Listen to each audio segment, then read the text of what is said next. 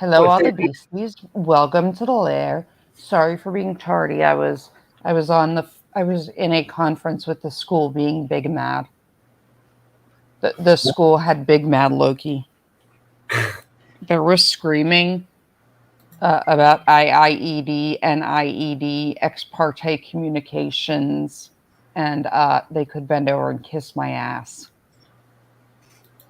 Maybe not my most fine adult moment, but well, big mad.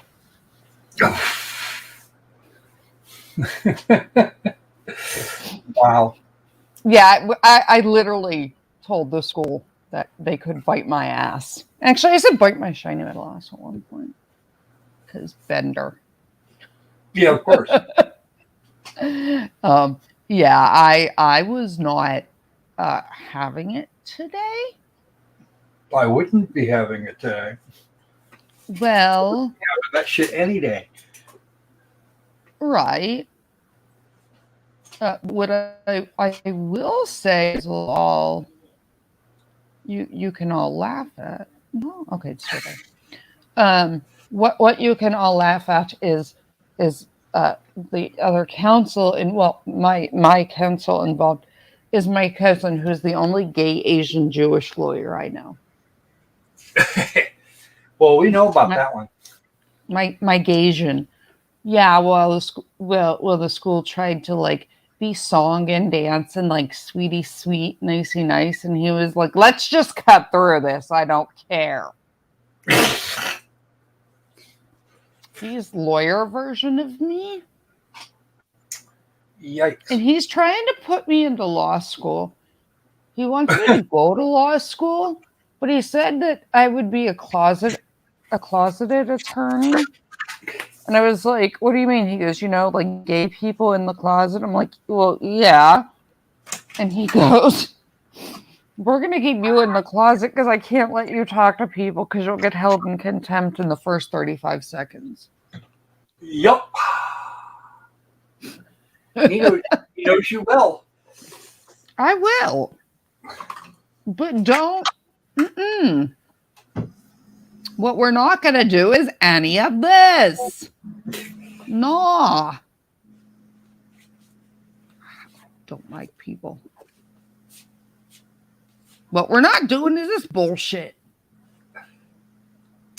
Well, at one point, the school's attorney was sitting there, and the principal and the school counselor started talking, and the school counselor tried to pull at one point, I'm a mandated reporter card, and I said, right, within 24 hours, you made your mandated report 4 weeks later.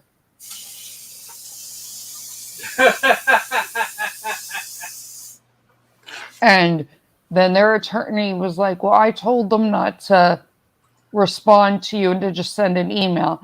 I said, okay, but they didn't include my attorney. So you're saying that as an attorney, you told your clients to hold ex parte communications and not include my attorney? Because that's not legal either. I'm like, I can just go report you to the bar for that one.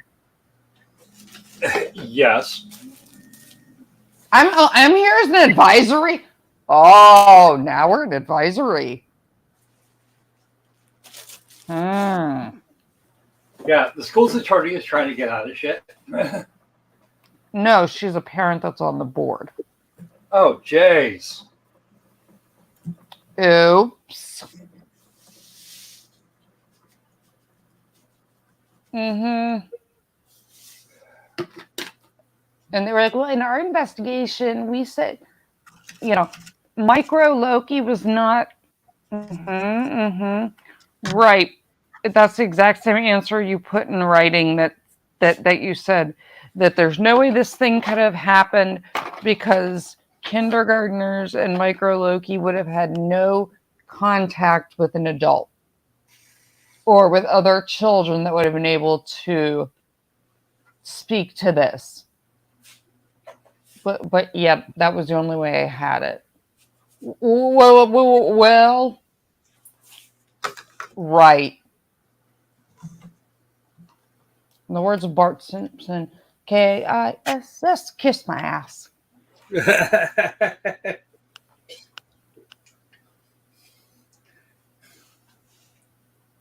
Everybody can tell I'm not having it. And then we have Letecia. Oh boy. I'm having none of this. I am having none of this. I hate everyone. No, you don't. Just those people. I mean, debatable. Hey, Sod. No, Creed, closeted attorney because he said closeted attorney because they would have to keep me. No, Patty, I don't hate you. They would have to keep me in a closet because I'd be in trouble. My cousin, I do love you. I don't mean you guys. No, closeted attorney because when I go in on somebody or like you do something that's a no-no and I'm angry, you guys have never seen me big mad? Yeah. I was big mad. And when I get big mad and you do stupid things, I'm the asshole of a person. Like she was like, well, we want, I'm like, no, just stop talking. Yes or no. You will get nowhere. I'm trying to add her. Don't remove her. I saw her pop up and was trying to do the same thing. Quick. No, so like they tried to like dance around something. I was like, it's a yes or no question. Yes or no? Do you get federal funding? Yes. Then you're a public school. No, we're a private school. No, I asked you a question. Do you receive federal funding? All the schools do. No, Catholic schools do not. And because Catholic schools don't, that's why you don't, they don't have to abide by certain things. Right. But even if it's a private school or a private charter, if they receive federal funding, they are considered public in the eyes of the courts. Yep. And they were like, okay, great.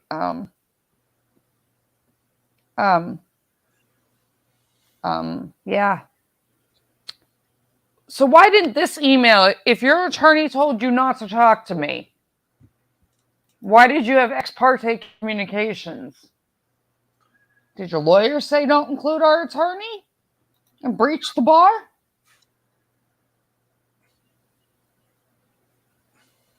Yes or no?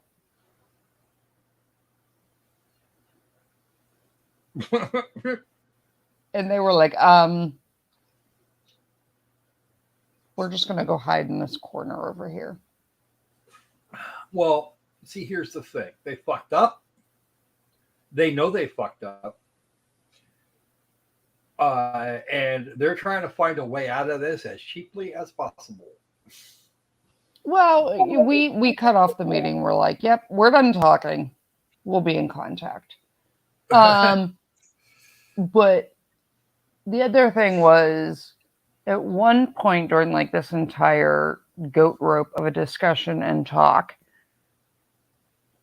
you know, I'm sitting there and, you know, we're all kind of tensely sitting there. And what people forget is like, wow, my family member is like the most adorable Gaysian ever and sweetest person, he's like really, they were like, well, we're an inclusive, and he goes, just let's cut through it. This is what, yes or no, I don't care. I don't care. He's probably sick of that word, by the way. What? Inclusive. Oh, yeah, because you're telling the gay Asian Jew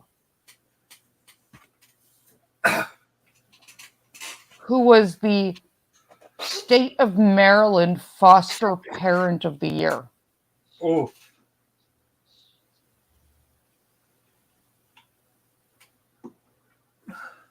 You know, so you're not going to do that. But he's a federal immigration attorney. So he doesn't litigate stuff. He doesn't do litigation. But anytime he's in front of a judge, he's a federal immigration attorney. And he takes a shit ton of pro bono cases that involve situations.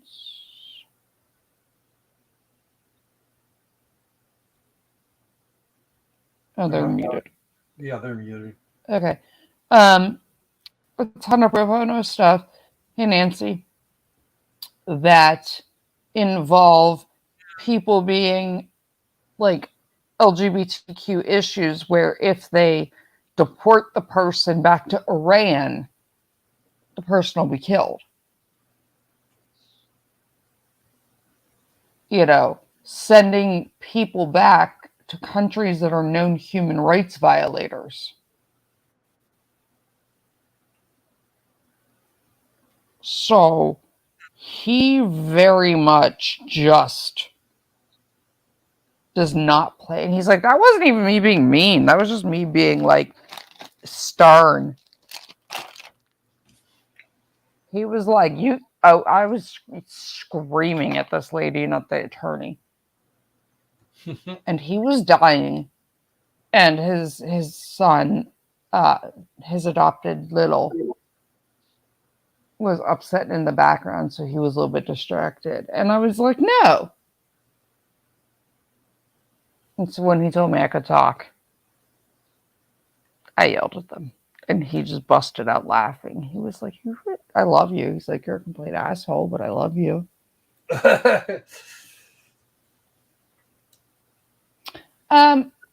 So the issue with the school, obviously there is a mini Loki, not just the micro.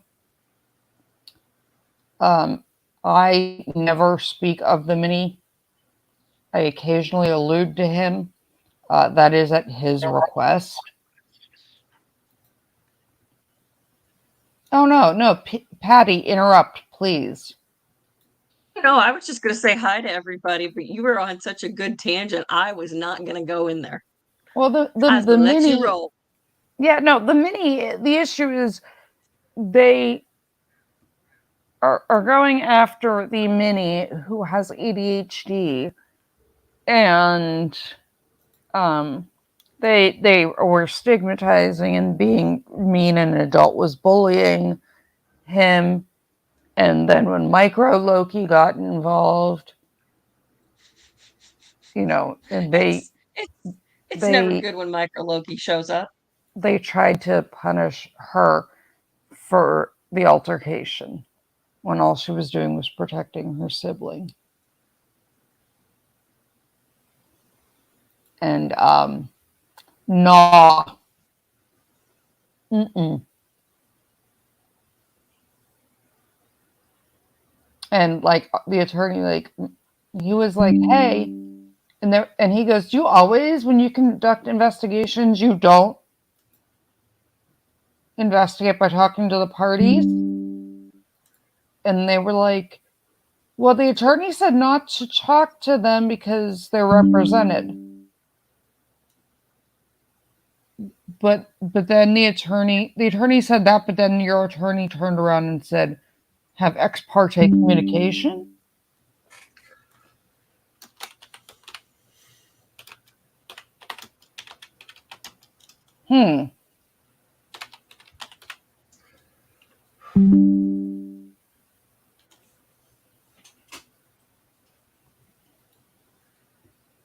Right.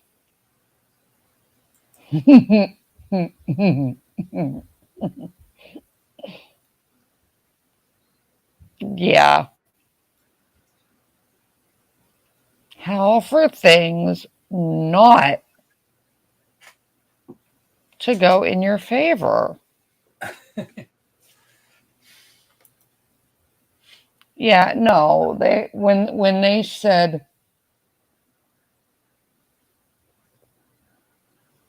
you know, anytime somebody is like, oh no, Creed, I have enough to strip the school of their accreditation. I have enough to strip the principal of her license, the school therapist of her license, and have a bar complaint against the attorney, along with multiple civil torts.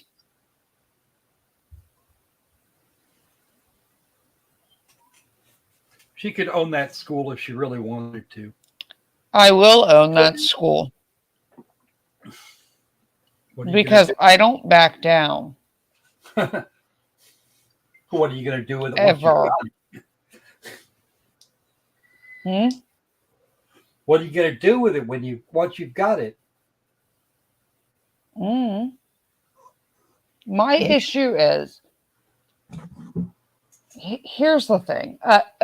Debbie, I can't go into it right now. After it's over, I can go into details. But I advocate for my mini and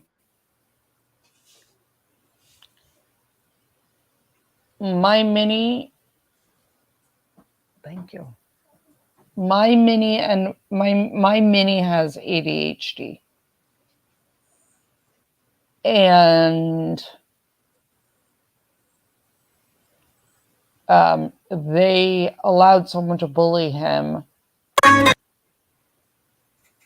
and then took disciplinary action unilaterally, and then violated his privacy rights by emailing out privileged medical information to every parent in the school.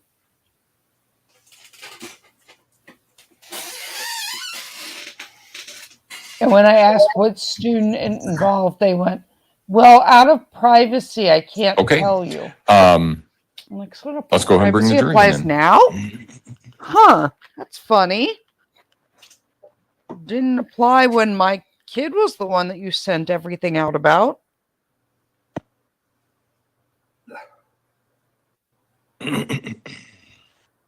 Yep, Creed, it does. I don't need to try to say that. They already know.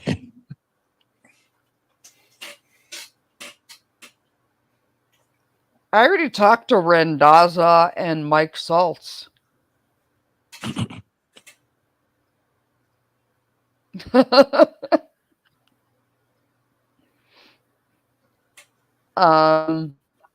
We should get the Barnes.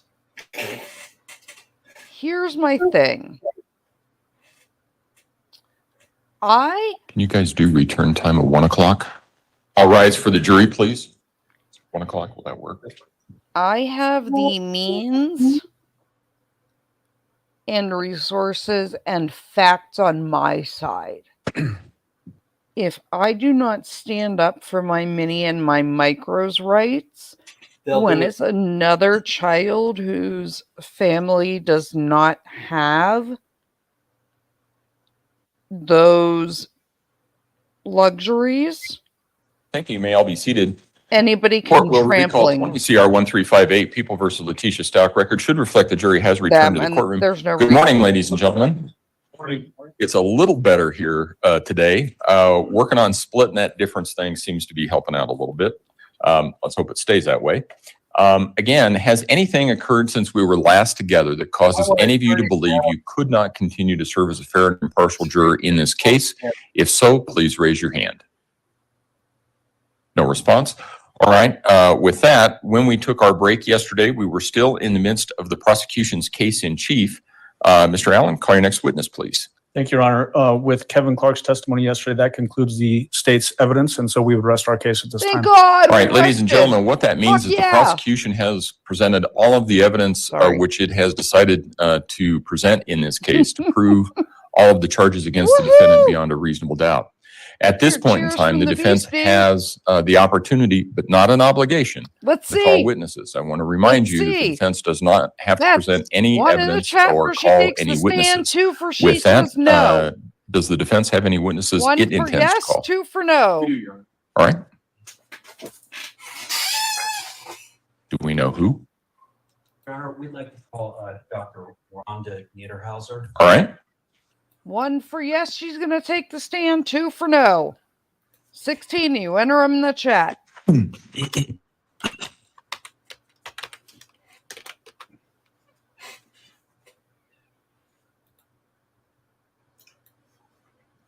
Dr. Niederhauser, if you would step forward and raise your right hand, please, ma'am. Oh, look, I'm a little Captain, I don't closer. abide by Just go ethics right or there. legal rules and meet with Sure. people. It's okay. Do you swear or affirm the testimony about to give in this matter will be the truth, the whole truth, and nothing but the truth? Creed Can and we Maria go and have a only seat in the witness speak stand? Please Spanish, watch your but step none of as you them step into speak the stand. Spanish, so Can- I'm going to have to retain Iris. Good morning. Good morning. Could you please state your full name and spell your last name for the Sure. court reporter who's seated right in Sure. front of you? It's Rhonda, Ronda. And you need my middle name too? Last name's fine. I want to see this Niederhauser, judge tell her to shut up repeatedly. Niederhauser. You can't say how are that. you It's not employed? in your letter. So I work at Fort Carson. I work at Evans Army Medical Hospital, and I work in Ivy Medical Clinic. It's a primary care clinic office. Okay. And I'm a clinical psychologist. Okay. And what is your education? I have a doctorate degree, PhD in clinical psychology, and then I have a postdoctoral master's in clinical psychopharmacology. Okay. And is this your full-time job at Evans Hospital on Fort Carson? Yes, sir, it is. Okay. And you work at a primary care clinic? I do, yes. Okay. Do you exclusively or primarily treat people that have had mental health or I see Mental all health. kinds of different Spasiba. things. No, we don't. I would say the primary is people with depression, anxiety, adjustment disorder. I work Spasiba. mostly with the dependents of military spouse or military service people. And then I work with veterans and their family members as well. do you do active duty soldiers as well? Occasionally, our clinic is primarily for the dependents, veterans Okay. and their dependents. Yeah. All right. Occasionally, there'll be a mom that brings her kid in and has some postpartum depression or anxiety, and I'll see them. But we have other clinics that will take care of the active duty service members. How long have you been at Evans Hospital? 10 years. 10 years. This isn't that psychiatrist. And how long have you been a practicing different clinical one. psychologist? Since 2000, 2000. 23 years. All right. So in December of 2019, did you meet with a Letecia Stauch? Yes, I did. Okay. And is this Ms. Stauch seated at the table, as you recall? Yes, it is. Okay. And what day did you meet with her? I don't have that. Okay. But from memory, based on the records I reviewed, I think it's December 5th and also December 13th. Okay. All right. And what did you meet with her about? So she came in to see her primary care doc Debbie, first. no. And that's kind of what I do. I I'm don't a clinical believe so. psychologist, but I work as a behavioral health It is not. consultant. So my job is to work with the primary care docs We're waiting for to see Dr. what Lewis. care somebody may need. Oh, okay, So Dr. do they just Lewis. need brief intervention? Do they need ongoing not- counseling? this Do is they not- just this need is not medications? Kind of get them to the right place. So she originally came in to see her primary care doc. She was having some constipation, and the doc also did a depression and anxiety screener on her. And based on her anxiety symptoms and what she was going through with stress, her doctor walked her into me. And I have 30-minute appointments. I don't do the typical psychologist type of job because I work in a primary care clinic office and I get people walked in all the time. So she was walked in for me for stressors with her work, and she was having some anxiety symptoms. Okay. So she went to see her primary care doctor back in December 2019. Correct. And your understanding is the primary care doctor thought that it would benefit her to come and meet with you, a clinical psychologist. That's correct. Okay. And how long did you talk to Ms. Stauch? Was it the full 30 minutes? Or I documented it was 30 minutes. I Oh. didn't have a timer on it, and I can't tell from 4 years ago. So I'm sorry. okay. And what was your diagnosis, or did you make a diagnosis? It was anxiety, generalized anxiety disorder. Okay. Did you prescribe any medication or treatment or therapy for her? So I don't prescribe, so I make recommendations to the primary care docs. And then I recommended that she see a therapist. Okay. What was your recommendation for medication?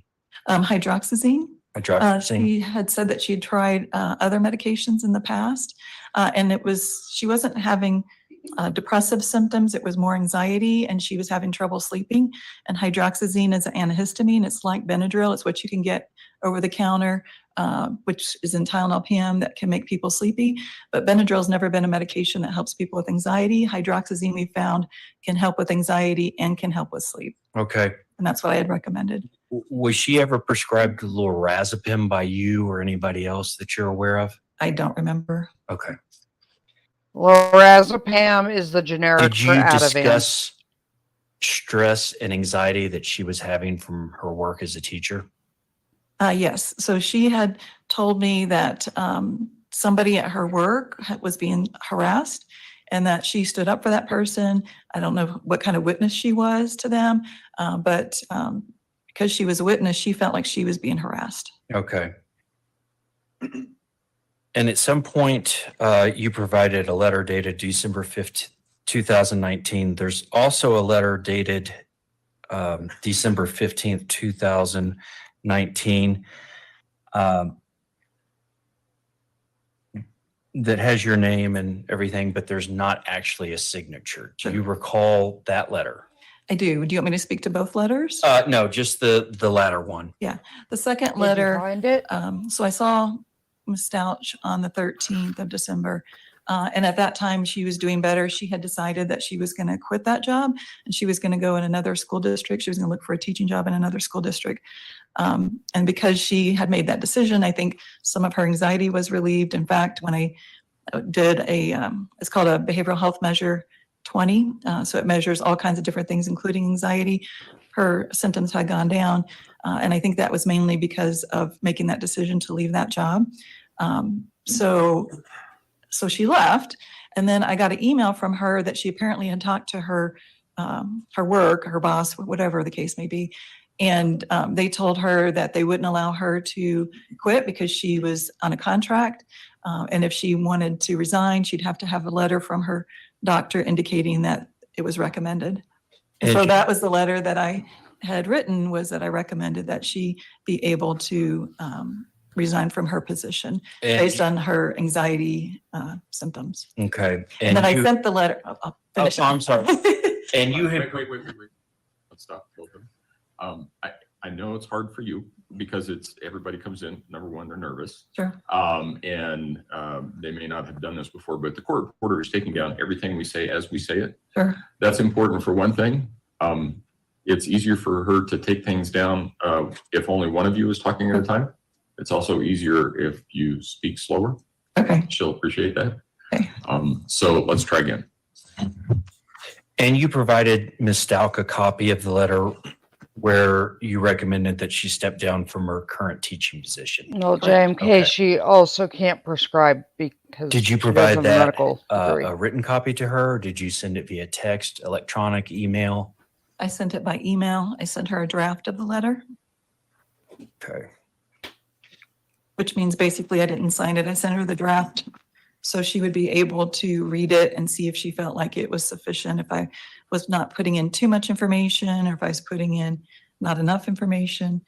So I sent that letter, the draft of the letter, to her. The therapy that you recommended that she start, what type of therapy are we talking about? It just would have been individual Talk therapy Yes. with a psychologist or psychiatrist? therapist, yes. Okay. After December 2019, did you have any more contact with Ms. Stauch? No, I did not. Okay. Can I have just a second, Your Honor? You may. That's all I have. Thank you, doctor. Cross-examination. Thank you, Ron. I apologize, everybody. I'm nervous. Would it surprise you you're not the first person that's been nervous on the witness stand? I was hoping I wasn't the only one. Everybody feels it. Don't worry Okay. about it. Okay. So Dr. Niederhauser, Ardo, what was I think dinner? you said you've been a clinical psychologist since 2000. Is that right? That's correct. When you see a patient like you did with this particular defendant, what kind of things do you have access to? Their report, of course. We do scales. We do a depression scale, which is called the Patient Health Questionnaire 9. And it gets the main symptoms of depression. We also do what's called a generalized anxiety disorder questionnaire. It's called a GAD-7. And so we have while you can take it occasionally for sleep, much like people. Benadryl, The second appointment, after we do a behavioral health 4 measure 20. days, The only reason statistically, it no that longer I did really that helps one much with is sleep. the first one was with her PCM, and the primary care docs Why it's for provide occasional those use. questionnaires. I'll also provide it if the docs have not provided it, if they walk in to see me. But the behavioral health measure, when somebody has official appointment with me, they're filling that out in the waiting room, and then they bring it to me. That's what the government wants me, the military wants me to have people fill out. Government. I like the other two forms better, but that's what they have us fill out. Government and the regulations, right? Yes, yes, military, yes. Do you get a description of symptoms from the patient? I do. You agree that this particular patient, the defendant, endorsed that she had sleeping problems? I do. No, that's a good thing, Debbie. Yes. That she was having trouble concentrating? Yes, I believe so. And that she had moderate level of anxiety? That's correct. And then that she also, though, denied any suicidal ideation. But you That's can correct. still take What does melatonin. suicidal ideation mean? Where she wants to kill herself. She also denied any homicidal ideation. That's correct. She denied any intent or plan to commit either suicide or homicide as well. That's correct. And that was on December 5th, correct? Correct. Did that hold true on the second date, on December 13th? It did.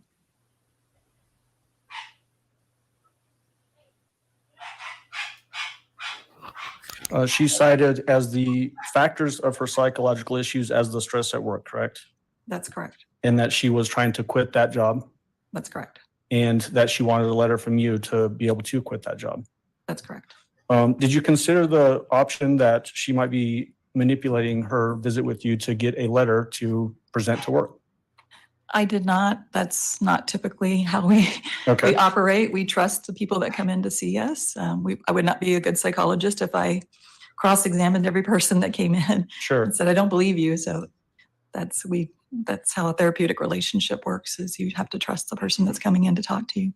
Did you note in your notes on this from December 5th that there was no disorientation observed? That's correct. She knew where she was, who she was, Why is that important? situation. It's important because you have to know who you are, where you're at, what's going on. And she had no problems there. No, not at all. She also was not exhibiting any hallucinations, correct? That's correct. Her memory was not impaired. That's correct. Even remote memory was not impaired. Correct. And more significantly, recent memory was not impaired. That's correct. Judgment was also not impaired. That's correct. Speech was normal. Correct. Rate of speech was normal. Correct. Didn't seem to be pressured in her speech. Correct. Tone was not abnormal. It was not monotone or any other abnormality. Oh, her judgment's impaired. And volume was normal. Yes. And in fact, you noted no language abnormalities were It's demonstrated. not in the at all. way you're thinking. You also went through her thought processes, correct? Correct. They were not impaired. Correct. In fact, you noted that they were linear, logical, and goal-directed, correct? Correct. You also evaluated her for connectedness, correct? I'm sorry, what? Connectedness. Do you remember that? I don't know what. Okay, there's a note in your report that said evaluation of connectedness showed no deficiency. Correct. What does that mean? So I think what you're referring to, and this has been like an old note, so I don't have access to it. But I think that it refers to how you connect to other people. And I didn't see any problems with her connecting to me.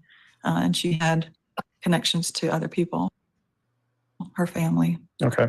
And just so you're aware, I know that you're nervous. It's okay to be nervous, like I was talking about at the beginning. If you can't remember, and it would be helpful for you to review your report.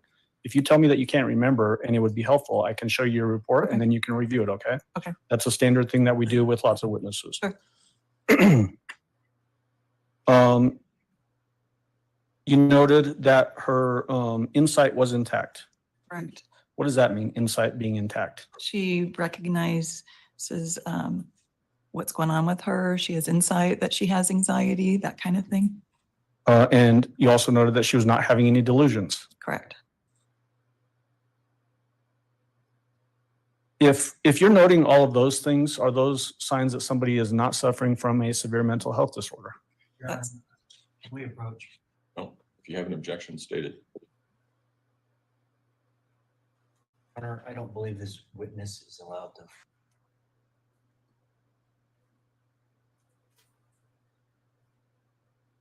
Then she can, Hospital. then she can tell me if that's the case. And what I'm asking Dr. Niederhauser is, based on your years of experience as a clinical psychologist since 2000, and then working as a Ardo, that clinical sounds psychologist, amazing. I'm sorry, Evans Army Hospital.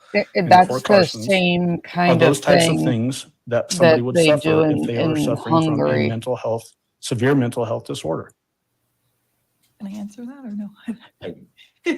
I'm not the one giving direction here.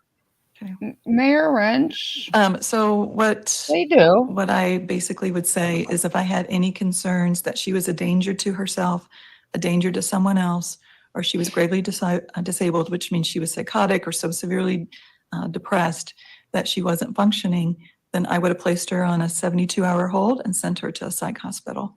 So she had some anxiety, she was having some stress, but she was not suffering from severe mental health disorder to the point where I felt she was a danger to herself or others or couldn't function Okay, or was psychotic. okay. And that's exactly what I was asking. This particular patient was not suffering at the time that you saw her in December on the 5th or the 13th of any severe mental health disorders, correct? That's correct. In fact, you noted that she was only suffering from generalized anxiety disorder. Correct. What is generalized anxiety disorder? So that's where you have anxiety. And for people that aren't familiar with anxiety, it's just worry, nervousness, like I am right now. And so you worry about everything. So you don't just worry about certain things. You worry about a lot of things. Okay.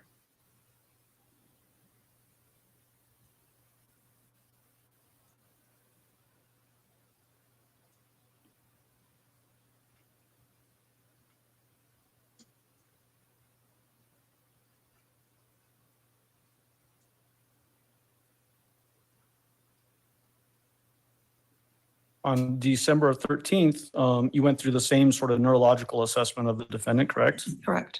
You noted that there was no disorientation observed, Correct. that she was oriented to place, person, time, and situation, Correct. that she was not suffering from any hallucinations, That's correct. that her memory was unimpaired, That's correct. and that remote memory was not impaired, Correct. recent memory also not impaired, Correct. judgment was not impaired. Correct. Why is it important to note that her judgment was not impaired? Because if somebody has poor judgment, then they're going to make bad decisions. And her judgment was normal. Correct. Her speech was normal. Correct. Tone again was appropriate. No volume issues or monotone issues or anything like that, correct? Correct.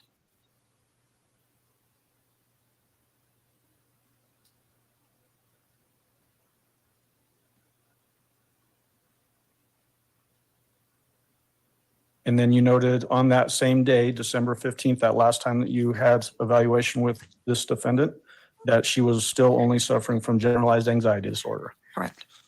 You mentioned the M1 hold, that 72-hour hold. Tell the jury what that is. So it's a hold that I can place on somebody and send them to a psych hospital. It's up to 72 hours. Generally, when you send them to the psych hospital, the psychiatrist or whoever's in charge at the hospital will continue to keep them on that hold. The reason we place somebody on a 72-hour hold is because they're a danger to themselves, they're a danger to someone else, or they're gravely disabled, like I was saying before. So they're so psychotic that they don't know who they are, what they're doing, or some people are so severely depressed that they're not eating, they're not taking care of themselves, they're not functioning. So that's where we can place somebody on it's called an M1 hold in the state of Colorado. And during your career as a clinical psychologist, have you ever dealt with somebody that you had to put on an M1 hold? So Since I've been at Fort Carson working in a primary care clinic office, I don't see it as often, but I would say probably in the 10 years I've been doing this, it's probably been once or twice a year. So it's not frequent, but it happens. Prior to this, my job was as a mental health evaluator at Memorial Hospital for 5 years. And that's exactly what I did. People would be brought into the emergency room to make a determination if they were a danger to themselves or others or gravely disabled. And so I put people on M1 holds or emergency commitments. Emergency commitment is same thing, except you're under the influence of alcohol or drugs. And the emergency commitment, you would send them to detox, and that's a 5-day hold. And so I had a lot of experience of working in emergency situations and placing people on M1 holds or emergency commitments prior to working at Evans for 10 years.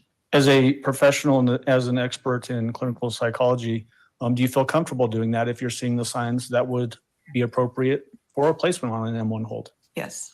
Did you see anything about this defendant on either December dates of 2019 that caused you to have any concern that she was a danger to herself or to anyone else? No, I did not. Okay. May I have just 1 minute, Your Honor? You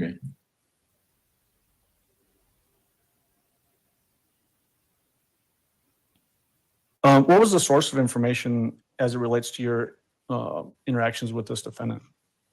Just the clinical interview with her and the scales that we utilized. So basically everything coming directly from her. Correct. Did she? The only time we get collateral information is if we do have concerns about somebody being a danger to themselves or others, or they're psychotic, or, you know, people are worried about them because they're not functioning. That's when I would get collateral information from other people. And that didn't occur here? No, it did not. Okay. Did she have any history whatsoever of psychological treatment in the past? She had told me that she'd been diagnosed. with Yes, Debbie, it's the anxiety same thing as the in her Baker medical hat. They call it an records. She M1. does have a Pennsylvania calls diagnosis it of the panic attacks and 302. anxiety. California And then she calls told it me a that she had tried different 5150. medications, but I don't think Baker she'd ever acts seen in a a bunch of therapist before. states. Was there ever any history that you knew of that she'd been in an inpatient treatment? She had not. Had not. Had not. That's at least what she told me. She told you that? Yes. Okay. Did she mention any, as it relates to the stress or the anxiety, did she mention anything to you about stress related to her stepfather from 20 years ago? She did not. Did she mention any stress Part of it, related my grandmother to used to make this sexual all the time with abuse at the hands of like stepfather with from 20 years paprika ago? and She stuff. did not. Okay, thank you. That's all I have, Your Honor. Or there was a lot of Do any of the jurors have any questions for Dr. Kasha Werner? Varnica. Looks like we have one. Council would retrieve that and council approach, please. I don't know if you know if you've eaten a lot of Kasha Varnica or know what I'm talking about.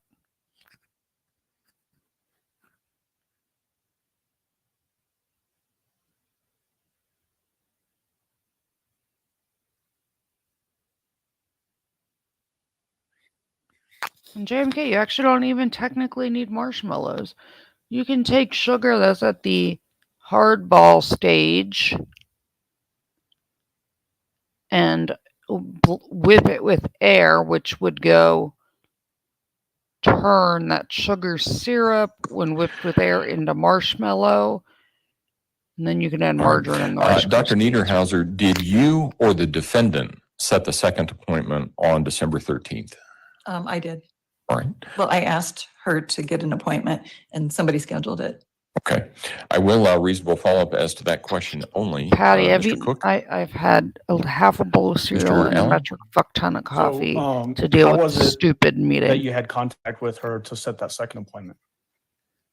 So usually what I do is I walk them out. There's a My back grandmother desk, used to they also make check out, and Kasha then I actually Varnishka make an so appointment. much. So So I people in the think U.S. that's generally how it don't know happened. what Kasha So it was Varnishka basically at is. the end of the first Or they appointment, think you it's walk gonna out to the taste lobby weird and and you don't say, eat it. set another appointment in a couple of But weeks. it's essentially. amazing. That's correct. And why did you have to do that for this particular person? I typically do that as just a normal routine because I want to make sure that I don't do the ongoing therapy, but I want to make sure that I'm following up with patients and making sure that they're getting the help that they need. And so that's why I set it up. And then she did get prescribed that hydroxyzine. And so I wanted to follow up with her and make sure that how she was doing on that medication. So this was only in response to just you wanting to make sure that what you were recommending was working and to follow up, not because you had some concerns about severe mental health disorder. That's correct. Okay, that's all I have. Thank you. All right. Thank you, Dr. Niederhauser. You may step down.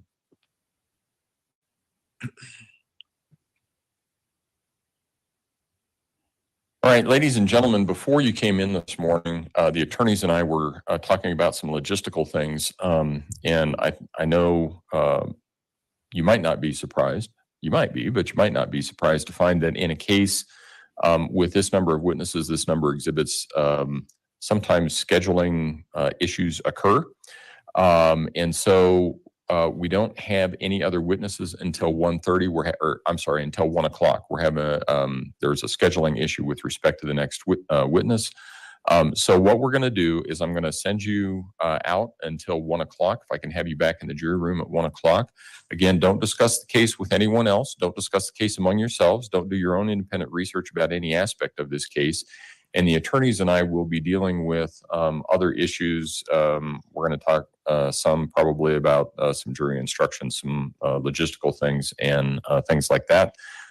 So while we're not able to use your time efficiently this morning, I still hope to do that here. And we are still ahead of where we thought we would be at this point in time. So I know it looks like there's some downtime, but we're still going to use it efficiently from our end. And we are still ahead of where we thought we would be. So enjoy the morning, I guess. And we will see you at 1 o'clock. All rise for the jury, please.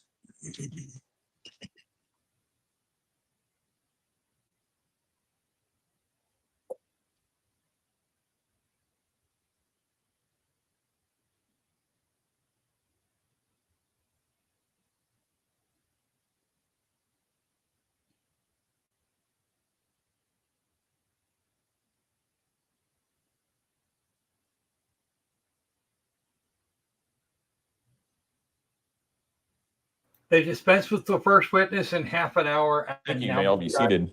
A while. Record should reflect the jury has left the courtroom. Almost an hour and a half. Or almost, wow. Like, we got like 3.5 hours. Yikes. Well, we're also going to have... All right, Ms. Stauch, I'm going to go back through some of the questions that I talked to you about last week. I just want to confirm... Prosecution, there are no prior felony convictions. Is that Mayor, accurate? have you looked at your phone? Correct, Judge. There were some prior felony arrests, but they were not convictions. Okay. All right. And Ms. Stauch, how old are you? And we've talked a little bit about your education. You have a bachelor's degree, and a doctorate degree. Do I have that right? And how's your health today? And are you now or have you been under the influence of any alcohol or drugs in the past 24 hours? Do you understand that you have a right not to testify?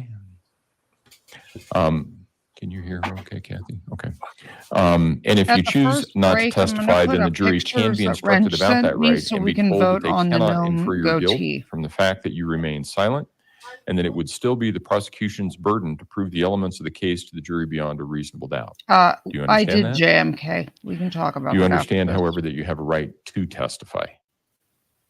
And do you understand that if you want to testify, no one can prevent you from doing so? Do you understand that if you choose to testify, you may be cross-examined by the prosecution concerning any matters which are relevant and material to this case? Do you further understand that juror questions may be submitted, but that the same rules of law, evidence, and procedure that apply to lawyer questions will apply to juror questions, and that improper juror questions will not be permitted? However, legally proper juror questions may be asked of you if you decide to testify. Do you also understand that the decision to testify or not to testify is yours personally, and only you can make that decision? Do you further understand that even though your attorneys may disagree with your decision, that the decision is entirely yours and yours alone? Do you fully understand this advisement? Is there anything further you wish for me to explain to you concerning your right to testify or not testify? What is your decision? Do you wish to testify or not testify?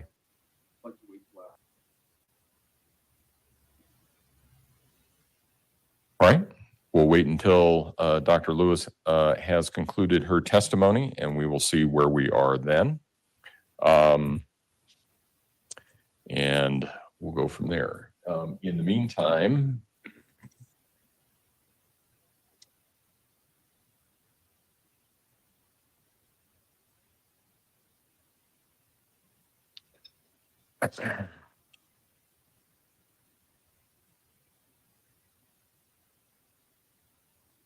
Let's use a little bit of Based on what the time judge said, for, Sandy, I'm guessing she said jury she wants to instructions, wait until after just this next preliminarily. expert witness to decide. Oh, she's going to beyond get destroyed on cross. And since she doesn't know when to shut up. I'm going to take out the instruction regarding discrediting by conviction of a felony. We've not had anybody. Debbie, that was the The, colloquy that they have to instruction have with the defendant regarding about, expert, are you I going think, to is missing some testate? language. I have to look at it. It doesn't, it looks like it's missing some language, so I just need to look at it. He's going to go And through then, he's gonna have to go through Mr. all that Tellini, shit do you again. have a Yeah, they theory by law of have to go defense? with that colloquy. Are you intending to I submit one? Okay. surmise So, all right. also that is I want to wait until after to decide. And do you have any objections No. to the instructions that have been tendered by the prosecution? The fact that we're looking at jury instructions makes me think Right. we may we may see this whole case rest by tomorrow or the day after. Well, it's just that they have 3.5 hours. So working on the jury instructions now is not a bad idea. Well, that's actually, no, they don't. So the reason they're doing the jury instructions is because of that ex parte communication. Mr. Allen?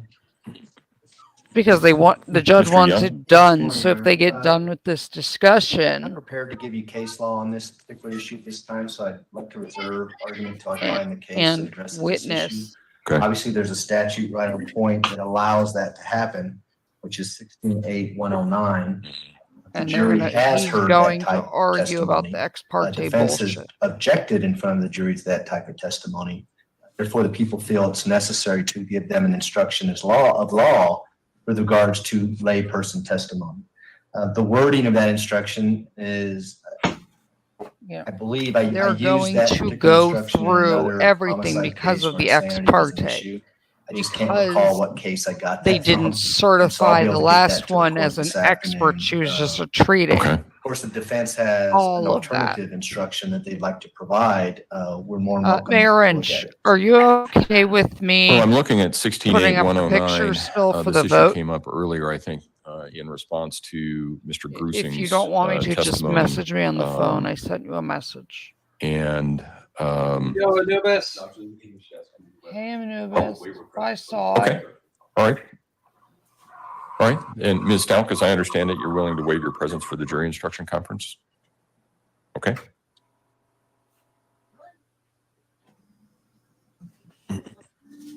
Because if we're only going to have this one more expert and we're doing jury instruction now. Well, this is the first Did you see time my that- message? Loki, can I say something? What? This isn't the No. first time they've talked about jury instructions. They've been doing it for the last several weeks. They've been working on those in negotiation fashion for a while now. In fact, I know. To it was day one. I know, but the one that they're doing right now has to do with the other guy.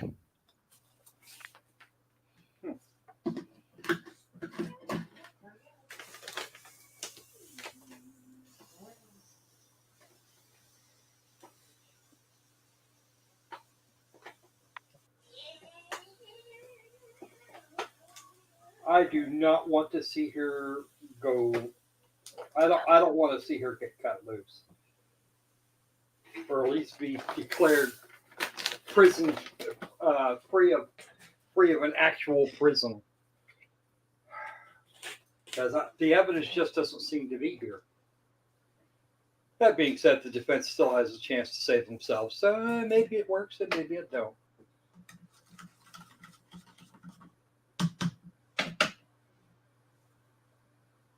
All right. I'm looking at 16.8.109, and as I was about to say, I think that the instruction as submitted, I'm not sure I'm going to give it in the form that it's in light of, get the citation for you here. I know the case is People versus Dunlap, but I can't remember the citation offhand.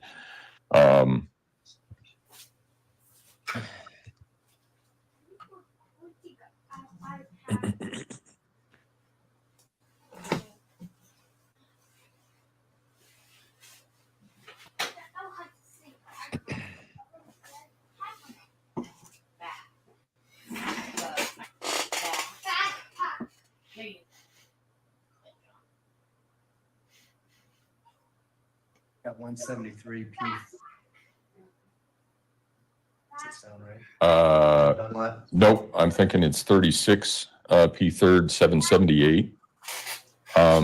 And the case that I'm thinking about now, granted, there are a number of different iterations of Dunlap because it's a death penalty case, so it went up and back a number of times. But I think the case that I'm looking at is 36 Pacific 3rd 778. I can tell you for sure the principle of law is that it was reversed because the language in the instruction that was given by the court did not specifically track the language in the death penalty statute. And so I think the closer that language in an instruction tracks the actual language in the statute, I think the better we are. I do think, and I am inclined to give such an instruction in part because it's warranted by the law, and in part because there has been some testimony regarding, from lay witnesses, regarding their impressions about Ms. Stauch's mental status at any particular time. And so I think that the jury should be advised that they can, whether they give way to that or not is up to them, but I think that they should be advised that it's proper to consider that and take that into consideration. And then the only other question that I had was, you submitted a jury instruction that I didn't know what the source was. It says the question of the defendant's sanity or insanity has reference to her mental condition at the time of the alleged acts, the condition of the defendant's mind previous to the act charged and since that time may be considered only to aid you in determining her sanity or insanity at the time of the acts charged. It sounds like it's a standard instruction somewhere, but I didn't find it. So long ago, it's hard to remember where I got. Okay. I got most of them from Colgy, but I also did some from prior cases that I had. So I'll do some research while we have some time and figure out where I came up. Okay, that one, that's the only one that I had the question about. So, and let's see.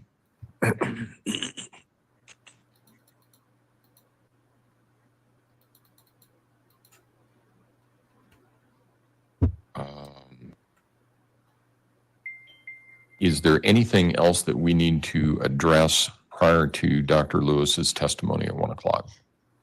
Mr. Young? Besides what we talked about yesterday, that's the only concern I have. Well, let's talk about that because she's going to be here at 1 o'clock. So what is it that you are requesting? That the court remind her that she's not to get into the substance of her. Hey, Croc, meeting we're on almost Sunday at for 3 hours. 860. Okay. Nice. All right. Okay. Mr. Tellini? She does in the evaluation diagnose with a possible. Come on, folks. Share it around. Tell your friends. Tell your enemies. Can you show me where that was? Yep. That's Go it. I over just to my remember reading that as collaboration well. with Dr. Chris. Get I remember in the- reading it. I in the just can't remember comments which and tell report, people to come whether it was subscribe and hers or hang someone out. else's. I didn't recall it as I was looking at it in hers. And Mayor Wrench, there's nothing to laugh at. I so like what- the three known What page are you pictures. looking at, Mr. Tilley? I see the diagnosis of the traumatic brain injury by history, but I didn't see where she mentioned. Yesterday, we were talking about a softball incident, and I didn't see that mentioned.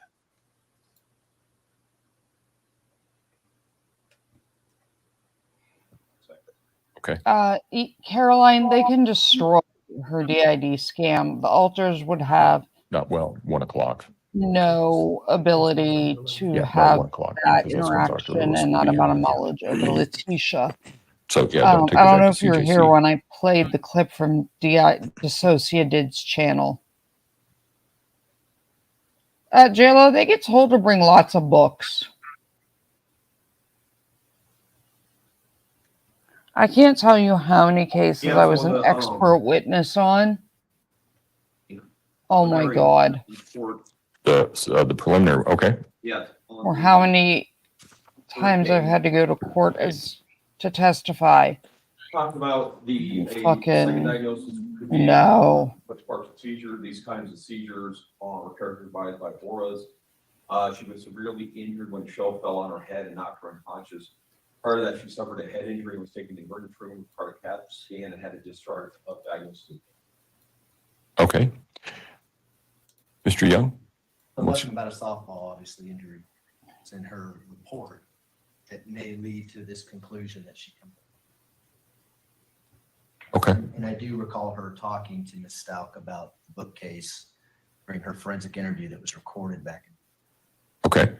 I think she can talk about that. Again, she can't talk about a softball injury other than to say that what she says here, prior to that, she suffered a head injury, Caroline, was taken to an emergency room, required a CAT scan, and had a discharge diagnosis of brain damage. I think cross-examination will crush her with it.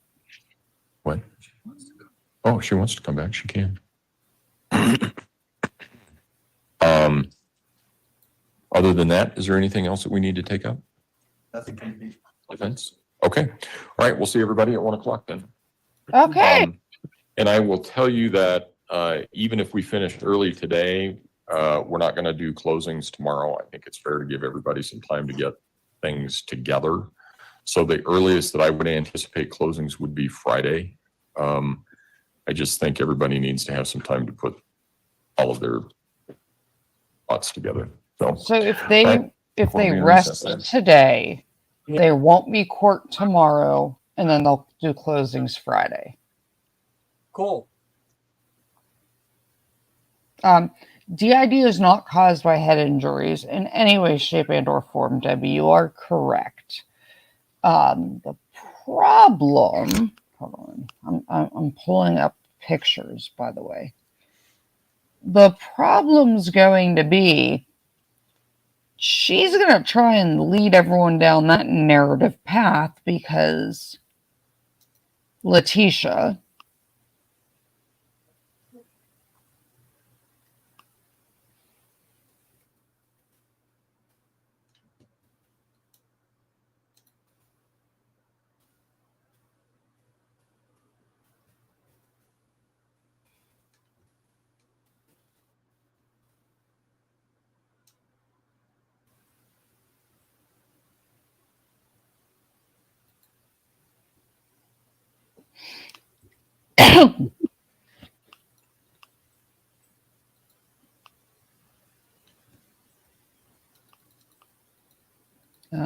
hold on, guys. Trying to move the pictures so we can vote on our gnome.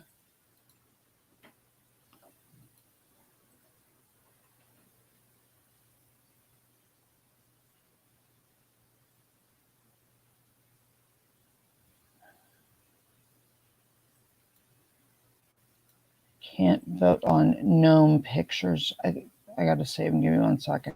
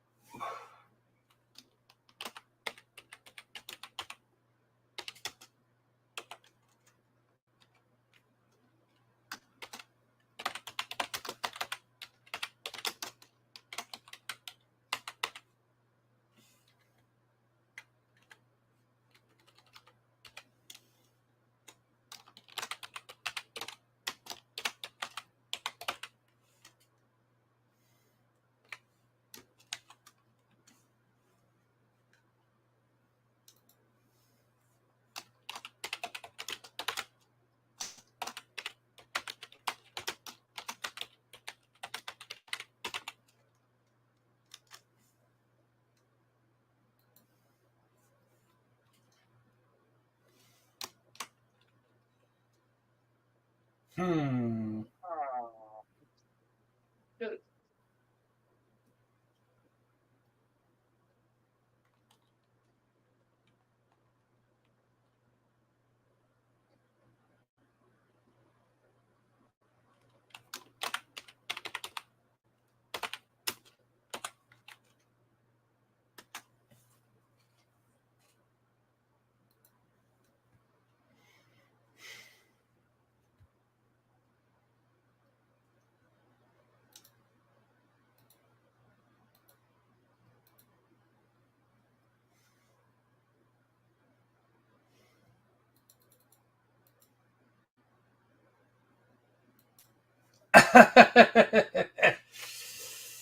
Well, that's one way to think about it there, Carolyn.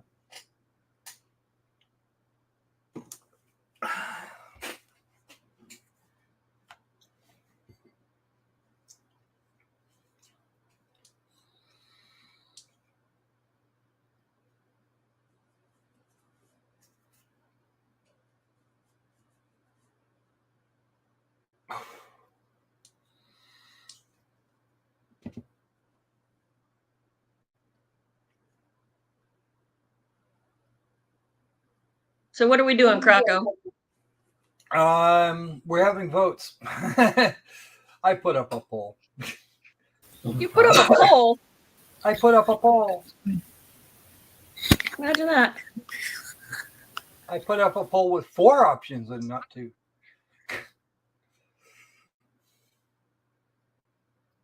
And I was specific about Polls which are good. Well, some Loki likes to do the whole like freedom of speech thing. So I figured, okay, we can do that. We can give everybody a vote. So you're saying it? We're going to do it the most votes. Okay, Got it. guys. Yeah, guys. We are going. We are going to do a votey. Oh, okay. Okay. Mayor Wrench wants to get in a game before work. Okay, you want me to dump the poll? I'm not worried about dumping the poll. Hold on, we're gonna do a votey first. Okay.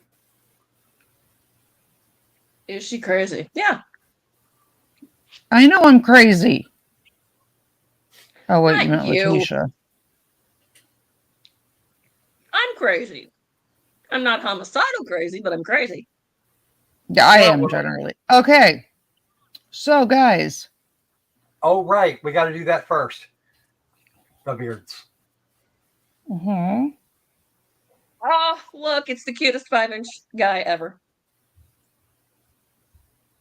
That is okay. So we have option 1. The gnome tea, the full gnome tea. Actually, Wrench can name them. We have this option.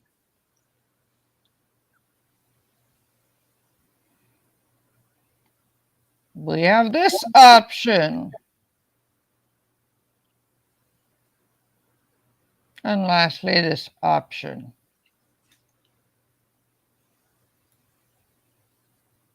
I only saw. Looks the same. They all look the same.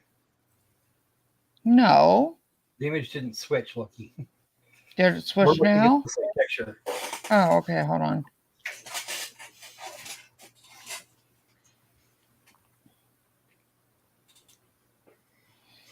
Okay, hold on. It's gonna make me do it this way. Hey Sandy, remember how I called Opal next? Yeah, I might call McGnome next too, just because I can. Hee. We're working on it, Danny. Give me 1 second.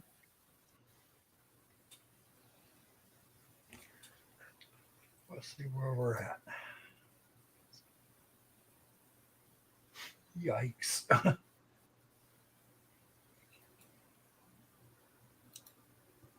The gnome tea. I take it these are older images. Mm.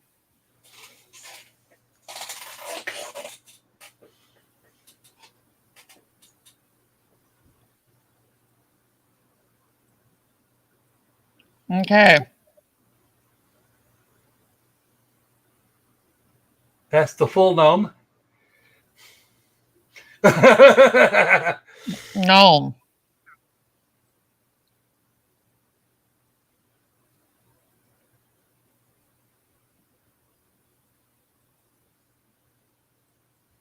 Ah, wrong one. It's hurricane. There we go. 1, 2,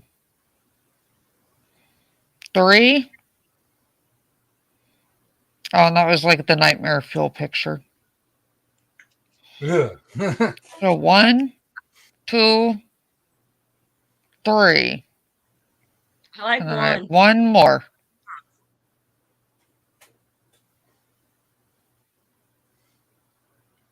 I suppose this one's going to be a gnome with a chin. No. No?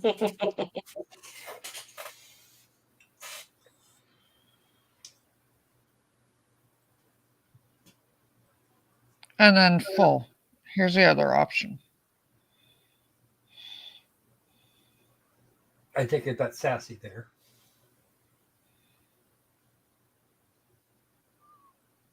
So there are our 4 options.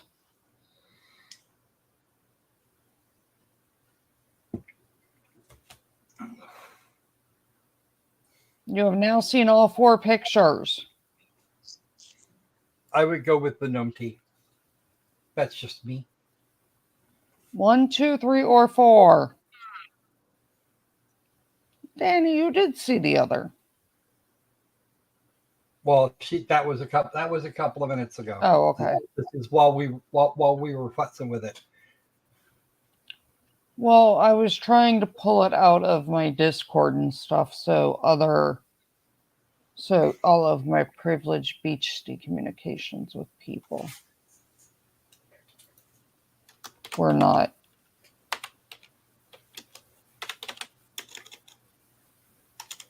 in danger. 2 votes for number 4 so far.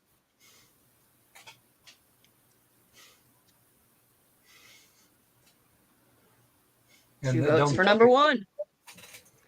1, 2, 3, 4.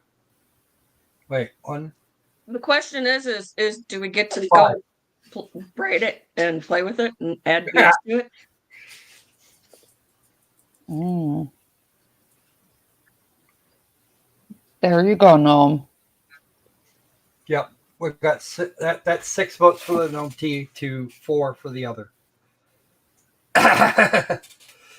Gnome tea has 1. I'm voting gnome tea. A gnome tea it is. We'll have to see a modern picture after it's set up. Oh, I don't think my heart could take it.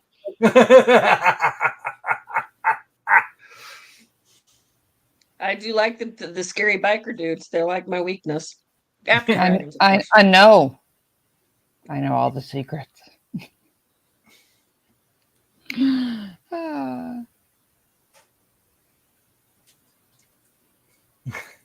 So there we go, guys. All right. Okay, Mayor. Now we're going to play some Quiplash in honor of the sexy gnome. Okay, then. We will Croc, start there. I am decreeing. Wait, I'm going to need a second on this proclamation. For a vote by the general beastie, that, the gnome and the gnome tea, that Mayor McGnome gets the official beastie gnome representative and king of the gnome tea title. Sexy gnome title for the beastie lair. I need my seconds. I'll second Guys, that. Hello? Yeah, you got all the seconds of the I'm just demanding it officially. Like Okay. you are the goddess of snark and stupid herding. I will Things go second to the for the. beasties I will for second vote. the gnome tea. I also called Things go, dibs. things go okay. That's fine, but things have to go. We are a community. But put up the game for the sexy gnome. And yeah, no, like, subscribe, share it out. Go leave Chris a comment, share his videos, his video. Chris was so gracious as to have me, little ass me, on his channel of 450,000 people who have been nothing but kind to me for the most part. And very sweet to me for the most part. And, you know, engage with people in his comments. Tell them to come join us.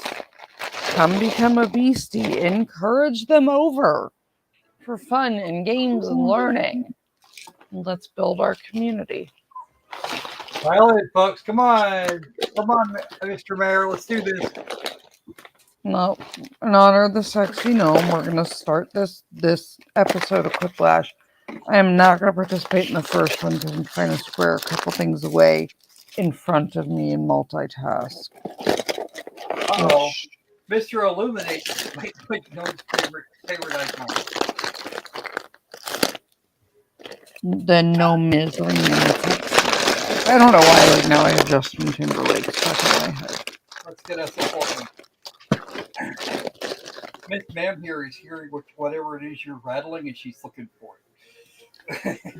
And Croc, anytime gnome appears in any, like, on screen or in snark stuff or whatever where he can have a title, we're gonna have to update his official title. Well, I know if we have a beauty contest, he needs to be the judge since he is the mayor.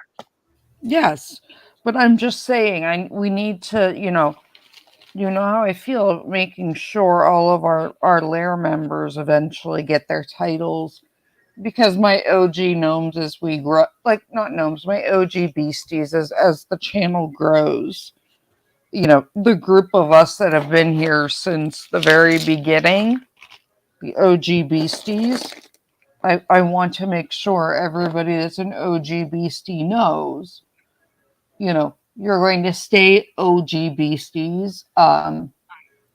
If at some point once I migrate copies to locals, you know, if you can't afford a membership, which I understand, we will grant OG status. And no OG will be left out. All right, we got one more slot left, folks. Anybody want it?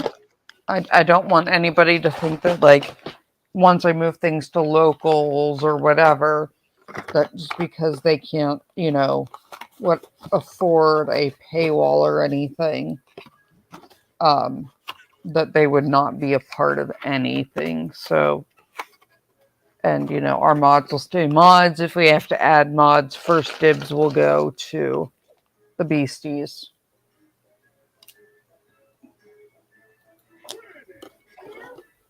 Yay, Nick! I hope for a good appointment. Nick, you know, if you need any more help, like I did with your last report, just let me know. I'm Schmitty. You know, if you need help advocating for yourself, Debbie, you are. As an audience member, type in the room code to join. Debbie, you are. You are, in essence, an OG to us. Up on your device. Answer them however the Nick, that's awesome. Head to head against someone else's clever answer, and everybody else will decide which one they like better. You'll rake in the points based on the percentage. Debbie, you are an OG to us. You've been here before. You've been here like before 500 other subs. So I just want, I don't want people to ever be like, oh, I was there at the beginning, but I can't afford to join this paywall. Or I was there at the beginning and I remember from the beginning, but she doesn't remember me. No.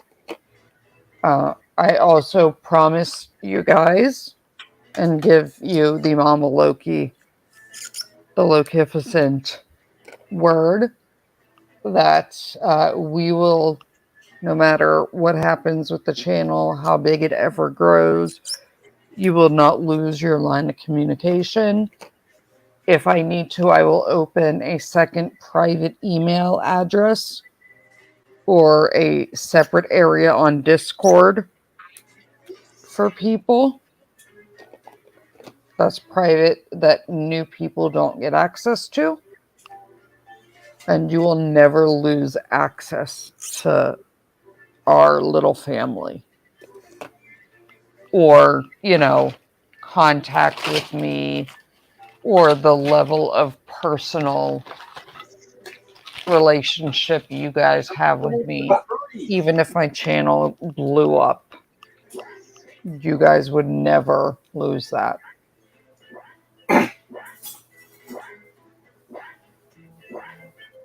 Ever. Right down to the wire. Ooh. I will never forget where I came from. You excited? I'm excited. What? I know where my rock is. Let's set it off with.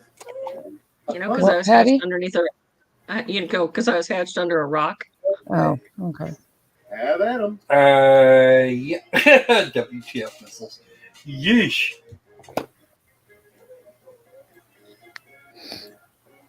Yeah, Nick, just let me know if you need help with anything or advocating. It's good that you're getting that surgery sooner than you would have otherwise. Well, I think this is a conversation. He's been fighting to get an appointment to get them to even consider it. And the McNome takes it. No tea for the win. Moving right along. And I love you all, Sandy. You all mean the world to me. Think. Somebody I had don't. to do that. Somebody had to put banana hammock in there. Yeah.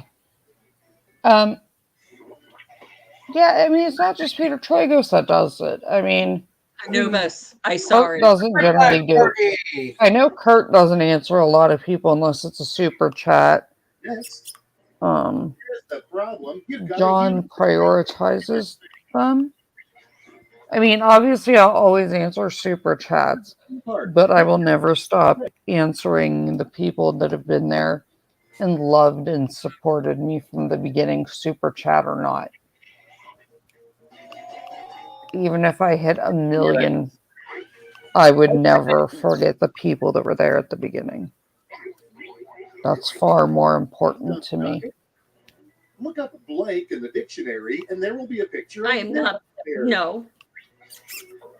No, I do not make banana hammocks. Well, I might make one for next. Who's your favorite? Oh, no, I did say yesterday where something about Patty and crocheted banana hammocks, and then you appeared and answered. So it's like the Patty signal at this point.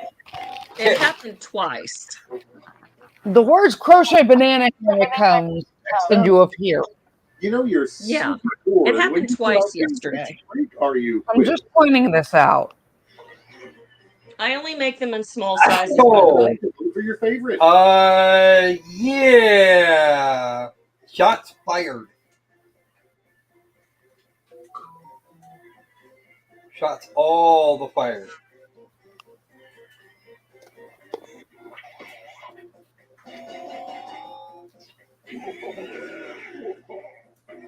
Yeah. This is number 5 or number 6, and there's been 4. Nick, definitely message me, because the way you phrase that, even if that's what your doctor told you, you have to be very careful with how you phrase some of that, because if you phrase that a certain way, they're going to use it to rule out surgery if they are trying to avoid going through with something. And I don't want you to lose that avenue Next is because of how you phrased something, blank. because that was your understanding from the doctor, and Yeah. the reality is they're using it I don't want to see either against of you, those folks. if that Seriously. makes any sense. If that makes any sense. That's a wrap on round one. Let's see those scores. And more than half of those were quick flashes.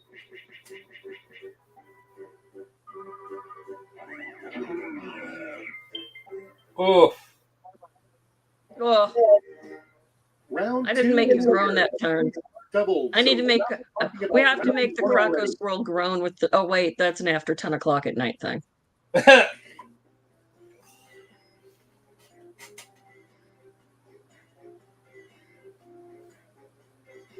I have a dog sleeping on my lap.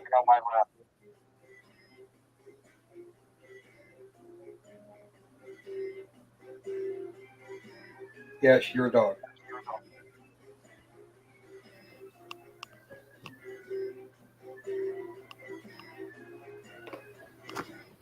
You know what? I don't know that I want to see Law Talk with Mike shirtless. I'd like to see Chad Dayball's love letters as less in a scrapbook.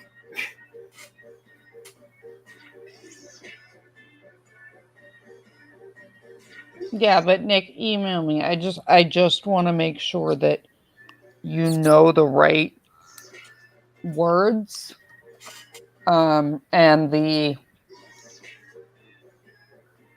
want to go through the situation with you and make sure that you know what phrases they're looking for, because there are certain things you can say that will trigger them to walk down the path that we want. There are certain buzzwords and phrases in the Perfect. medical world Let's make that them when we hear, we're like, oh shit, we need to go to surgery. At the front of the line is And if we driver don't hear that, safety to operate a motor vehicle and we're not blank. as worried because we're looking for very specific things. So if someone's not complaining of very specific things, it's easier to justify not doing anything.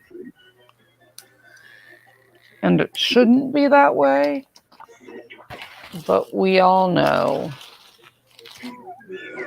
what should happen and what does happen are two very different things. How would society spend its time if Netflix didn't exist? Touching grass. All right, vote for the I agree on the left, but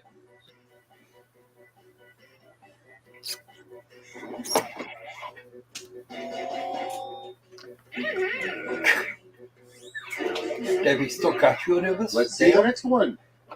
The title of the YouTube video with the most negative comments. Bertina takes off his shirt. Okay, everybody, pick your favorite Patty, clip. I don't want to puke. I don't either. I just had my breakfast and it was delicious. It would only have been better if I could have shared it with someone. We all know who he wears a cowboy hat. We all know you were talking to the Opal. Giggle, giggle. Shots fired. Danny, my girl. Okay, Good job, Danny. You can tell a serial killer is trying to be caught when they blank. When they Google it. Now, pick your favorite. See, I say Opal and he appeared. Ha! Hello, Opal. We're playing games now. You should. Hey, Opal. Come play You games, missed Opal. breakfast, honey. And next, Advice this player would get from a financial planner. You spend too much on blank. Hi, Opal. Beard wax. All right, people, it's voting time. Ooh. Hat accessories. No, Opal, play games. Oh, Sandy, you got me. Yeah, pointy hats and mushrooms. Next Sorry. one up, a common inscription on a pirate's headstone. Yeah, I know. I'm glad I didn't get that question because I would have given a. Now it gets real. Really? Pick your favorite. Yeah. Oh, shots fired. Oh, absolutely.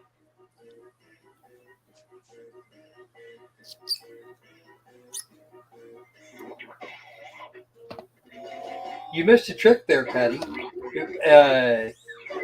Your booty is missing. But without further ado, passive-aggressive ghosts are always writing blank on your wall in blood. All right, people. It's Micro voting. Loki was here. Ooh. Yeah, there you go. That is true, people.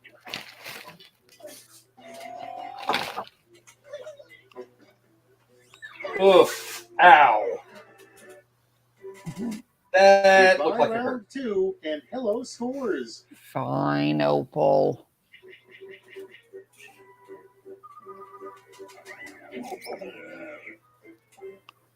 Opal, the micro says she wants to appear next time you're watching. A final And I round quote, to the guild. "Stupid shows where boys need bras and wear the wrong color skirt." Separate responses. Got all that? That's a Good. bitchy game. Hey, we have an odd number of players. I'm just telling you what she said. No, I it's fine. didn't say it was right. I'm just telling you what the micro said. Well, Micro said that. Maybe we'll. And maybe we I'll- love you, Opal, and I appreciate you.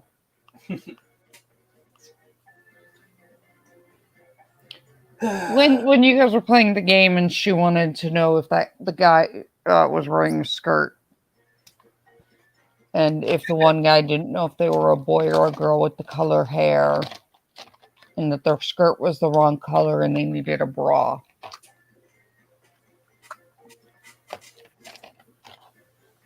Yeah, She that's, likes her laugh because she said it sounds like the boy version of her laugh. Ooh. That Opal's maniacal giggles sound like her maniacal giggles.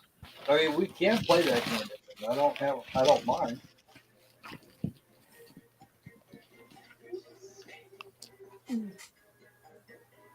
Yeah, Micro Loki's obsessed with the Opal laugh because she said it sounds like her maniacal giggling.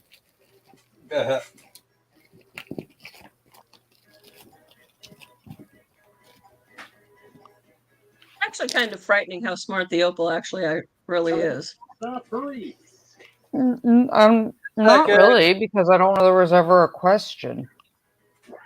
There's some stuff that he says though, and it's like, oh my god, we're so freaking smart. Nick, oh damn. Okay, pencils down. Let's go inside.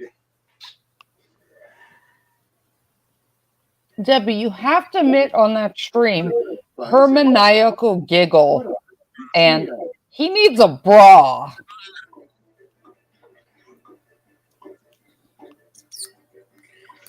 Time to pick the one you like best. I know which one I'd get. I'd take.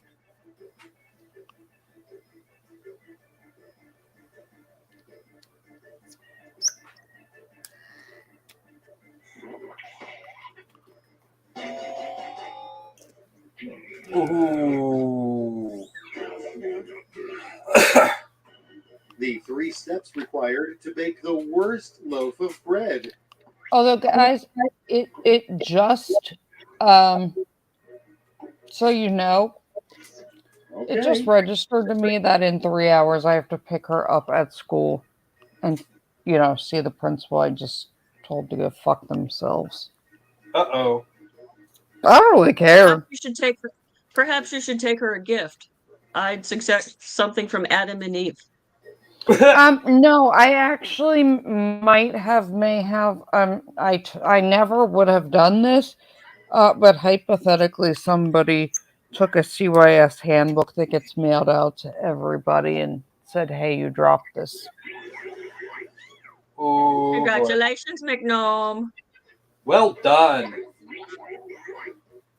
And by the way, I'm gonna remember that. Can live there. What? Have crack a squirrel make it. And now it's time to vote for your favorite.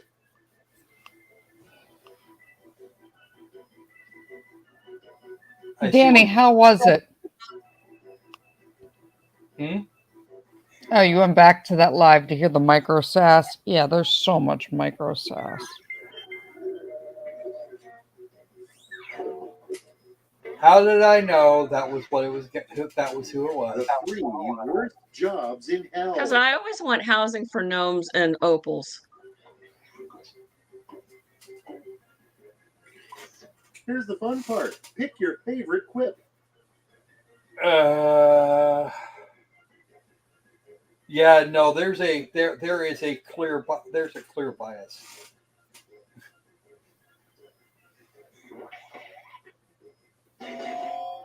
I'm surprised. I am very surprised. Great job. Now let's see what that I did think to the final I scores. think there are a couple people that don't know what a fluffer is.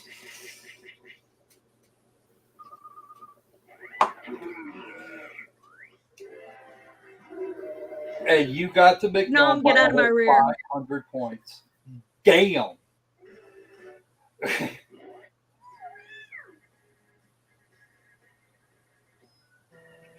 Alrighty then.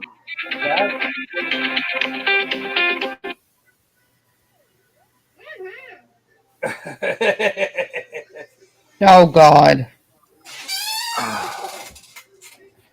Dare I ask what? Dare I ask? Don't Google Debbie's. Oh my God, so this girl I went to high school with just texted me that she just picked she lives in Vegas, right? Uh-huh. She just texted me that a girl in her son's school is named Elle Woods. Oh, God.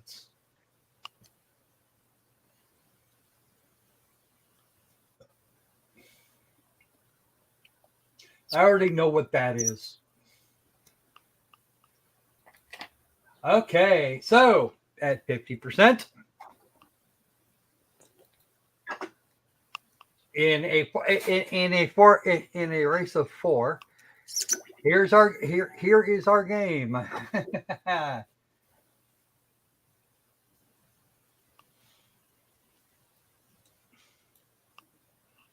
I'm going to guess it was one of her child's classmates. Yes. But still, you named your child. Read the room code. My pleasure. AQLT. The expert did not appear. The expert is appearing at 1 o'clock. And then after the expert appears, they are going to ask Letecia one more time, do you want to testify? And then if she says no, they're going to rest.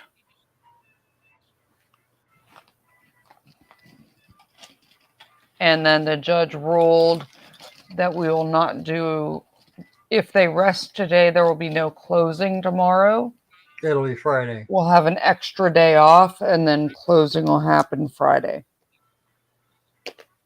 No, that means they could. If they close today, that means I can do my regular live stream on time. Yeah. Back at its regular time. Okay, not seeing a Loki in here. Loki's trying to handle behind the scenes stuff. Okay. All right, I still got 2 slots. Let's get them filled. Do you have a camera for those slots? Or do you need to borrow the judges? No, I think I'll pass on those slots. We got space for 2 more in the game. Come on. Come on.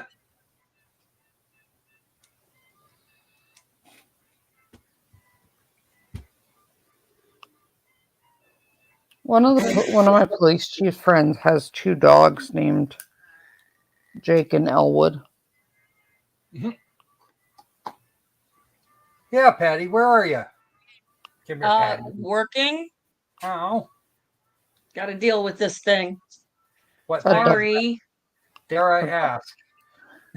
No, you don't dare ask. Uh-oh. It's just one of them things. So, some days I have to do stuff. And today is a day that they want me to do stuff.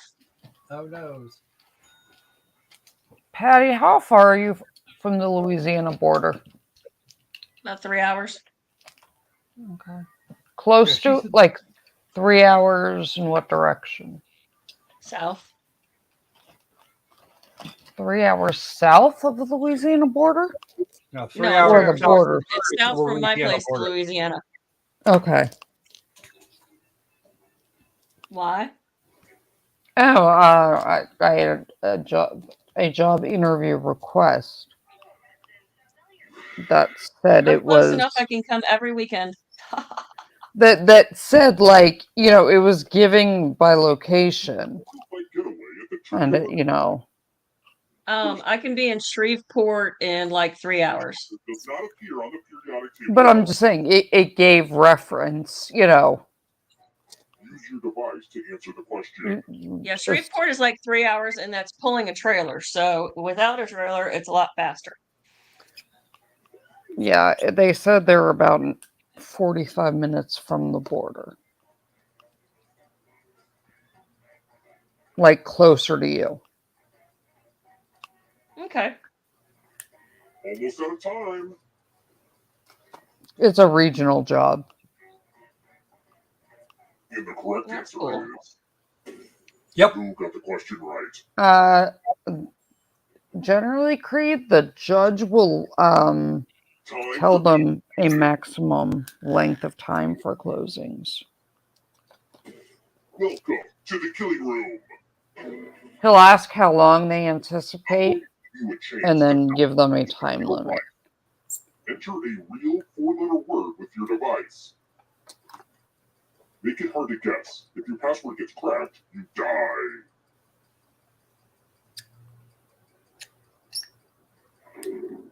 Now everyone else will try to crack the password.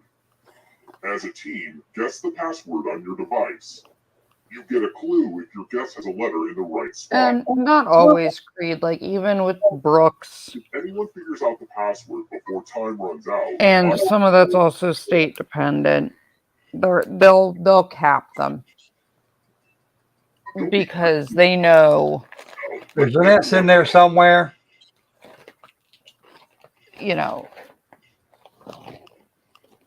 Some of it is they know, and many judges will also cap it out of. Wow. Hello. Nick dies by electrocution.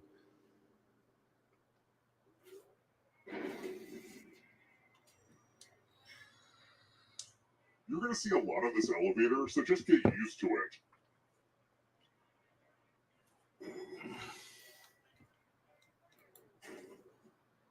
Let's try another one. If I push you off the back of a boat to a watery grave, where were you last seen alive?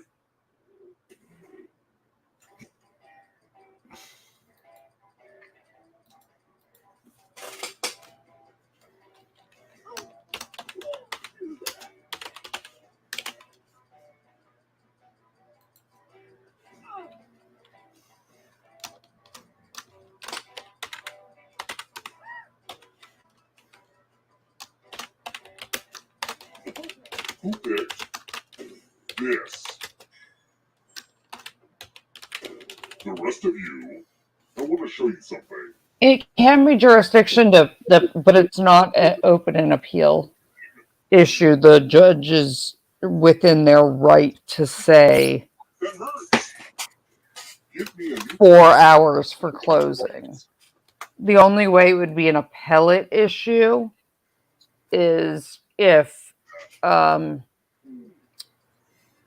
judge was like, you can have 20 minutes to close,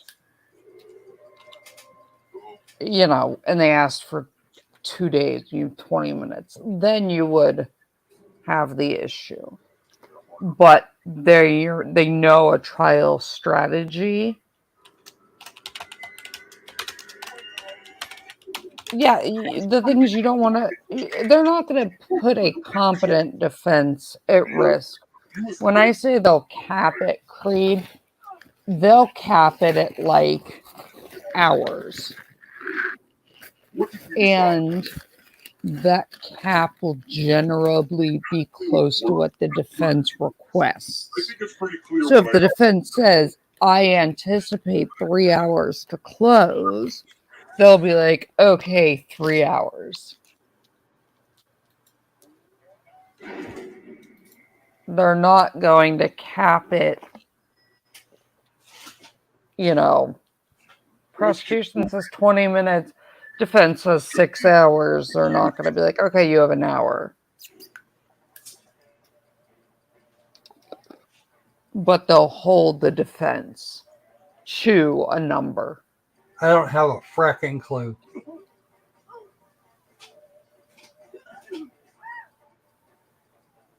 You know, they'll make it close just because trial strategy. I've seen, like, I've been an expert witness at an unholy amount of trials. I would have been right. And, oh, I could answer that one. That's a Jewish food.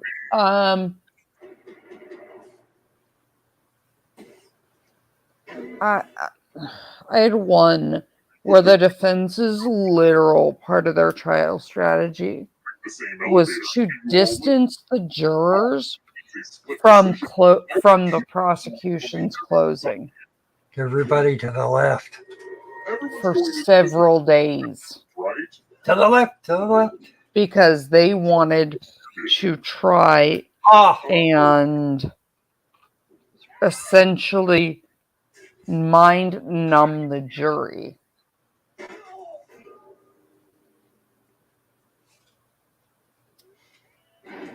Kind of thing.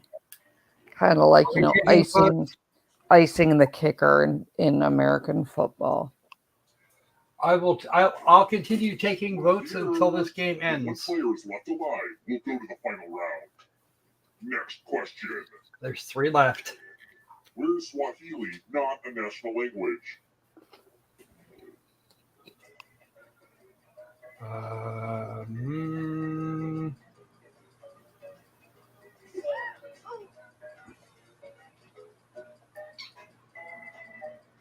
Probably Tanzania. They speak Swahili in Kenya and Uganda. Yes. Yeah, that's what I thought. It's time. I knew Tanzania. I knew the 2 of them. We start by handing out extra dice. Go ahead. Give your die to someone to make life harder. So it can be ineffective with the rebuttal, but the problem is, like, if you're in the position, I know what you mean. It seems ineffective with the rebuttal. But if you are the prosecution and the defense has just held a fucking multiple day Charlie Brown teacher style closing to mess with the attention span of the jury, it's not going to help you this subject matter is a little too icky for me. To weird flappy red thing on a turkey's neck hole. Try to give a long rebuttal. Because you're you know, they've already tuned everybody out. They've distanced you from the closing, and you've tuned everybody the fuck out already, and are tired of listening. So, you know, follow me. it's not going to help you to have a long rebuttal. Let's see who has ESP. Type in an answer that fits this category. All the beasties end up with some form of beastie peels. And if anyone touches you, you die. The beasties share brainwaves at this point. Get to writing.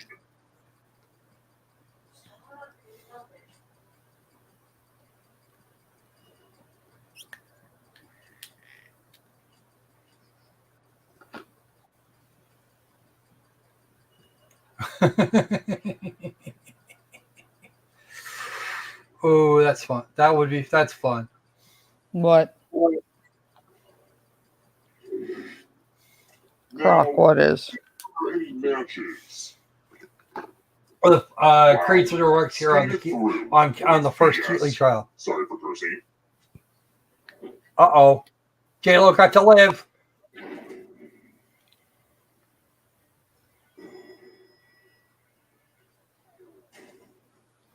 Let's keep Oh, moving. Patty. I saw this Facebook ad for this company that has a yarn subscription club. Yeah.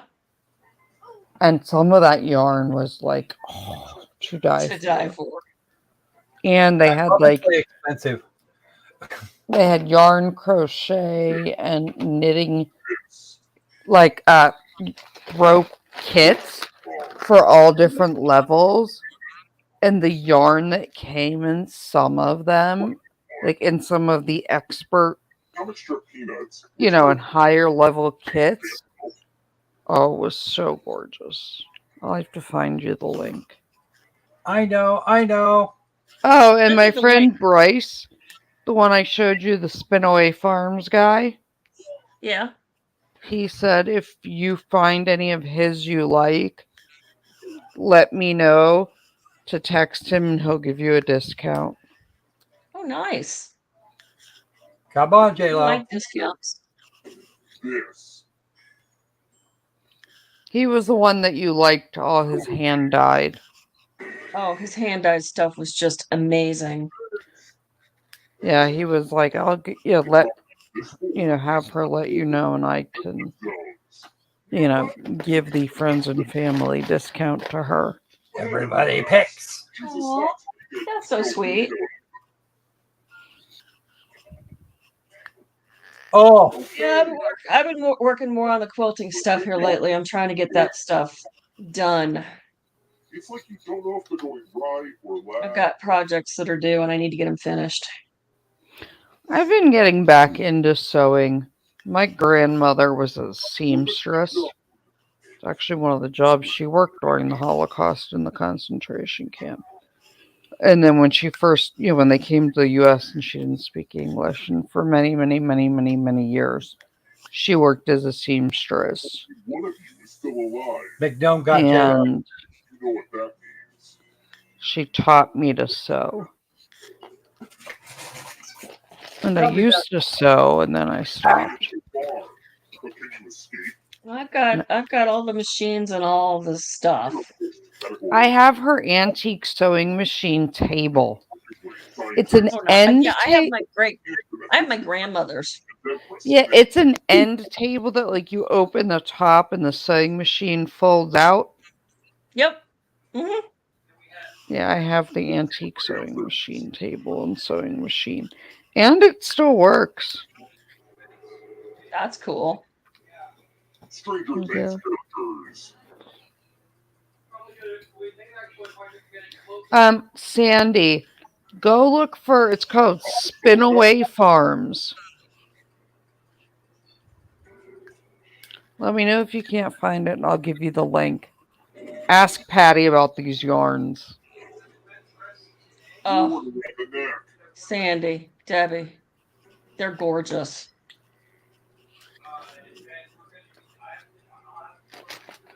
Yeah, Bryce does all the shearing and then he hand dyes. Hey, Katie. Katie, you are not late. We were in court for about 30 minutes.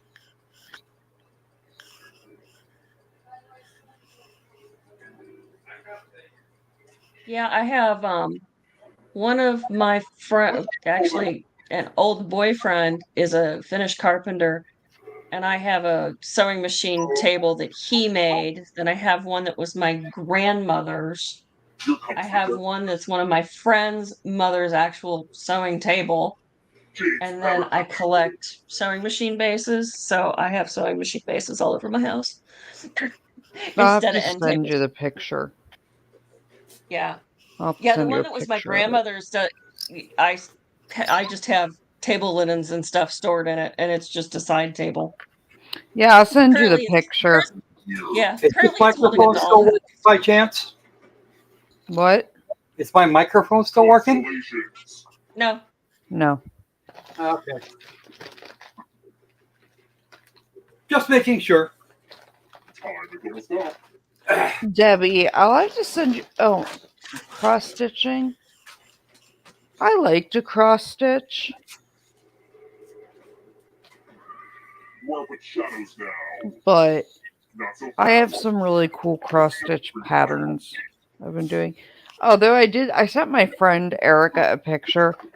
This person made little crocheted costumes for her granddaughter's little turtle.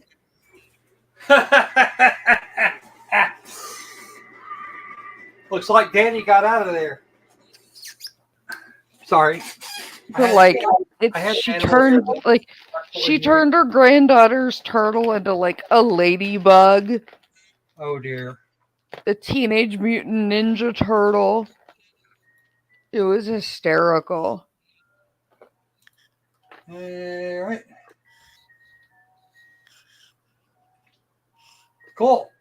And let me get that up for you folks. With a third of the vote, the majority went to. Well, actually, that wasn't what it was a minute ago. Looks like we got a final vote in. All right. you have a tie. We do.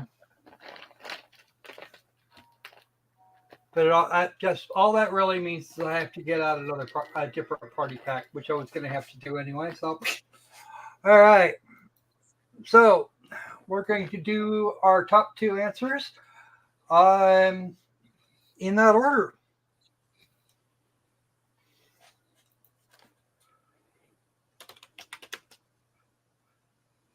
Okay, there we go. Click. Bring that up. Have to switch.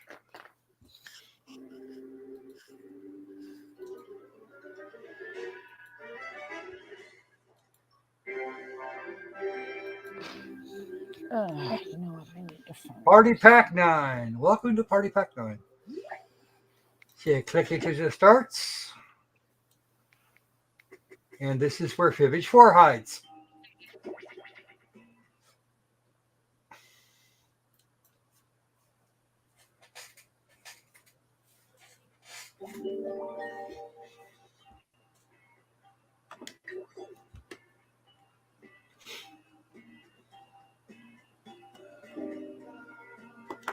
Where's the picture, Erica? See? Need a room code? Here you go. EDUS.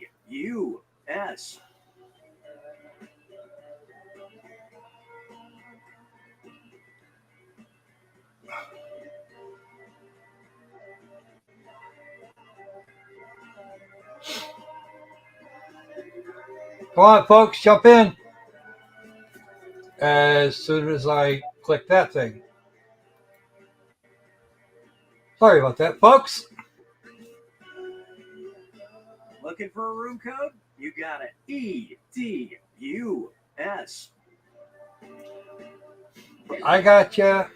There's Anubis and Sandy and J-Lo. Illegitimate. Danny.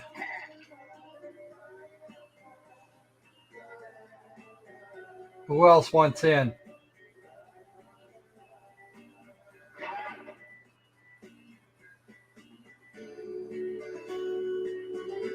Look, it's a Tragoose. Or Tarus? Katie! Hi, Katie! I didn't see you there. How about you, Caroline? Come on, Carol, you can do it. Enjoy, Creed. How was your date, Creed? We want to know.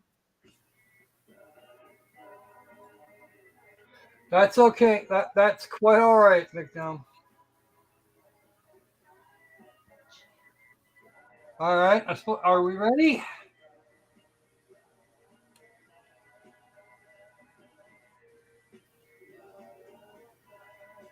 That's a pelican. It is. It's a pelican.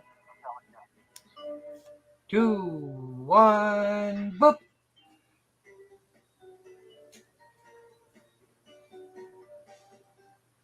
I'm Cookie, and I love hosting Fibbage. What? Some of these are sincere. I haven't seen a group of people so well prepared, so hardy, so courageous since, I want to say, the Donner Party. Oh, and anyone else can join the audience. Audience members earn points by guessing the truth and fooling the players. It's a Draco. It's a Draco toad.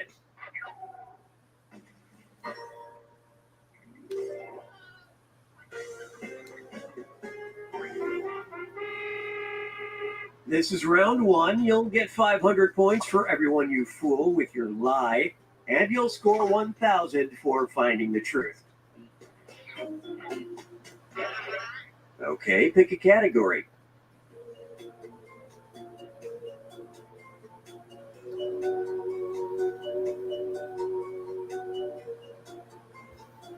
Can't take the pressure? All right, step aside. Here's your first question. Thanks, but no thanks. Well-intentioned citizens of Johnstown, Pennsylvania were encouraged to stop donating blank to the book donation. Now, use your device to put in a lie that the other players might think is the truth. If you're stumped, you can hit the lie for me button, but using it's only worth half the points. Do it already. Go, go, go. Remember, Johnstown's famous for having the flood.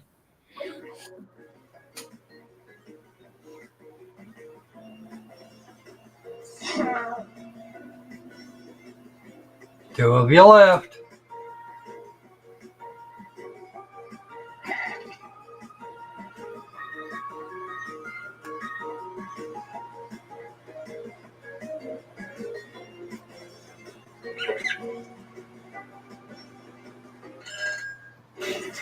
Here are your choices. Tap the one you think is true on your device.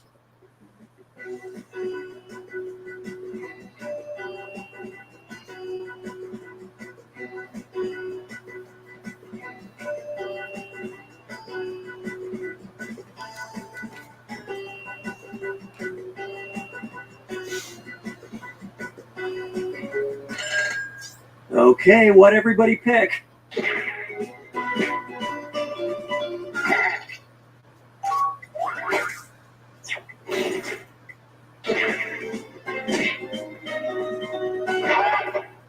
That would have been fun.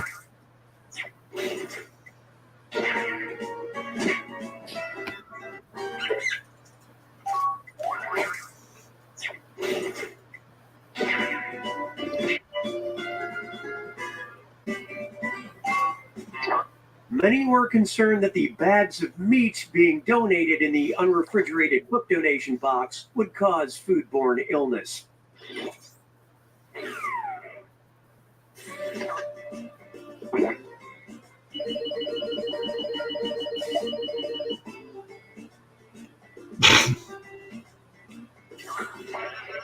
Give me a category.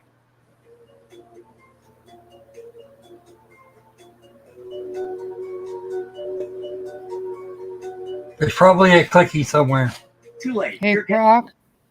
Yes. I'm gonna send you a picture on Discord. In the Middle Ages, a diagnostic specialist who examined the sight, odor, and taste of urine was known as a blank. Okay, enter those lies. Okay. Okay. I was trying. I wanted to show. You want to show the gang? Yeah, this is for Debbie and Sandy and Patty that were all discussing cross stitch crochet. Okay. I will get that sorted out here in just a sec. That's fine. So guys, this picture, my friend Erica designed this cross stitch herself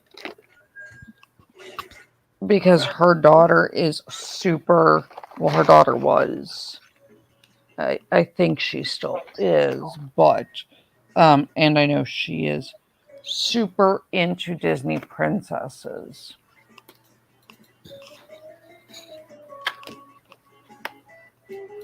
And she couldn't find like the perfect Disney princess cross stitch.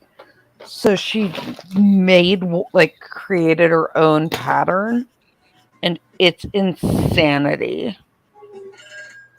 Okay, how do we do?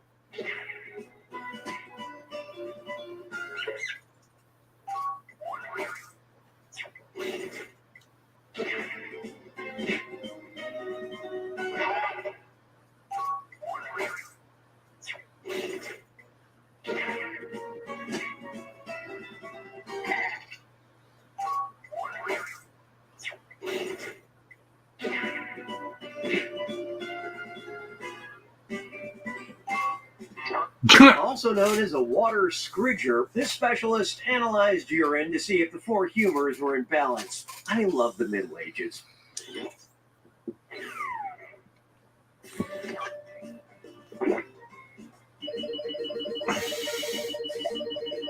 Damn.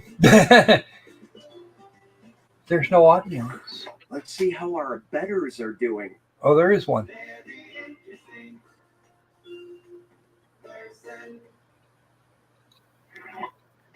Woof. Martha Stewart chose to commemorate an unusual historical figure when she named her dog blank. Answer your lies now.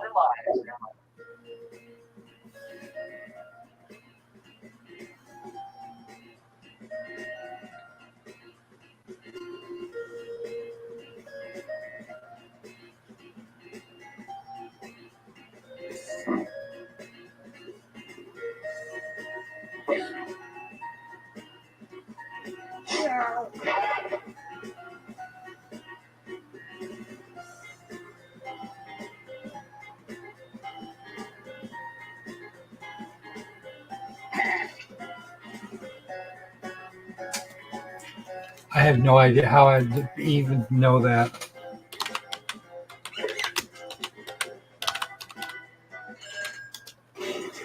There you go. Find the truth.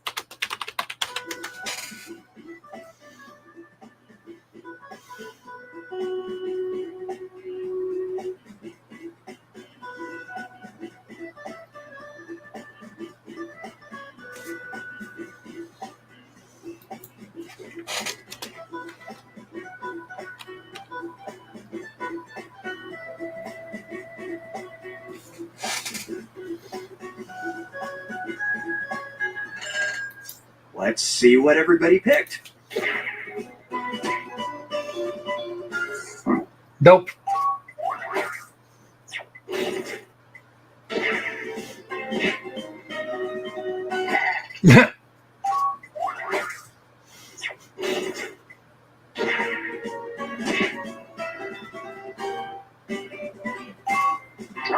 They call him GK, and yes, he's richer than you.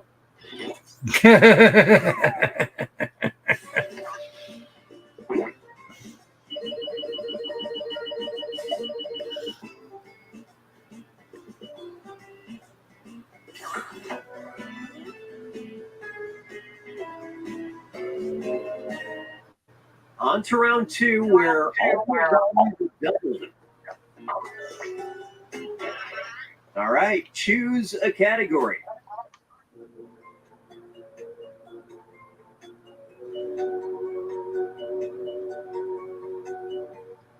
Ooh. Let's see what we got. Finally, The Lucerne University of Applied Sciences and Arts is offering the world's first master's degree in blank. Write your lies now.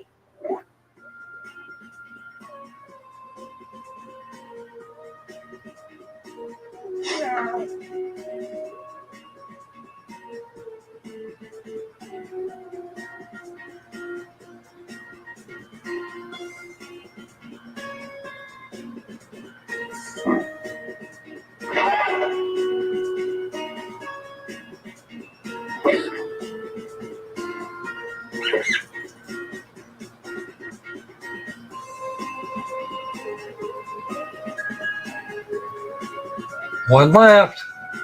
Come on.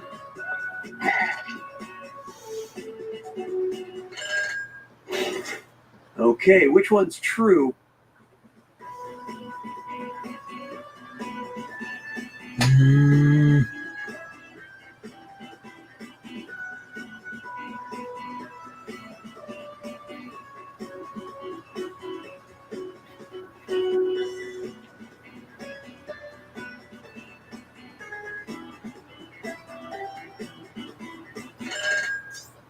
Let's see what you picked.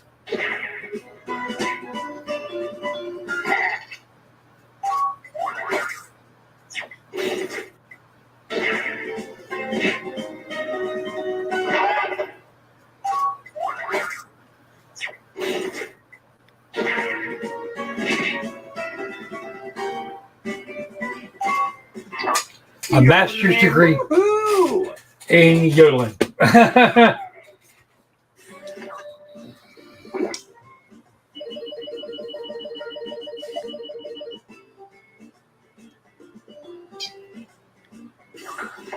I've got something here Danny's I killing know it. you haven't seen.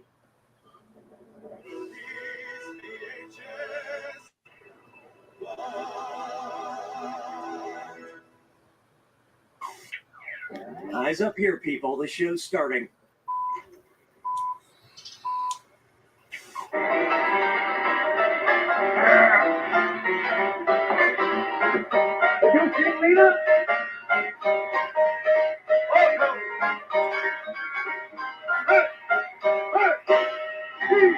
It's a dachshund. This silent comedy demonstrates the dangers of the frozen north. The protagonists must face storms, wild caribou, and the unlikely titular threat, the fatal blank. Submit your lies now.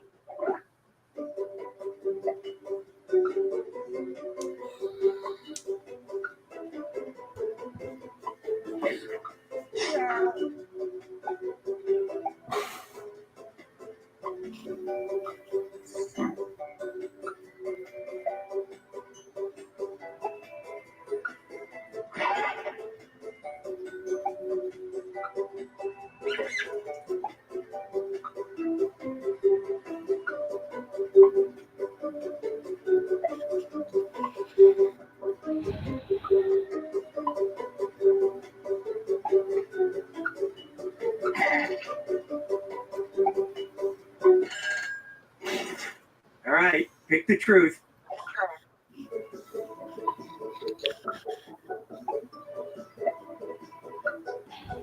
Hey, Patty. Yeah. I just put his Etsy link up. Scroll down and look. It's on like the 4th row and 5th row. Check out his Harlequin and his Aurora Borealis that he just posted.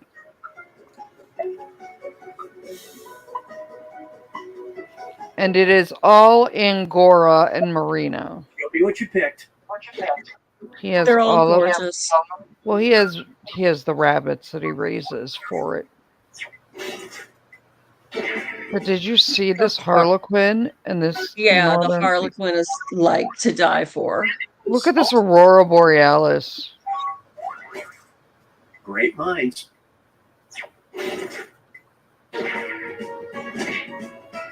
It's all gorgeous. I know.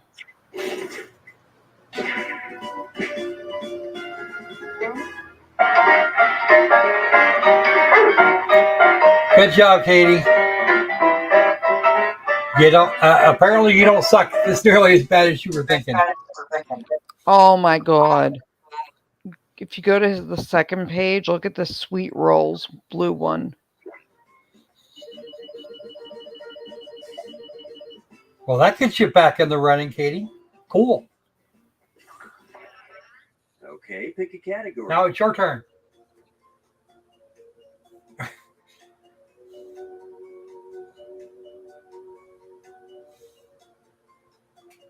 Time's up. Uh-oh. All right, here it is. This is going to In end badly. 2018, a family was given $11,000 by a company for naming their It's okay, daughter. Thomas. All right, type in your lines.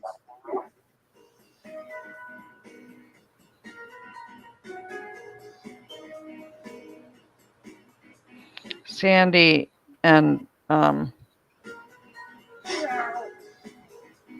Debbie, did you see? Oh my God. Debbie, did you see the yarn?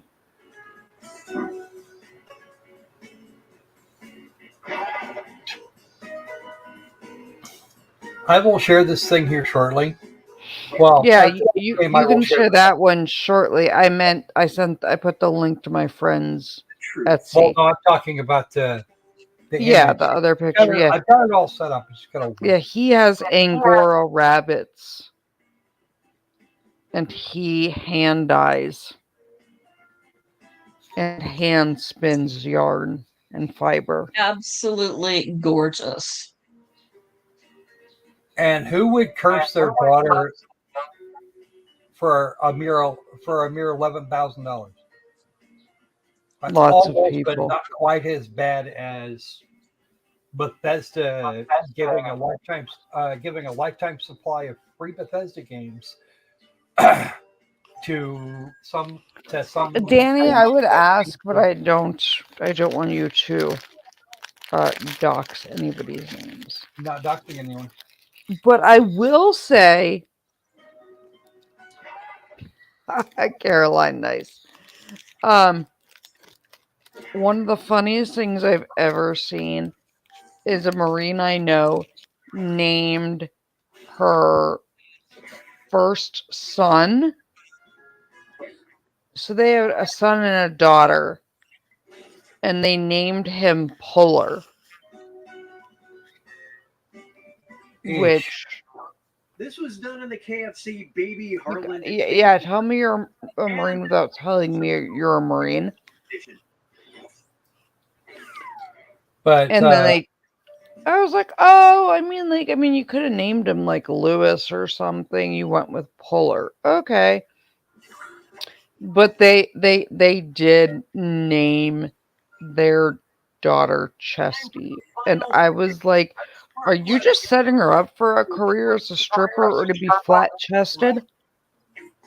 Or both? In 2010, an intoxicated woman from The girl's going to have to get a boob job regardless. You named her Chesty. And no, she'll just change it when she gets old enough. Florida woman Chris Hedstrom sued her neighbor. But yeah, no, for the story I was relaying, now you're gonna write one lie. This lady gave birth to a boy on the day the game Skyrim released, Elder Scrolls V, and she, in exchange for a lifetime supply of Bethesda games, she named me Dovahkiin. Nice. Yeah, no, Danny. Because that was their promotion. It was over Chesty Puller, the famous Marine. And so when they named the son Puller, I was like, okay, well, at least it's bad, but it's not the worst it could be. Nope. When they had their second and named the girl Chesty, I was like, somebody take your child away from you now.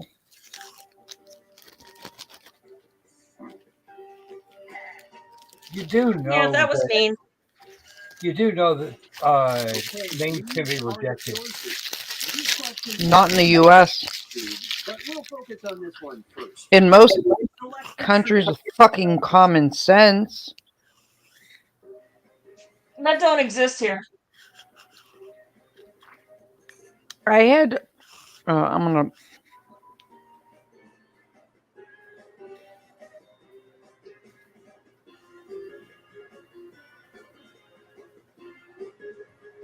Florida woman. Oh boy. I had patients that had those as names. They were twin girls. For just this question now.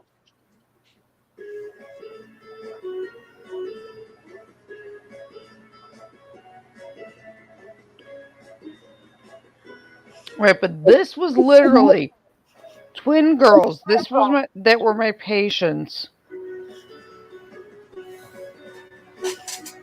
Oh jeez. And so we're standing there and I was like, orange jello, yellow jello. She goes, it is orangelo and yolangelo.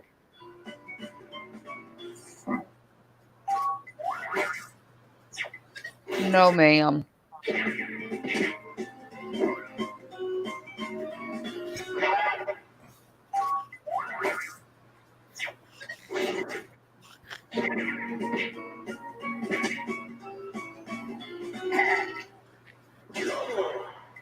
Ah, doubly deceptive.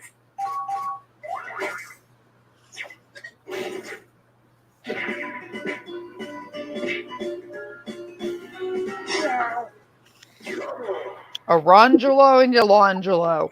And she was big mad and wanted to fight me. Because I called her kids orange jello and yellow jello. This one saw the jello while she was in labor.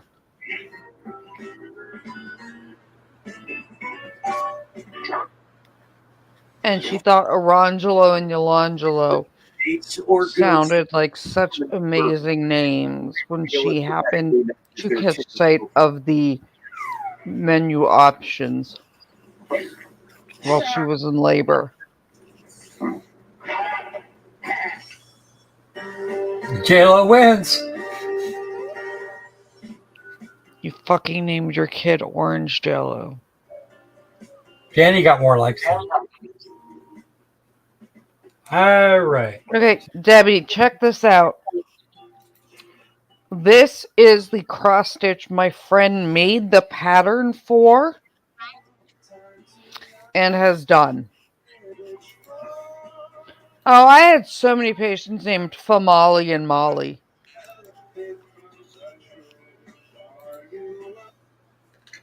Check it out, Patty. This gives me the... I'm just going to real quick like open up this other one here.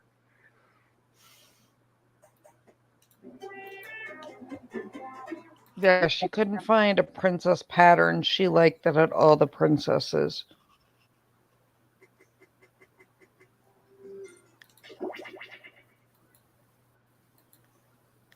What'd you think of that one, Patty?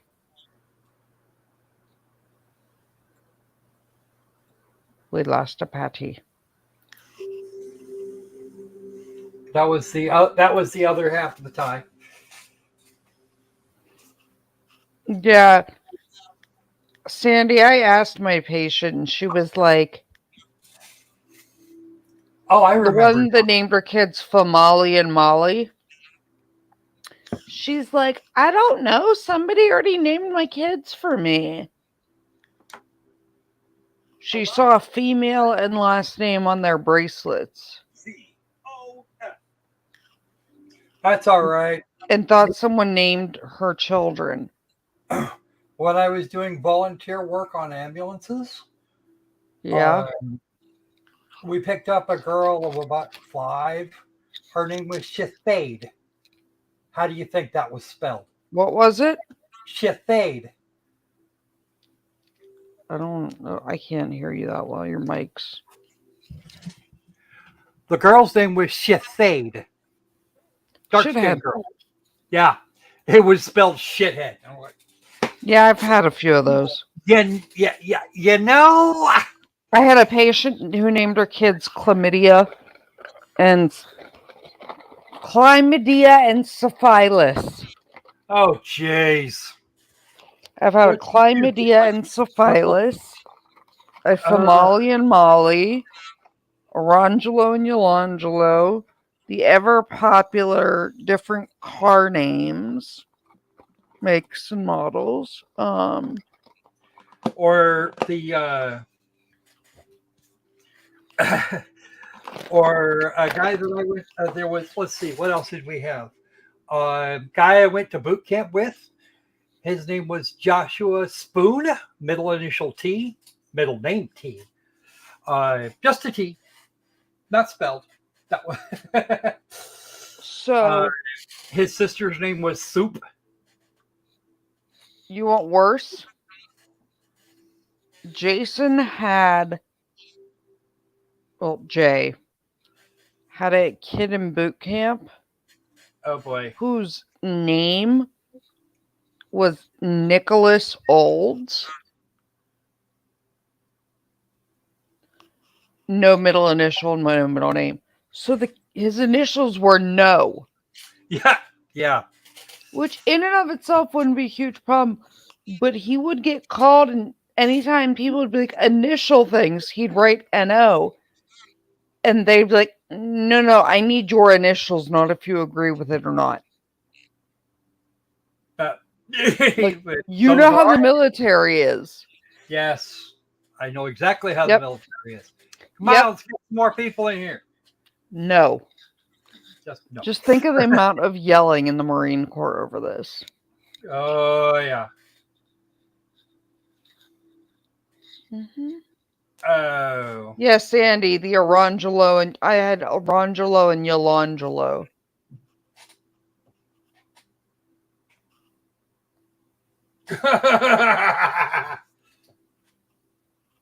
Oh, damn.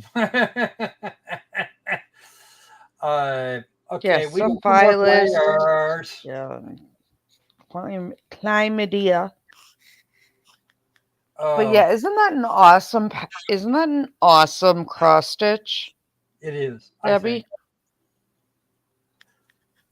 Oh, Debbie, did you see the yarn?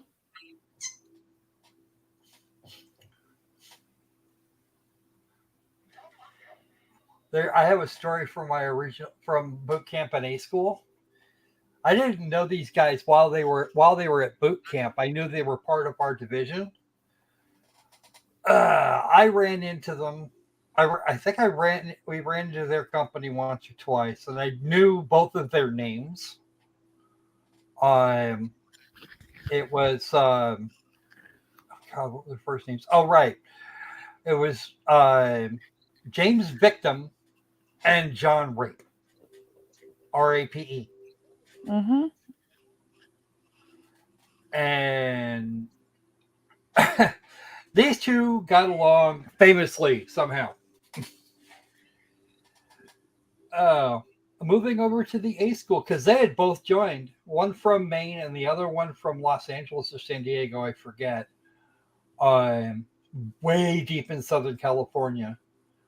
They both joined the Navy on the same day to be torpedomen.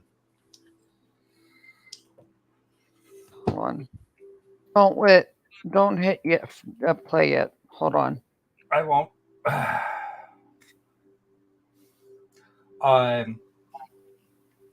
Anyway, since the torpedomen since they didn't have very many of the torpedomen's trainees up there, it fell to the much more populous ET crew to take some of their night watches. So, of course, you know how this works.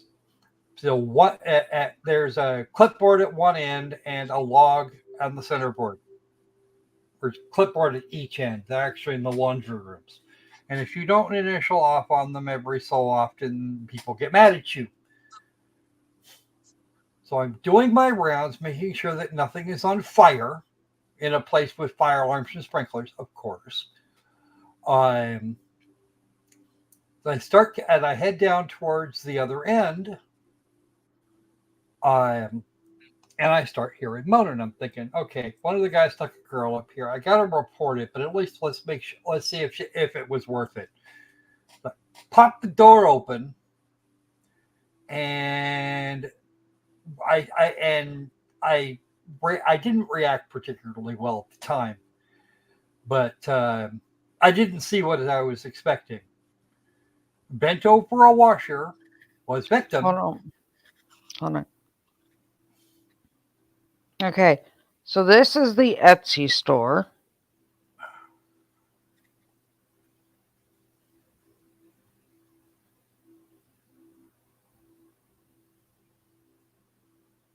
Can I finish the story now? Yeah, you can finish. Debbie, check this out. Okay. Well, finish, Croc. So I cracked the door open, and there is victim bent over a washer with rape torpedoing him. And I dropped my clipboard because that was the last thing I expected to see. Yikes. Unfortunately, that end of the barracks was actually occupied and everybody was awake. That didn't end so well. But talk about the unfortunate namings. These are their last names.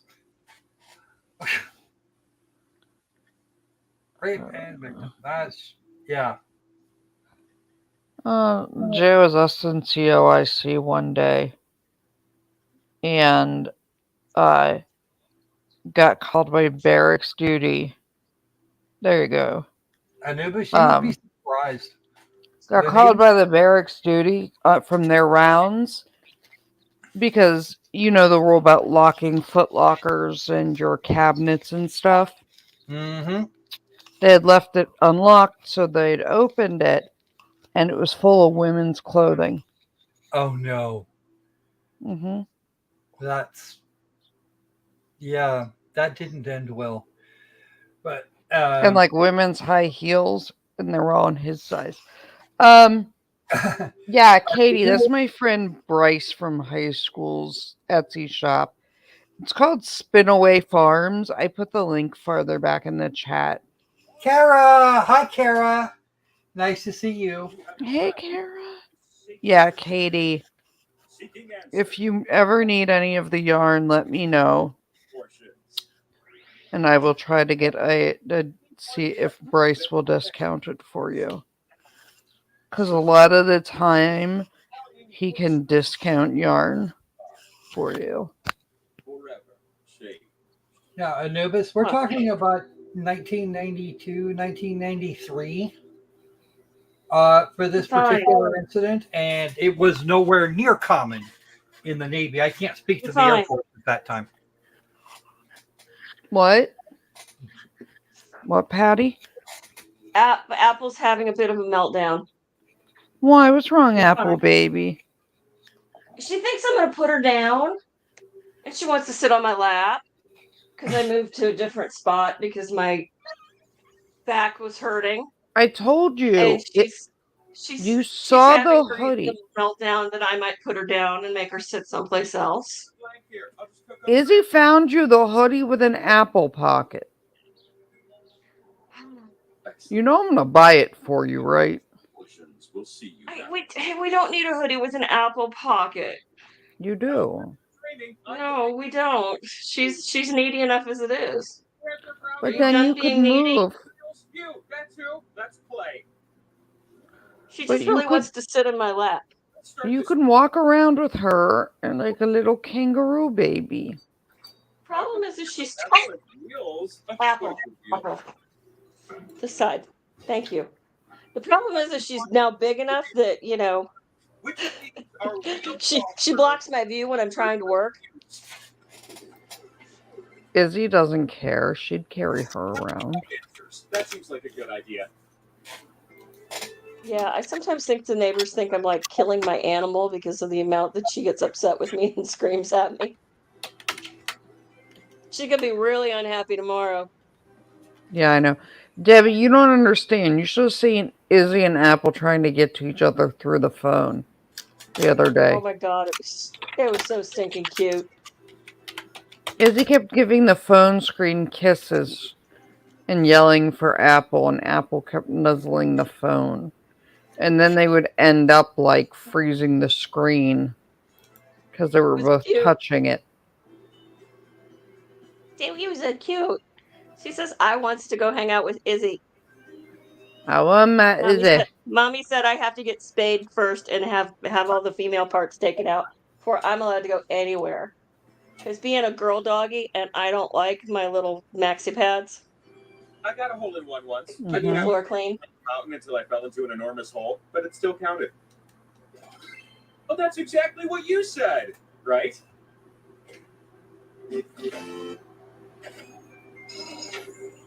I don't believe it. How can you be certain? Debbie, Micro Loki found a hoodie. That has a puppy pocket. It has a puppy pocket in the front like a kangaroo. Are exercises for the arms. You know. It's a funny story about that, Katie. When my sister was pregnant I'm correct. with my now 26-year-old nephew, we got she was staying at my parents' house for 2 or 3 days because their new house had been sprayed for bugs and stuff, and she was pregnant. And the neighbor called because they were worried about her because she was yelling at nobody. So my dad came rushing home because thinking there's something wrong with his pregnant daughter. And she was standing on the front porch screaming down their street. And he rolled down the window and realized she was yelling name possibilities down the street to see how it would sound when she had to call the child Why did you answer like this? to make her final decision. She wanted to make sure it was something she could yell in good conscience without his full name sounding stupid. 2 slices. Nah, not that one. But yeah, clearly what she was doing. Because one of the names she was contemplating was Aiden Quinn. And this was 1997, so the name Aiden wasn't popular. Yeah. But the neighbors literally thought she was fucking crazy and having a pregnant mental health issue. Before time runs out. You okay now? Because she would just sounded absolutely unhinged, screaming random things down the street 9 months pregnant. That's awesome. I wish I could do that. Well, she is fucking unhinged. The official definition of this is to accomplish something. Can I finish what I'm doing, please? So No Apple's problem. getting spayed tomorrow. I know. I already We told need to Izzy all she pray that wasn't she comes through sending. it. She will come through it just fine. Otherwise, you'll find that Yvette dies because Micro Loki will lose it. I don't think it'll be a problem. She might come home and be a little stoned still, though, so that's always fun. That's fine, but it's not allowed to be a problem because I'm not telling Micro Loki that there's anything wrong with her baby Apple. Yeah, it's not like we can replace a goldfish. She'd notice. Yeah, and then she would go murder a veterinarian. For something shiny. Whether it was their fault or not. Yeah. Door down, players up. I dropped a piece. Here. Would it be weird if I had a set of bushes trimmed in your likeness? But yeah, Katie, the yarn he does is to die for. His yarn is gorgeous. And the funniest thing is, when we were in college, and all through college, we thought he was gay. He's not. Apparently not. He's not. He just likes yarn. Well, he likes. Well, he has a farm. Come on, Spinaway Kara. Farms. He has Angora rabbits. And then he dyes and sells the yarn. He also breeds Skye Terriers and shows dogs.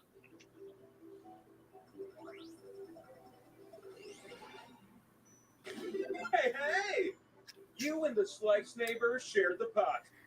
Yeah, he breeds and shows terriers.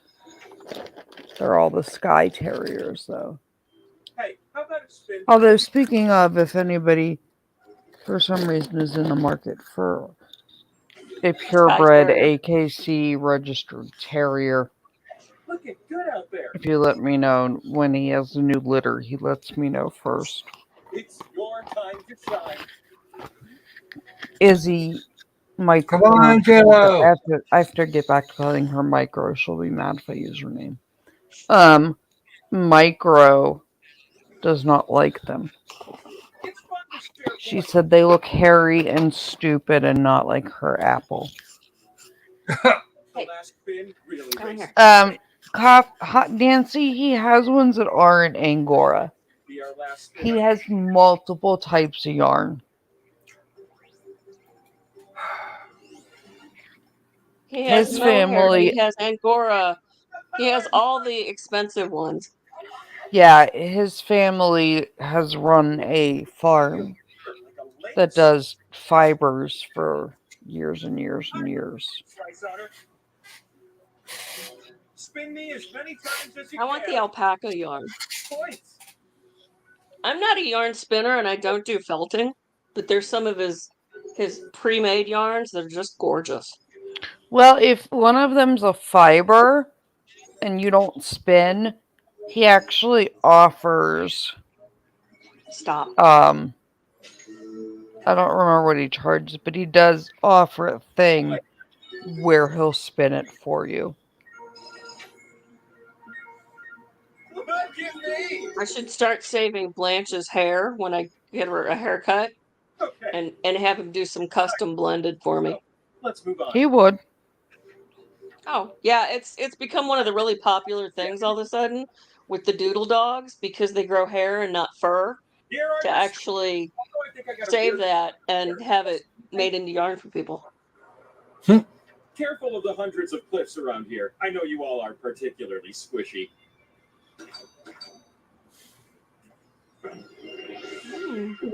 Can you believe you're about And to Katie play is Breakfast? way out in front now.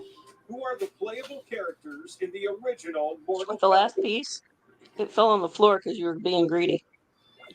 Round one. Fight. Because on she the floor. needs love. She wanted a piece of cheese. Okay, well, she's stress eating for tomorrow. 1 sec. Vin Should Diesel's have seen her when I was having steak for breakfast. Iris, nothing. They talked for 30 minutes and then rested, did jury instruction thing and limitations on the bullshit with the expert and what jury instruction, and then called court. They're going to be back at 1 o'clock their time, which is 3 p.m. Eastern. And it's been Now that's what I call nothing since then. Yeah. Yep. So we've been hanging out, playing games. Katie, my dad always wanted a bulldog named Emmett. Iris, they did do the colloquy on it. And She chose to wait. She's choosing to wait until after the expert testifies. They're allowing the expert in, but they clarified that if it's not in the written report,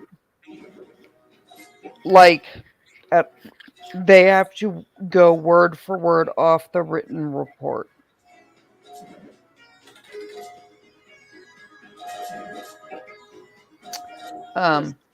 Guys, I'm going to pop up. Well, I'm gonna Wander off. Well, yeah, but I'll be available on my phone because Oh no, you didn't. I have lab work to get right before I grab her because everybody saw how nice and blue I was the other night. Question 3 comes with the prize of a So I have to get labs draw. No, Iris, the judge said literally, because they were like, well, he's going to testify to a softball head injury. And the judge was like, no, this. here are the 2 letters, and they say nothing about a softball head injury. And he was like, well, she got the information about it from, this other expert's report. And the judge was like, yeah, but it wasn't in her report. So she can't. Or so they can't. And the judge said that as soon as they say anything, The matches, at least. he's going to shut it down, and they're going to get a jury instruction anyways. It looks The like jury's going to get a jury instruction that said they illegally allowed people to talk to her. Because it came out yesterday after you left, Iris, that the one defense attorney took the fucking expert witness to the jail, and it was the 2 of them that met with her, and they attempted to record it for about 40 minutes and gave up. And that they discussed head injuries and things. Come on, Kara, you can do it. The judge... Yeah, evidently both of them had been dropped on their head multiple times as a child. Oh no, lots of harm done. Because the judge has already said that he is going to, file an issue with the bar. Since the lawyer took the expert and was present the entire time. Come on, Sandy. Spin it good. So, I'm off. You're going to see Loki in tandem shortly. Okay. You still there? I need a big spin. And, I'm going to visit my labs, but I'll see you in tandem shortly, guys. Uh-oh. Be safe. We catch you in a bit. Stand by me, slice owner. Can I put you down? Use a slice to make it all your I think you need to go to Washington and sit in Crocco's lap. If there was, I wouldn't tell you because I believe in fair play.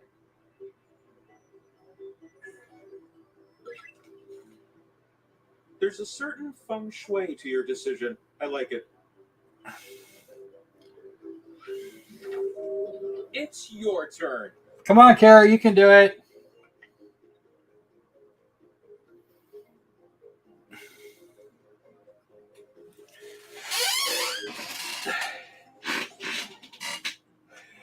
I'm so pleased.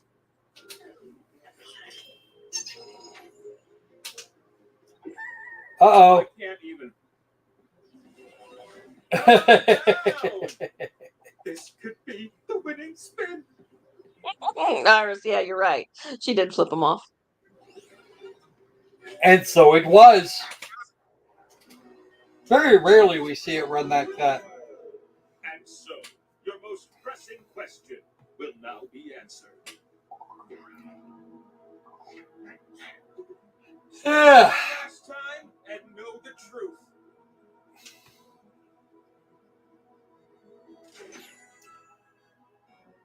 And now you are enlightened.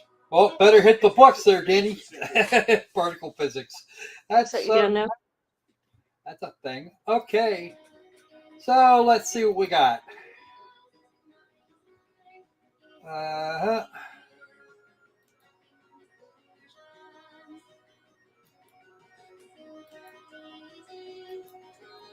They're in the wrong spot. And with 40% of the votes, 36% of the vote now, it will be Job Job. Riff Trex is doing better, though. Nick, she would love to have you cuddle her. You may not see Blanche until 10 o'clock at night. Although Blanche, if I'm at my desk, has her head sleeping on my feet. All right, I need this one. Here, McNome, I thought you were going to work. So did I.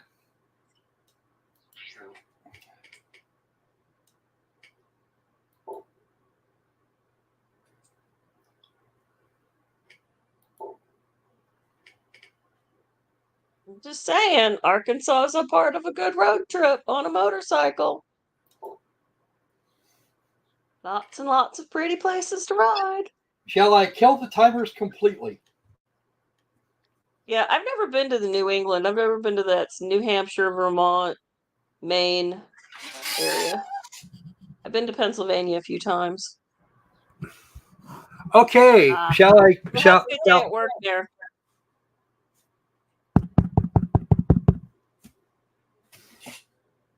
I know this thing is on. Shall we kill the timers or not, Patty? I don't care. I'm not playing. I can talk, but I'm working and talking at the same time. I'm doing the whole multitasking thing. Okay, Katie wants to kill the timers. What Katie said. Do what Katie said. No timers, says Sandy. Okay, fine. I was asking because we've had our issues with this particular game and its timers. But you still have to work quickly, please. Please work quickly. This is going to be long enough already. All right. Read the room code. My pleasure. EFYW.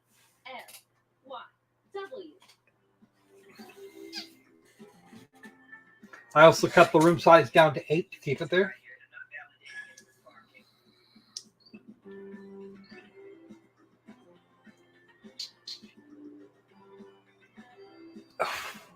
Well, then it's probably a good thing I turned the tutorials back on. Hop in, Iris. Come on, eat that.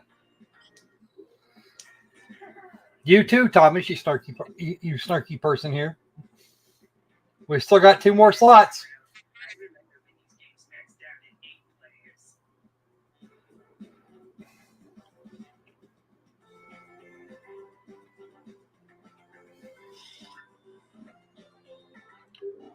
You didn't come see me, Mayor. I actually, at that point, I was probably up in Wisconsin.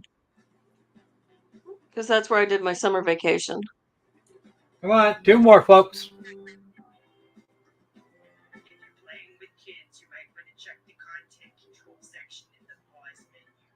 I get it. I already talked to my coworkers that aggravate me today. I don't have to deal with them anymore. You're already in, Iris?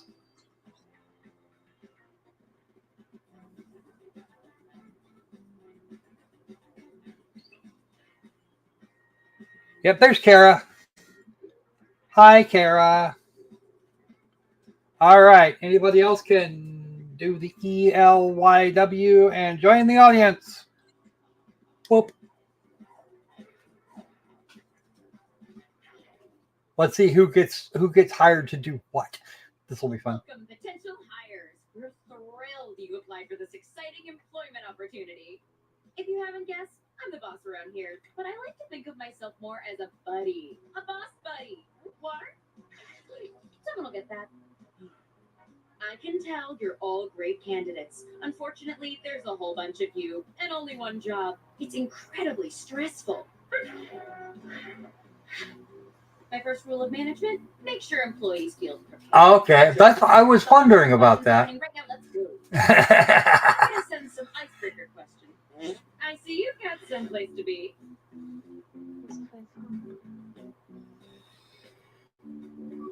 I forget this character's name. It has one.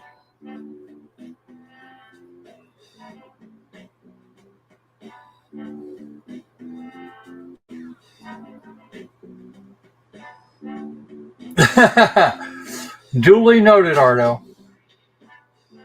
Hopefully everything goes well.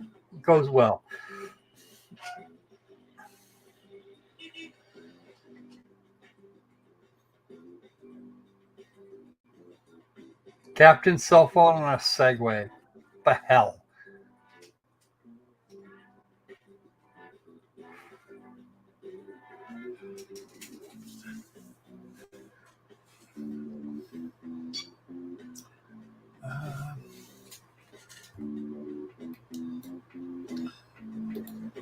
You know what I'm not monitoring?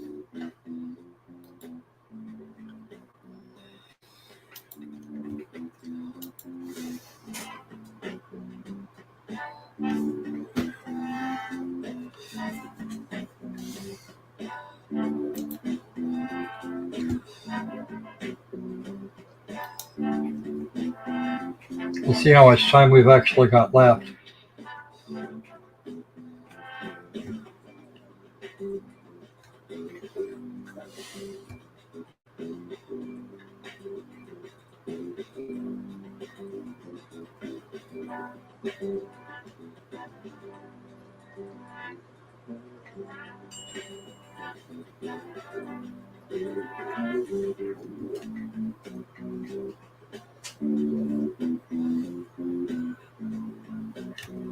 Come on, guys. Wrap it up. We have an hour and 20 minutes, and we should be able to get one or another game or two in. Is there somebody not participating? Because if that's the case, the timer is necessary.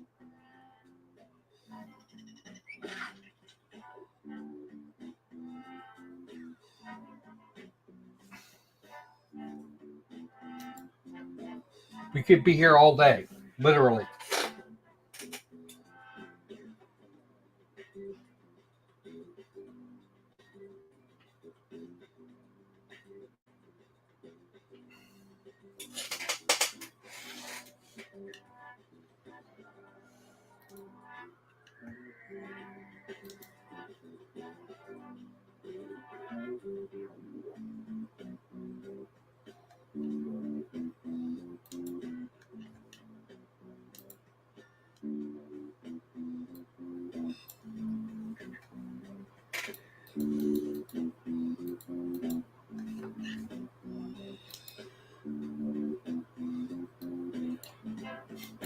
First way to win is to turn the timers back on. It looks like, yeah, I'm going to have to.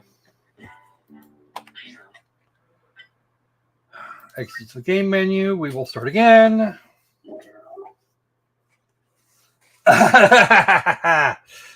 Settings. Timers back on because I can't directly pressure people.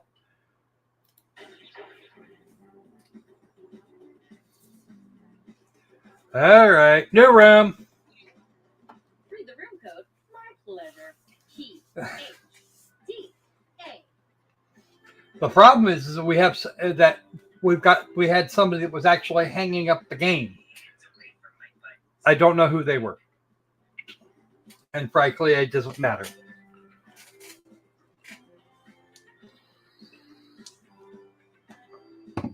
Oh no, no fun.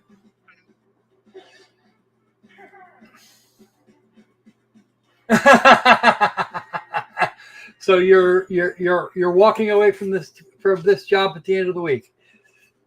That's what I'm hearing.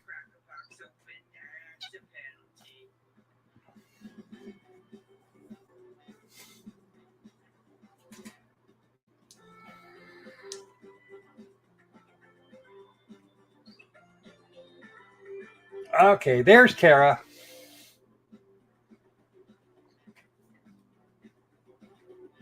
Well, we see. We should be able to do it in that time.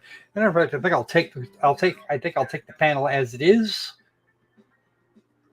Everybody else can join the audience. There we go. Welcome, potential hires. We're thrilled you applied for this exciting employment opportunity. If you haven't guessed, I'm the boss around here, but I like to think of myself more as a buddy. A boss buddy. If I'd known that, I'd have turned the tutorials off too. Look at that. I can tell you're all great candidates. Unfortunately, there's a whole bunch of you and only one job. It's incredibly stressful for me. Just That's why I developed a revolutionary new hiring process. I'm going to interview you all at once and force you to judge each other. Whew, I feel more relaxed already. Deborah, clear my calendar. It's time to get to know our candidates. this is where we got hung up. A friend is just a coworker you haven't worked with yet, so let's get acquainted. I'm going to send some icebreaker questions to your device. Answer them any way you want. There are no rules. Except this one rule. You gotta use at least 5 words, okay? Everyone knows the more you talk, the smarter you are. It's my first rule of management.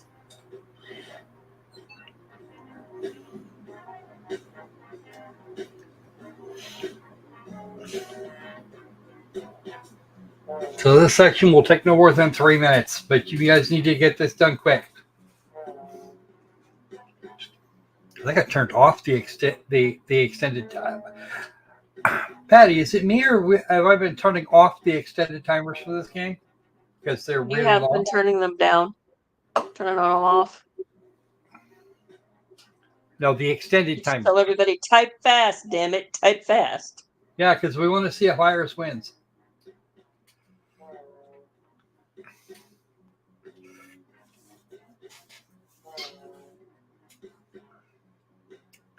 Quick, quick, quick. Ardo, that doesn't surprise me. How was it? Was it a little salty? It would have to be in bouillon, but roar. People. I know it definitely wasn't sweet. Had a bit of a bite to it.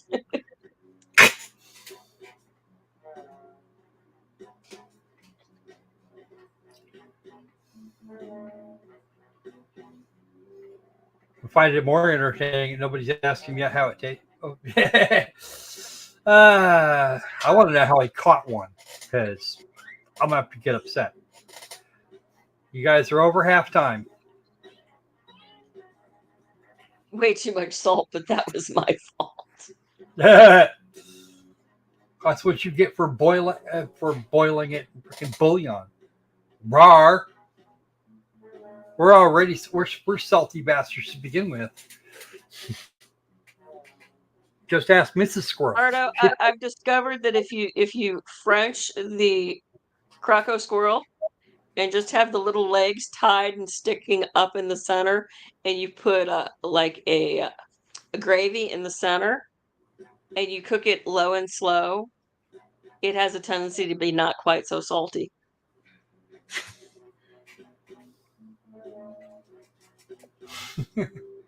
Yes, I just talked about stripping the flesh off all your hands and legs and tying them together to cook. Coach Crocodile only. Come on, Kara. If we're going to be mean to the Croco squirrel, we may as well be really mean. Actually, wouldn't Croco squirrel in a hot tub be the same thing if we just added salt?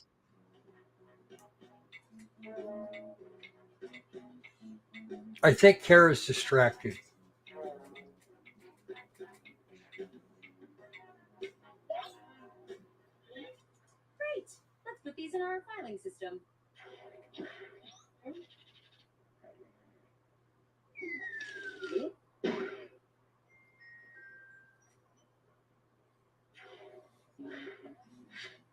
You trapped the Croco squirrel in a noose. My first round of interview questions to your device.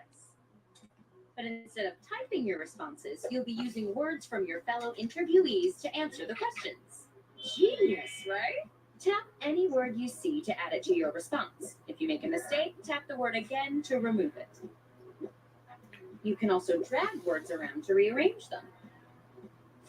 Can't find the right words for what you want to say? Then say something different, pal, because that's all you're getting. The first rule of management is limitations foster creativity.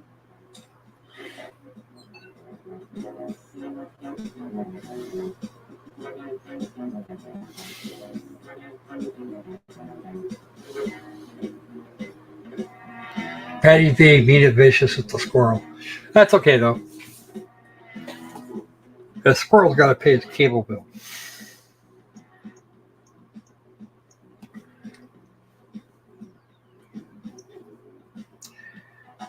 And while you guys are doing that, I'm gonna fix it.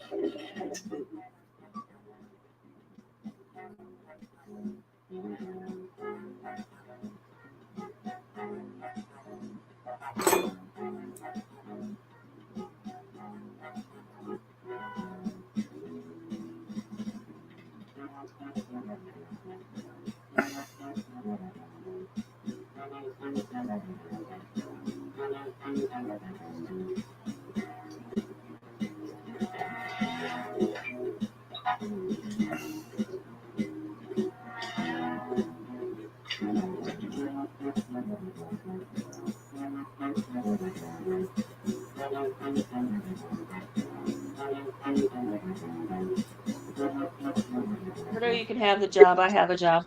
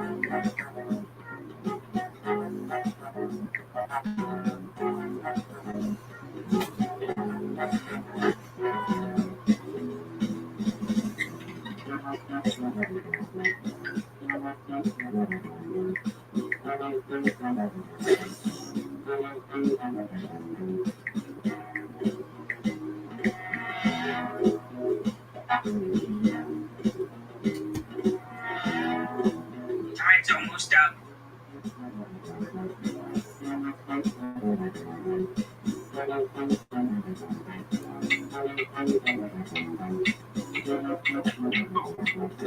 Hey, let me out.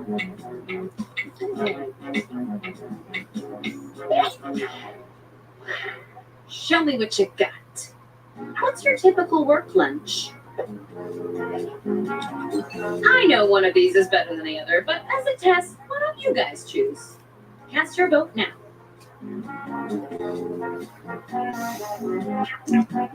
Oh dear.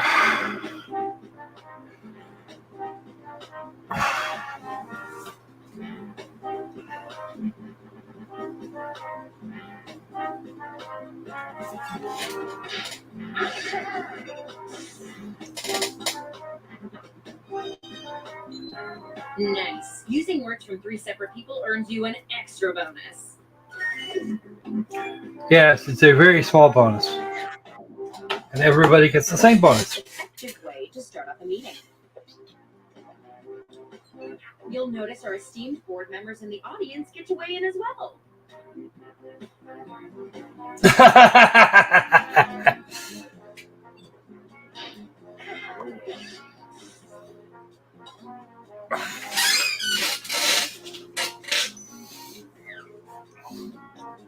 What do you believe in?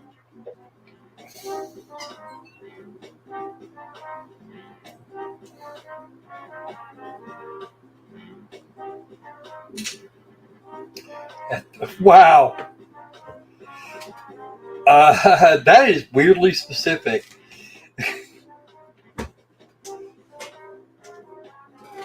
That's got that Patty sound to it, although I don't believe she's playing. I don't think she is. I'm not. That's playing. still got that Patty sound to it. Mhm. Or Thomas. Thomas works too.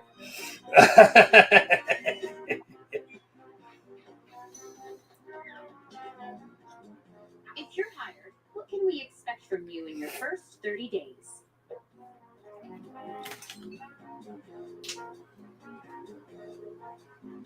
Don't pick this. I doesn't play. Oh, yikes. Ow. What? Why are you on your way back home, Mary McNum? How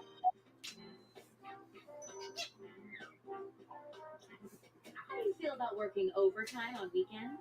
I am starting to wonder about this microphone.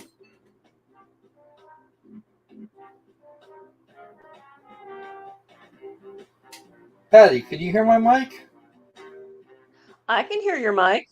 Do I sound okay? All right, Mayor, what's going on? Yeah, that's a good question. What's up?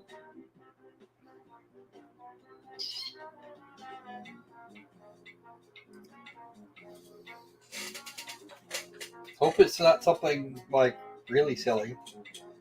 Because I know he said he was getting his first thunderstorm.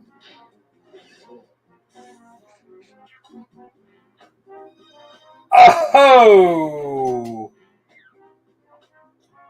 How are you spending your paid sick days this year?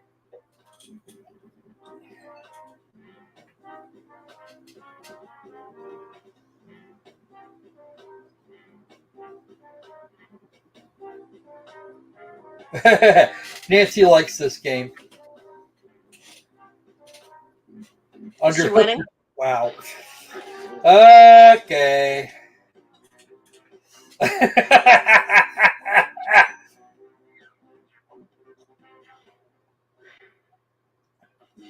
good manager knows that people are more than just numbers. Still, the numbers are the main thing, so let's see it. Yeah. Yes, Anubis, apparently it did. All right, Nancy is out in front at 16,550. Anyway, let's try a couple more icebreakers. Okay, just like before, say anything you want, but be descriptive. The more you write, the less time I have to spend alone with my thoughts. We want to have some time left on the timer for this. Stevens, keep an eye on that washing machine accounting. I suspect him of money laundering. Yeah. Hello?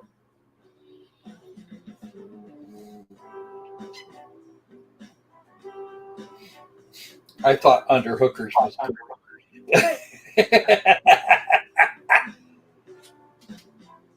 That now I know Patty can hear me. I hear you. We're waiting for we're waiting for cell phone Loki. Mm-hmm.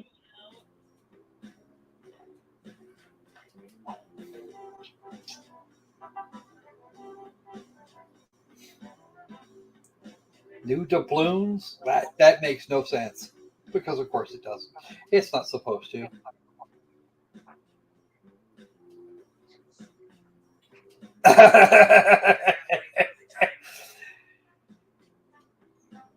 It is at this point that everyone realizes Ardo was not wrong.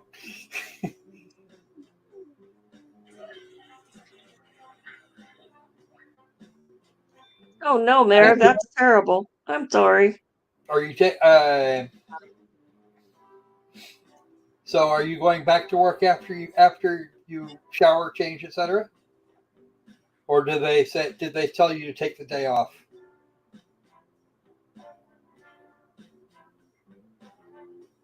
The early bird gets the smell. Come on. Come on, keep it going. Come on, let's get it going there, Kara. Oh, the beating heart in the wall.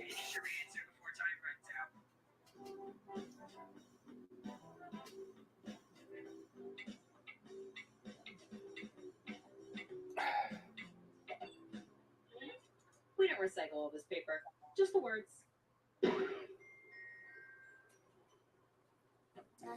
Round 2 of questioning. This time, I want to know how you would handle some tough workplace scenarios. Remember. All right, Ira. Sorry we didn't get you through here.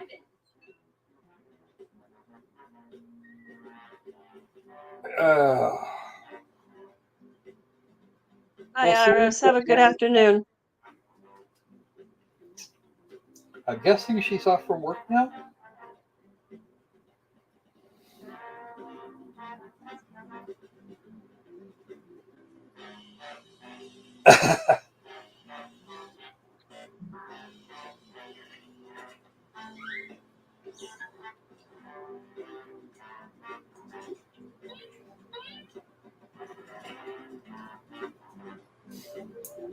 Picks up her head, shakes it off, and then tells the replacements to wander off.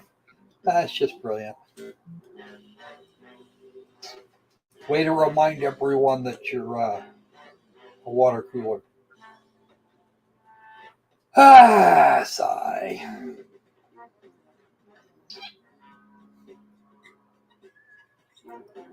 So we're not having a golf day, a golf stream this week.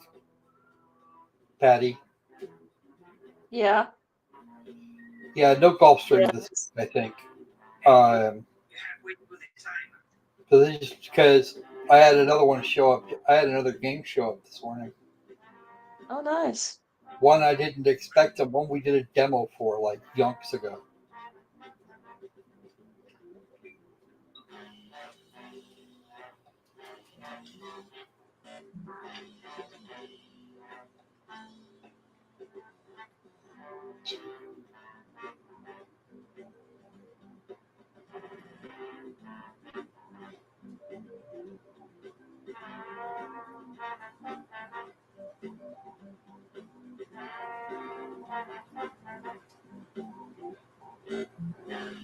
Oh no!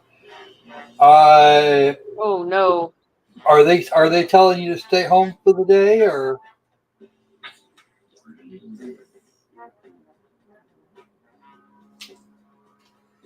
Because if so, we got time for we'll have time for more quiplash.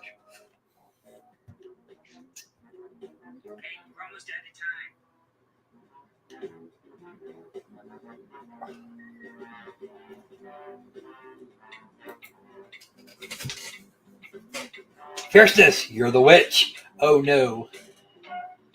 Oh, there's Captain's cell phone again with his segue. Let's see what we've got here. Your favorite zero-calorie club soda is replaced with a generic brand. How do you professionally throw a fit about this? Vote on your devices now.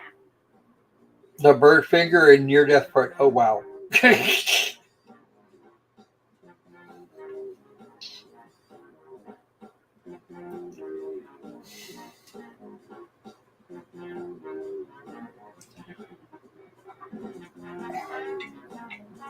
I'm gonna go with fuck it, I don't care.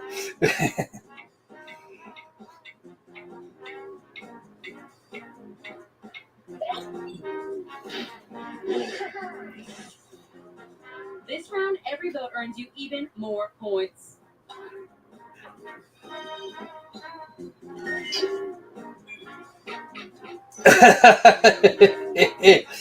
Woohoo! Welcome back, Iris. Non-work setting. What's an appropriate greeting?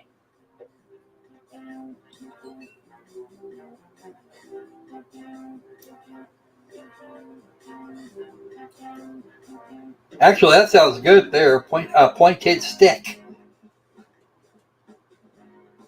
Because that works on that works on men and women. So does a taser to the balls. Except that women don't have those. We have them. They're just bigger than yours are, and you don't recognize them as balls.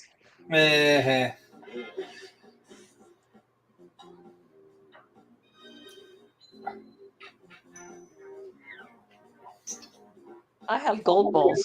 Who is gossiping about you behind your back? What do you say to them?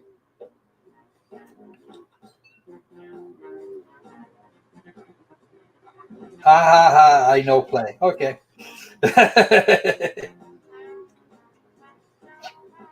Welcome back, Mr. Dragon.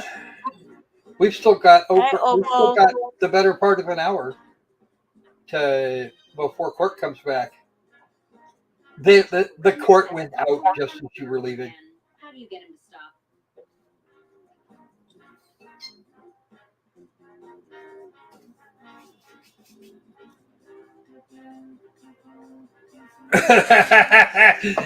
You look too hot. Trent would probably fall off said hoverboard. All right, let me just go look at my inbox.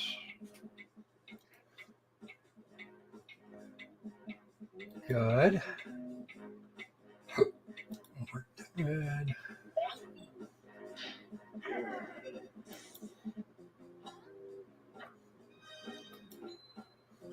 Goes there. Trish just insinuated that your social media presence is a little spicy. How do you respond? Make it.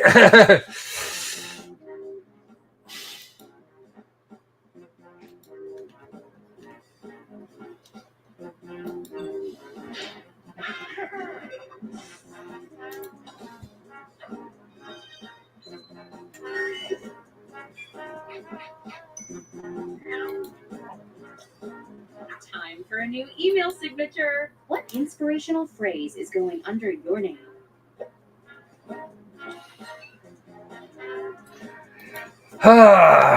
Thomas.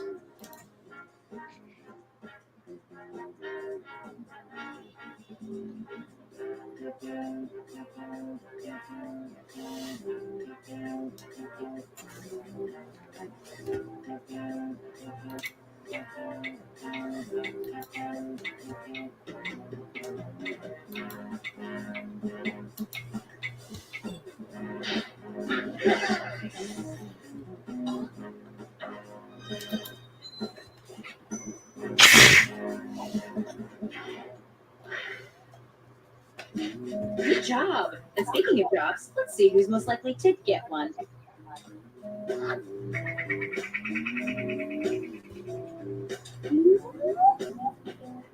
Boy, if I were you, I'd be real nervous now. How about one more icebreaker to keep things light? Don't overthink it. Just put down whatever enters your mind. Unless you're thinking about my ex. We're still very close. I just don't want to hear about them right now, okay? This is my space.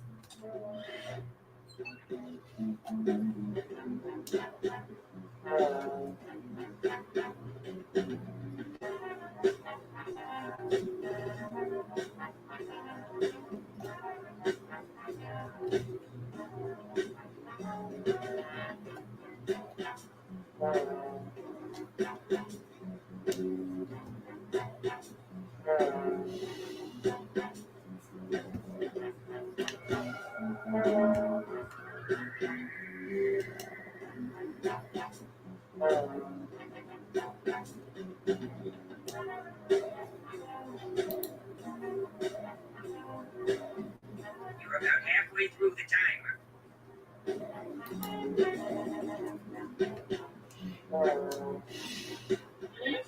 Not what I would have written, but hey, I already have a job.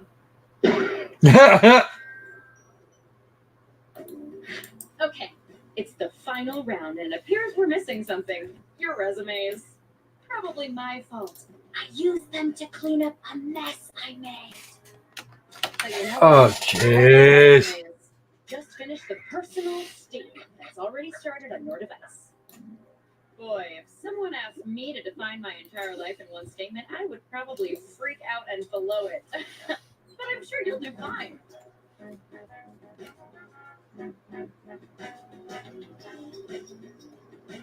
Frodo, I don't think he'll send you his Dragon Balls, but I do have a recipe for a muffin.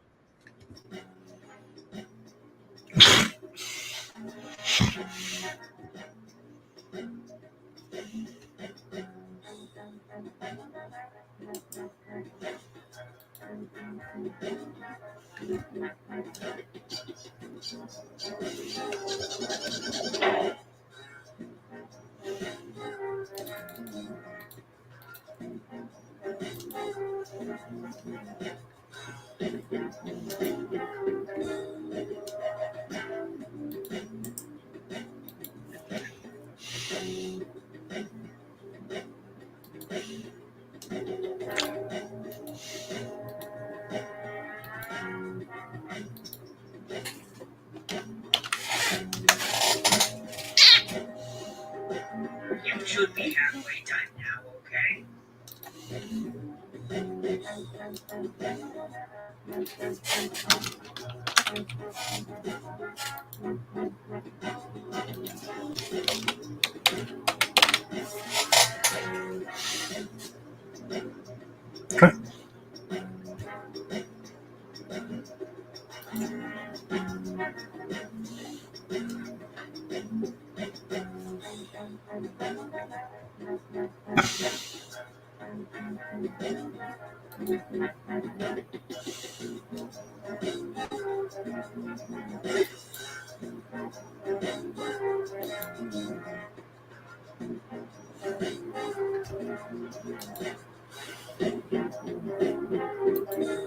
You should hurry, time's running out.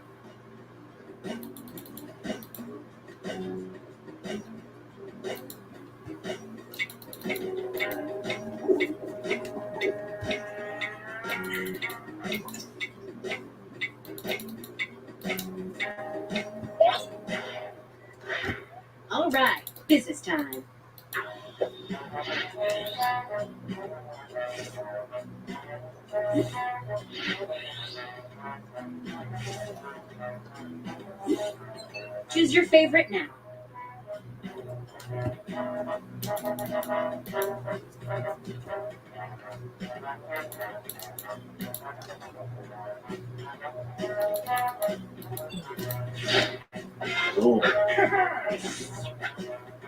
Since it's the last round, how about an even bigger score bonus?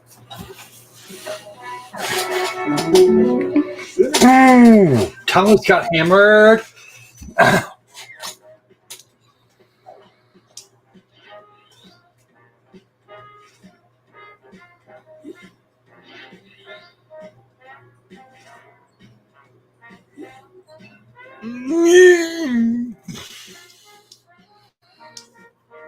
Wow, guys. Some of you people are just mean.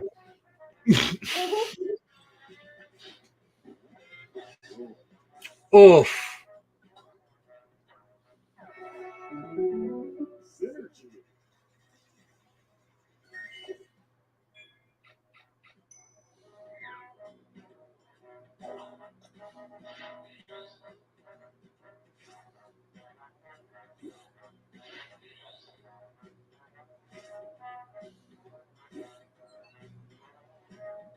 Okay, I can see how this. I can see which one of these is going to win.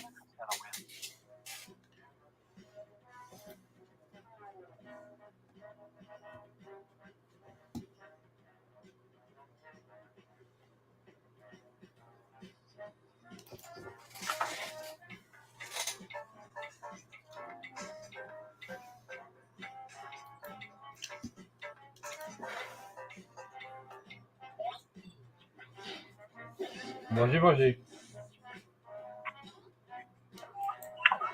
Good morning, this is Monica with Pizza Sun.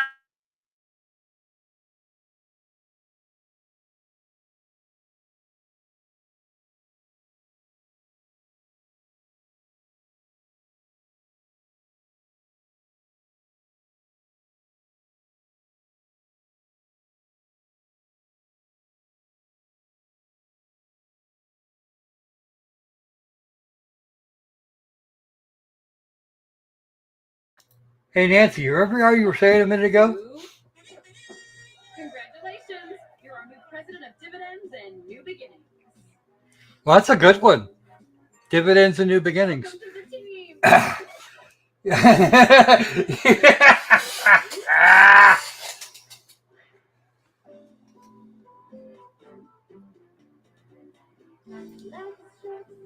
Oh, yeah.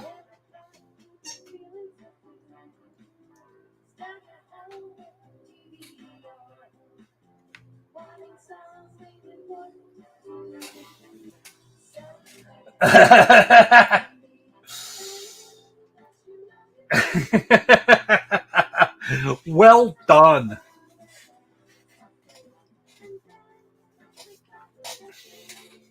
Good job. So let's see how much. I don't know how much time we have left.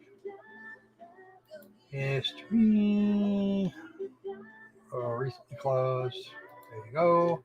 I want this one so I can go check on the thing. We've still got 45 minutes, folks. Mm-hmm. Yep. So what do you guys want to play next? I'll take random suggestions. Golf. Patty's terrible. Patty just wants to play golf. With the dog, right? Yeah, of course. Actually, I've got her at the end of the couch sleeping now. So.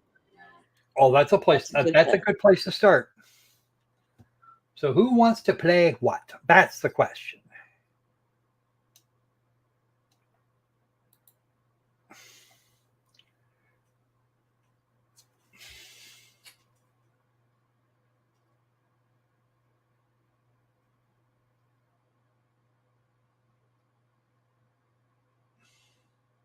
Okay, Danny wants trivia of some description. Just so happens we have some of that. We have some of that running. let me just let's get this up, pushed out to the side here. Kill that. Open that. And I want this. Allow. Clicky, clicky.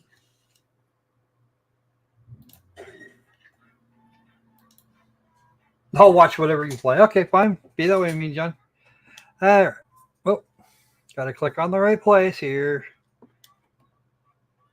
Read the room code. My pleasure. JLRN. Yes, that's the same voice actress that was our water cooler a little bit ago. Ooh, we have a request for you don't know Jack, and we might be able to make that work. Hop in. Let's go.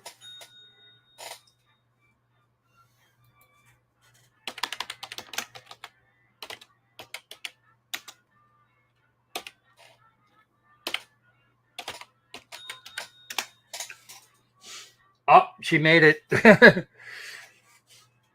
Is Patty going to play too, or no? No. Patty's still taking care of some business. Aha. Come on, I need a couple more here.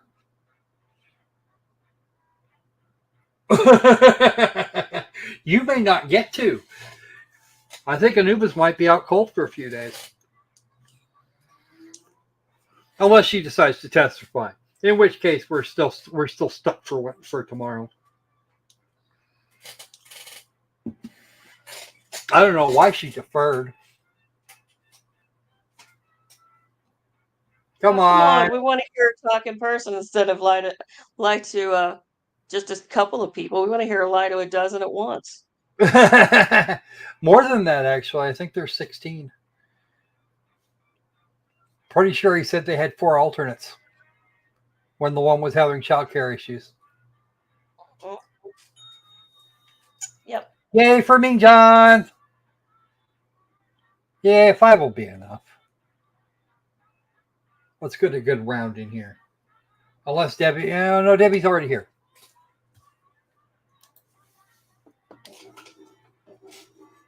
Also, Opal, if you're still here, and he may not be,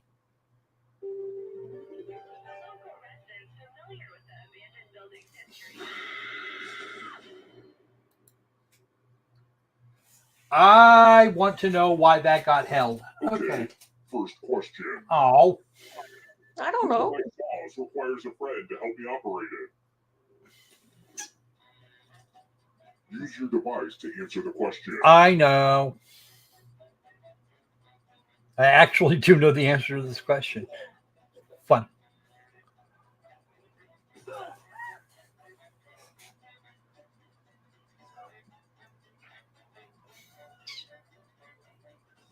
And the correct answer is... Yep. Who got the question right? Ooh. Nancy probably went with the coping saw. It's time. Housekeeping. We're at room 105. It's loser wheel time. Oh, jeez. Spin it. It's fun. Death by pop, death by nails, death by zap. Spin the wheel. I gotta admit, this is nobody's favorite game. And you get to live. That happened, but I have to honor the wheel. That's the first time I've ever seen the wheel just love on somebody. Here's where I keep them.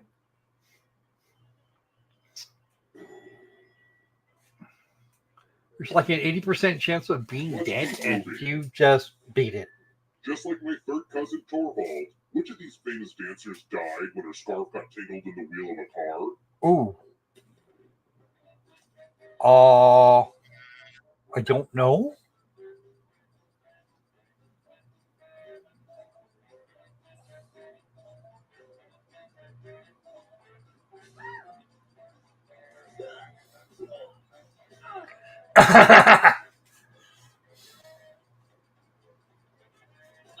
Who picked this? The rest of you, I want to show you something. Welcome to room 237. Yay, Kara. This one should be easy. Follow as many rules as you can before time runs out. Everyone else is playing too. If any of them correctly follow more rules than you, I will kill you. Well, we don't have Patty on board, so I'm guessing this is going to go better. Thanks. Well, it'll go better for our victims. You're all going to Maybe not die. Kara. Just so you know, all but one. Am I right?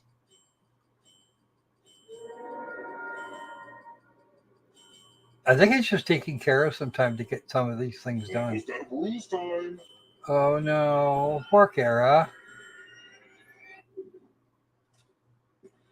There's always someone out there better at following rules. The 15 was the 15 was good.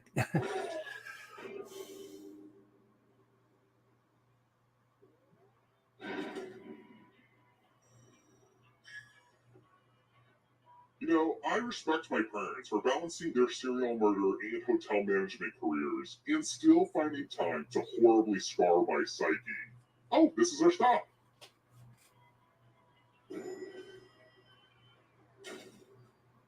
Let's try another one. GB? Which of the following is not something Rick Astley saying he's never gonna do? Oh dear.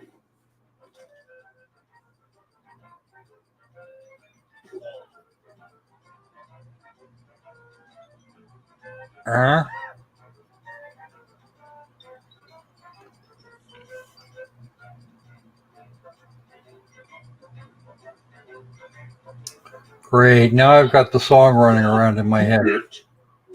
This. The rest of you who are still alive, time for consequences. It's time for donations. Oh boy. Here we go. Give money to each other. The person who ends up with the most money will die. But if you give to someone with $800 or more, I'll kill you instead. Begin.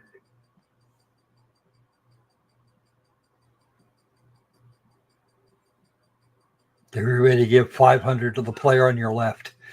Hurry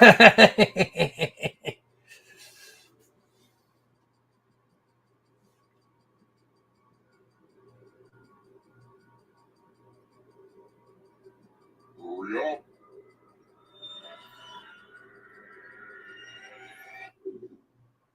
Time to check the receipts.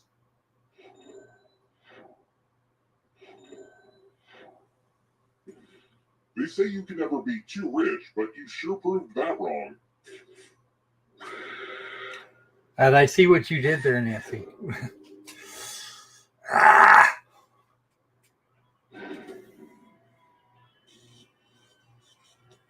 One of these days, I'm actually going to listen to that one completely through. Maybe someday, eventually. We'll go to the final round. Next question. What is the root of suffering?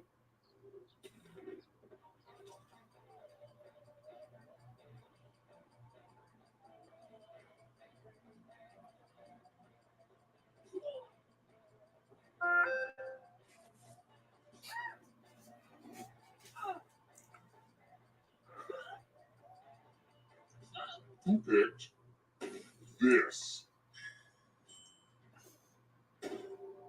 Come with me.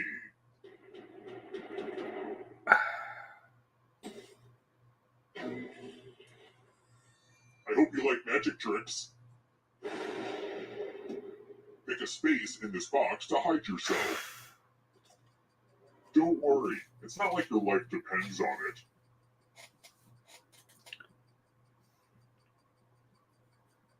Some are safer than others.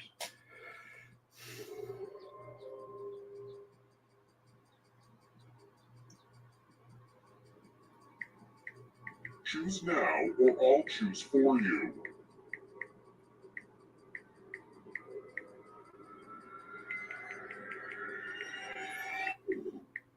I hate it when people are too lazy to pick their own place to hide.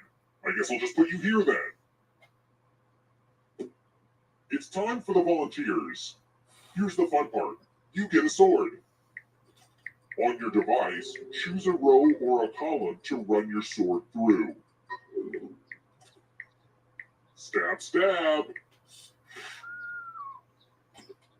I wonder if that'll grow back. No.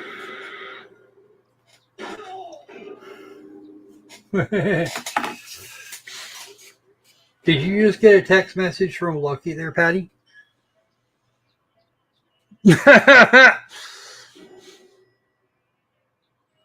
Debbie stabbed Nancy in the face. What color is the outside of a J. Airedale pumpkin? Mm-hmm.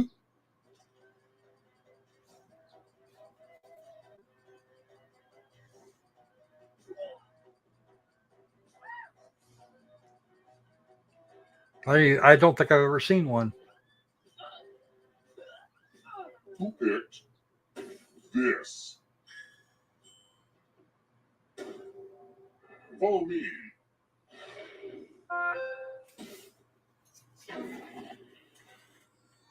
Let's do a spooky handwriting test. The ghost of my Aunt Mildred loves to write words on mirrors. She has her own consistent handwriting. Oh boy. Now, Aunt Mildred is going to write a different word. But so will everyone else. Draw a word on the mirror to camouflage Aunt Mildred's. Go ahead and start writing. Watch closely. One of these new words will be a word written by Aunt Mildred's ghost.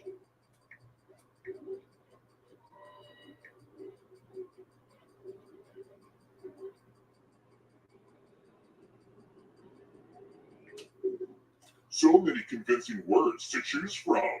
Now, type the word that Aunt Mildred wrote, or you die.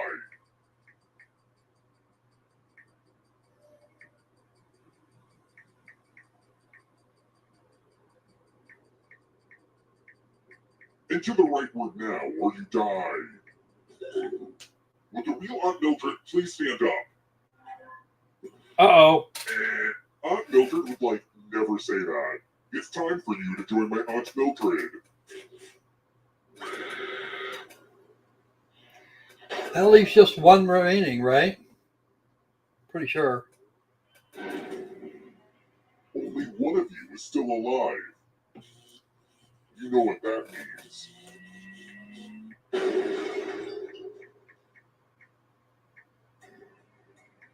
Congrats on making it here alive. But can you escape? Here's your first category. Marie Kondo's rules of tidying. Tap each answer that fits the category and then press submit.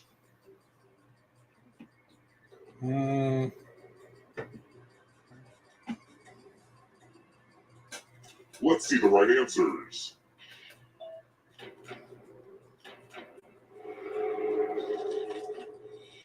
Actors in Sharknado 1 through 5.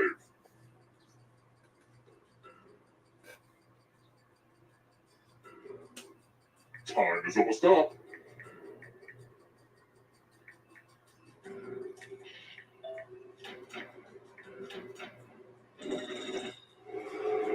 Here comes the next question. Alfred Hitchcock movies.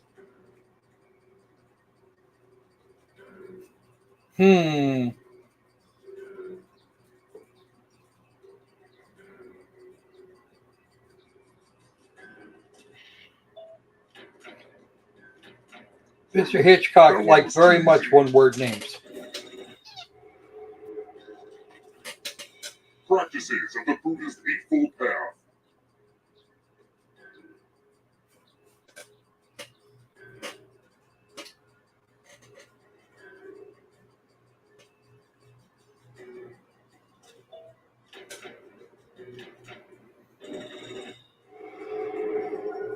Don't look behind you. Are you afraid of the dark? Volcanoes.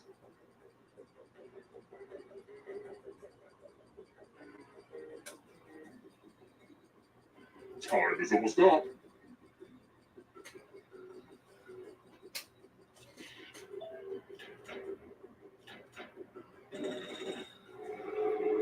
Ghosts can smell your life force. Boy Scout merit badges.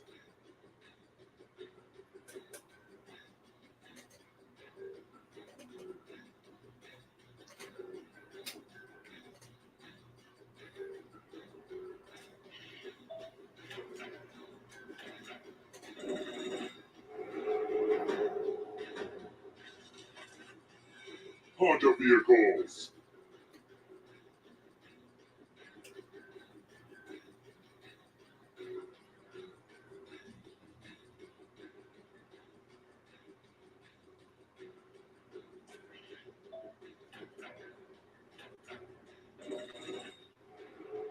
Away from the Debbie.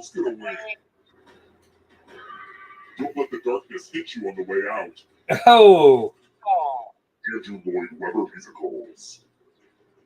Time is almost up.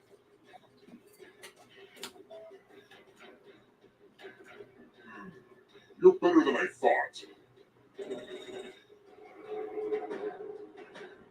The darkness approaches. Come on, Nancy, you can do it. If you want to break through that barrier, you'll need a perfect answer to this question. And that includes the third answer choice now, too.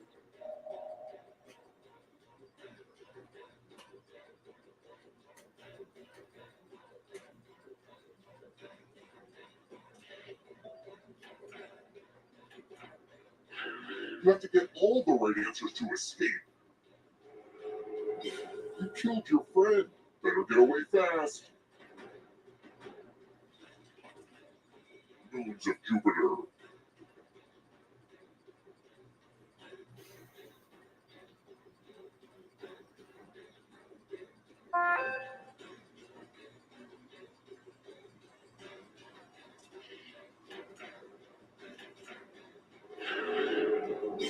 Another life force swap. Queen songs.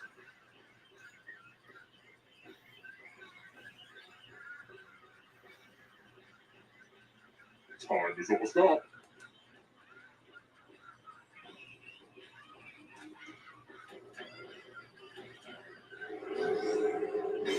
And Debbie cleared it.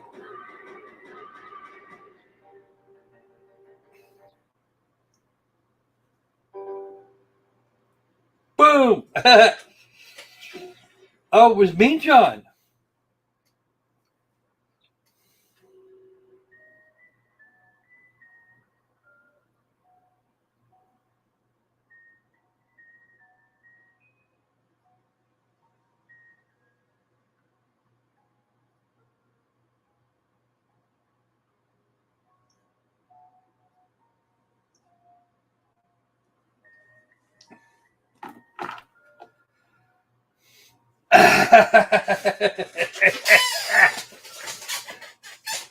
So you say, Mean John, so you say.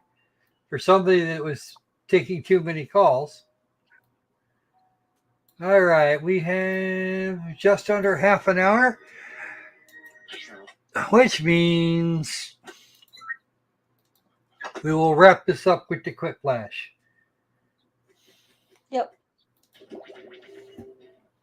Sounds like a great idea, Krakow.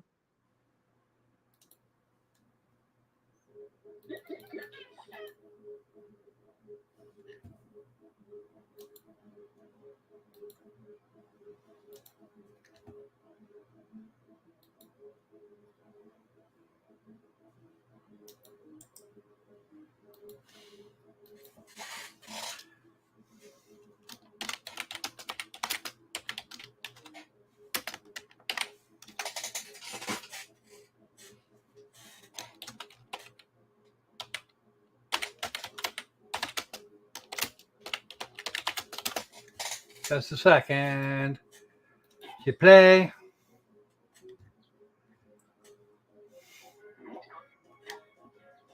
Put in this room code to play. FMZQ.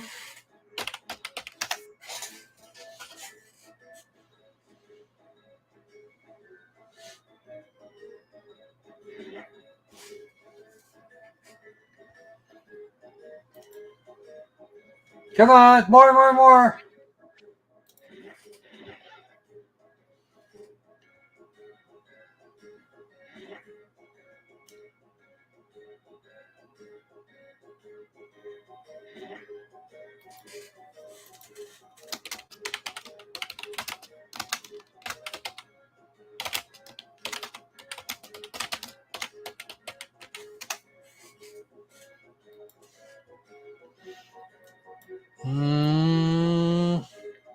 Mr. Oh, wow, Mean John.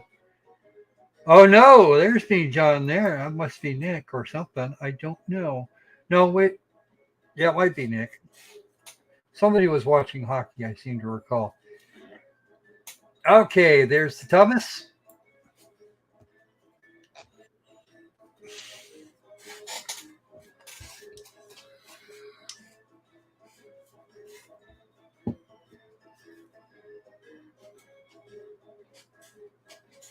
Come on, pick an icon, Tom. Let's do this thing. And another call. Be right back. All right. Yeah, we need Sandy. Where's Sandy? Where's my Sandy? We love our Sandy. We love our Sandy a lot.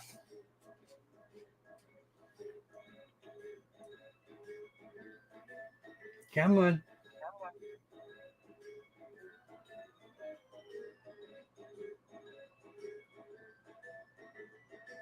Because we already got our gnome. I want to see Sandy. I want to see the Sandy versus McGnome snark. This ought to be hilarious.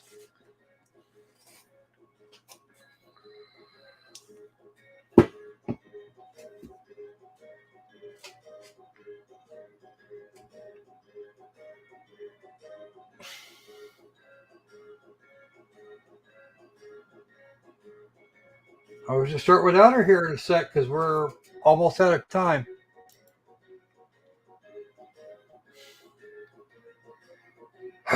Sigh. Oh well.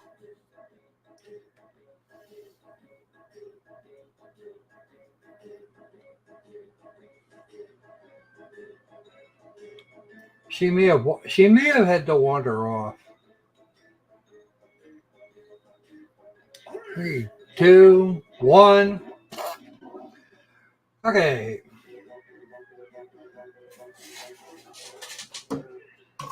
It's Quiplash. Or maybe she's trying to give the rest of y'all a shot at winning.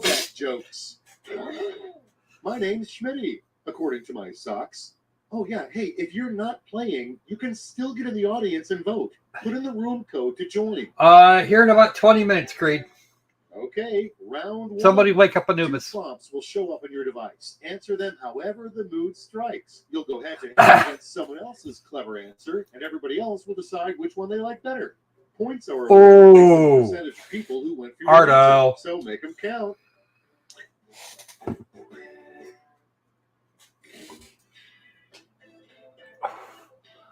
Just think, we even get an afternoon break, although I suspect it may be short. And the jury didn't have to do anything really this morning, so yeah, they did. Yeah, it'll be about 20 minutes. We got enough time for this round of quick flash if you guys type quick.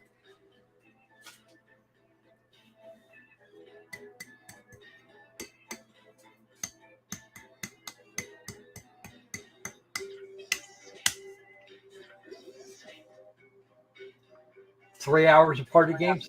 This has been fun. Oh, almost.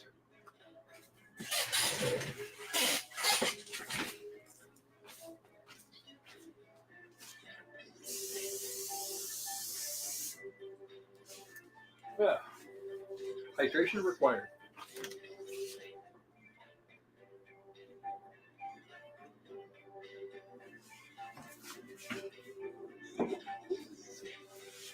No turning back now. And the first prompt is the strangest thing to discover in a mummy's tomb. Oh, her Bob.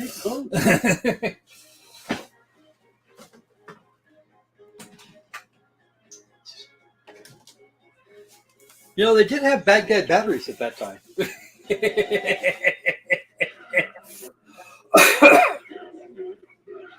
And next, Doctors Without Borders is a much better organization than Doctors Without Blank.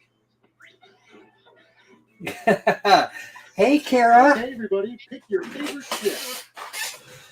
How you doing? Hopefully you're feeling better. I know the last time I saw you, I actually saw you. It was, yeah, it looked pretty. It looked pretty bad. Without further ado, a reminder that pops up on the devil's phone. Remember to blank today. Oh! Now it gets real. Pick your favorite. Yikes! Maybe we can have. Maybe we can have in when I do my week my weekend live stream on Saturday. That could be fun. Okay, what's Come next? hang with us and like start getting me failing at video games. Class. Okay. Oh! Oh!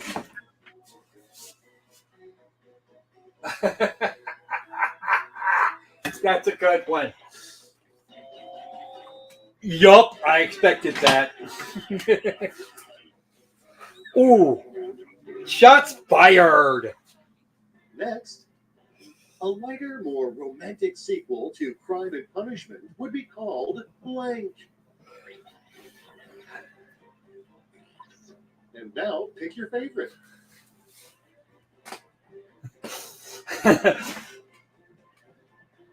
Oh, that's so fun.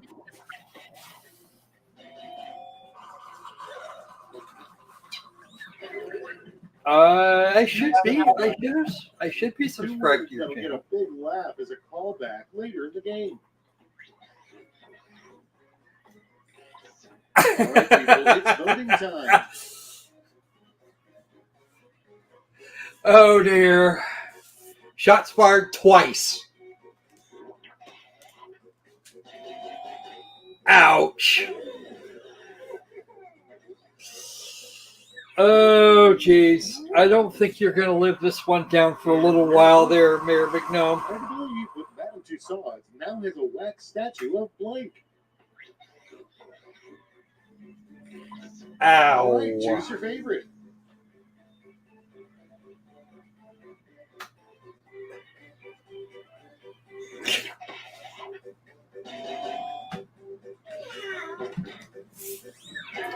Might have been the spelling error.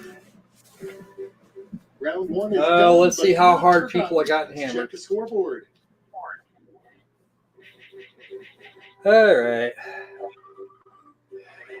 Oof. B. John, you have been very, very mean.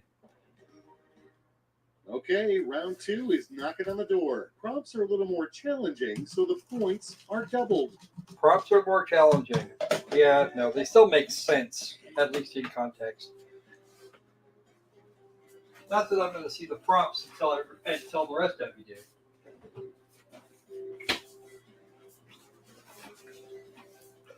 See, this would not be the time to start jump. That one takes a bit.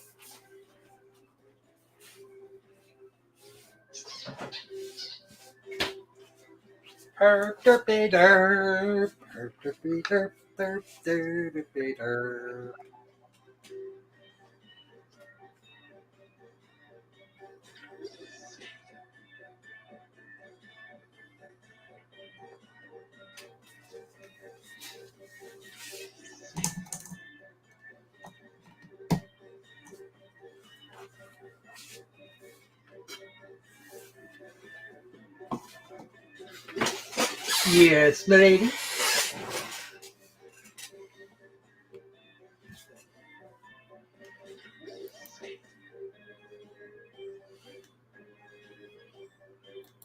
Can you give us your channel name, please, there, Kara?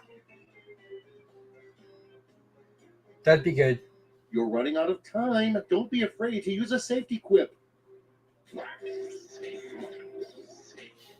You excited? I'm excited. Let's start with What's the coolest answer to the question, how'd you get that scar?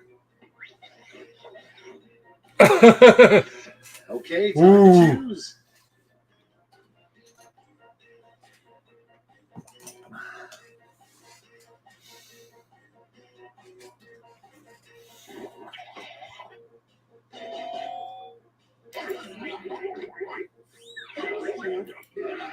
Moving right along. A new casino game you're definitely going to lose money on. Decisions, decisions. Choose your favorite.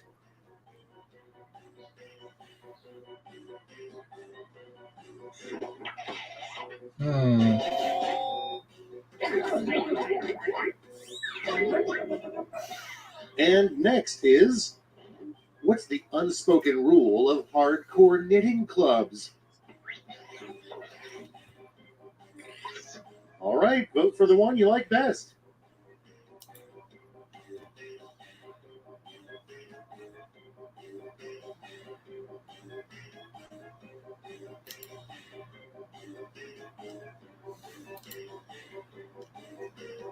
Okay, I went and subscribed, Kara.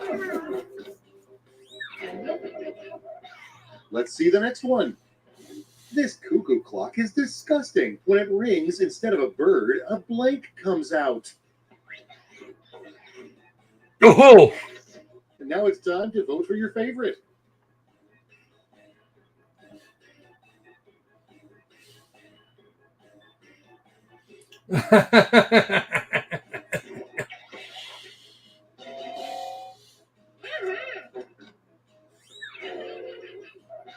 Next we have, a better wedding tradition than tossing the bouquet would be tossing blank. Nitroglycerin. Ooh. Here's the fun part. Ouch. Pick your favorite quip. That's probably that looks like a safety quip. Because ew.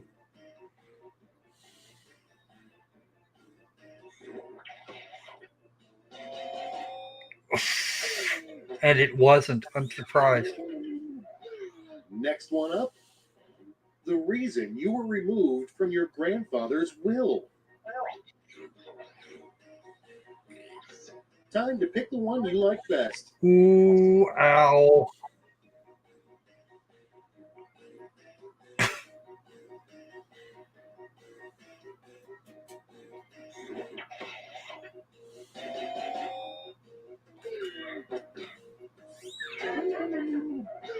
Next up, you should never sign a document that includes the phrase. And now it's time to vote for your favorite. Okay.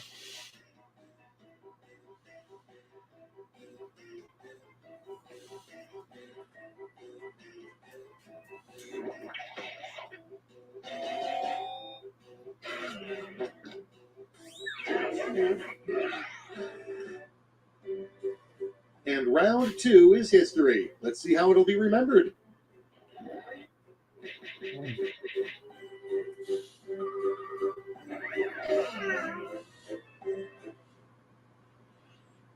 Doing good, Thomas. Two. Show them how it really works. Make a splash. You'll each receive a prompt that requires 3 separate responses. Easy stuff. Yeah. And seeing how we have an odd number game, you'll be going against me. How about that?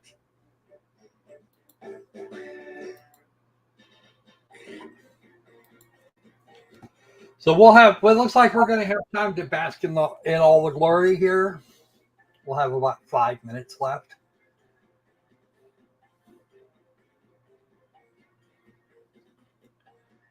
All right. I'm going to reinstitute the earlier poll. Now that we have a few extra peoples.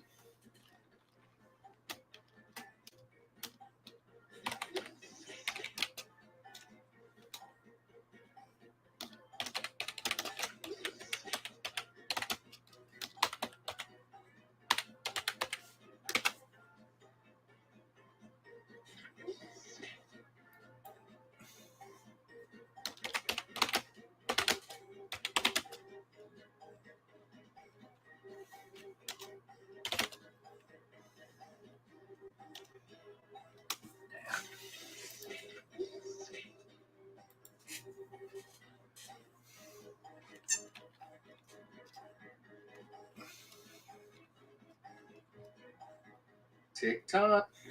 Are you ready for magic?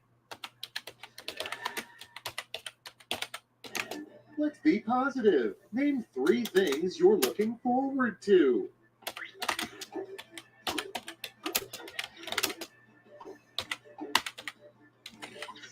All right, people, it's voting time.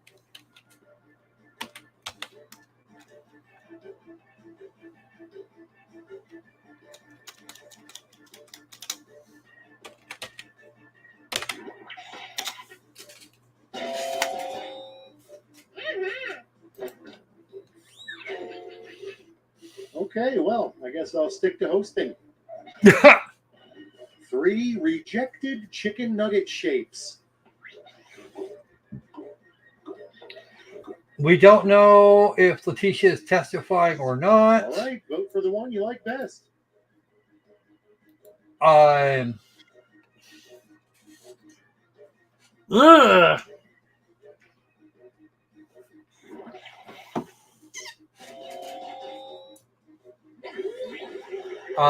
The lunch break has been going on for the last 3 hours, and it's just about over. We've just got a couple 3 minutes things left. that are the real treasures we found along the way.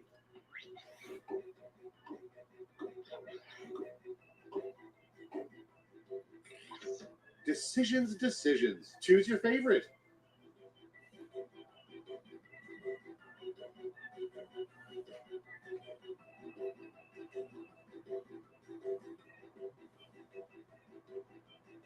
Yeah, well, they had a scheduling problem. And the witness of 3 warnings they need to put on the side of beer cans. of silliness. Here's the fun part. Pick your favorite quip. Who?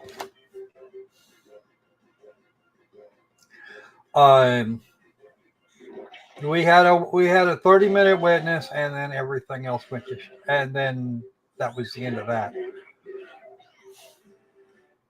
Give me those final scores.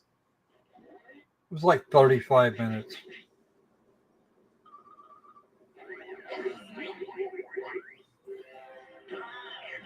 Still did pretty good there.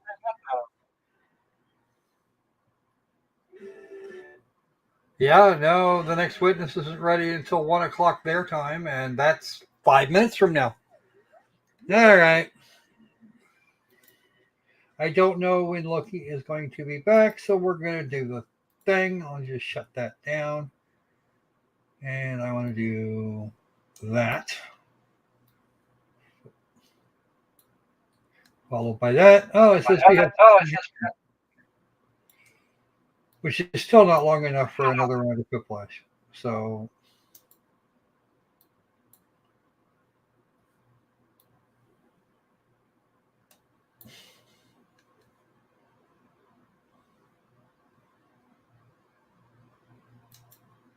my bad.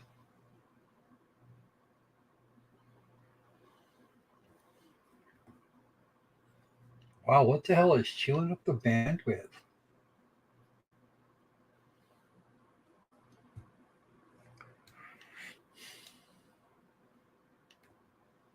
I might have to refresh that.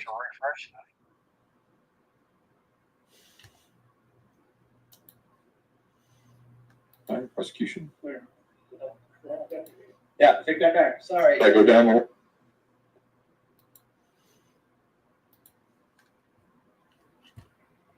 Sorry, folks. The feed is buffering currently. I don't know why.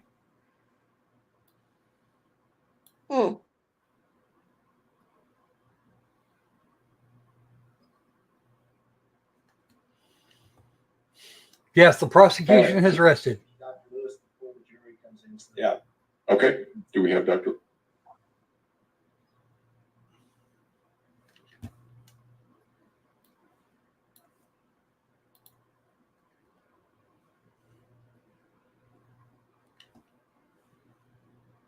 Click here, click there, and I should probably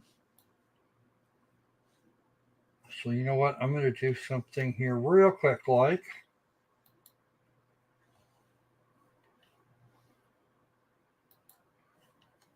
Let's see if it's me.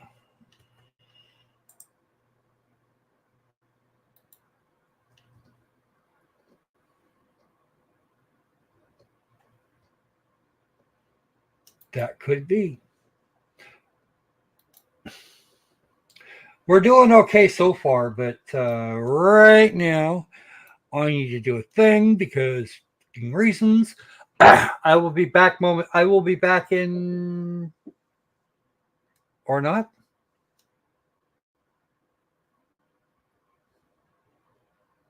Nope. I'll be back in a minute.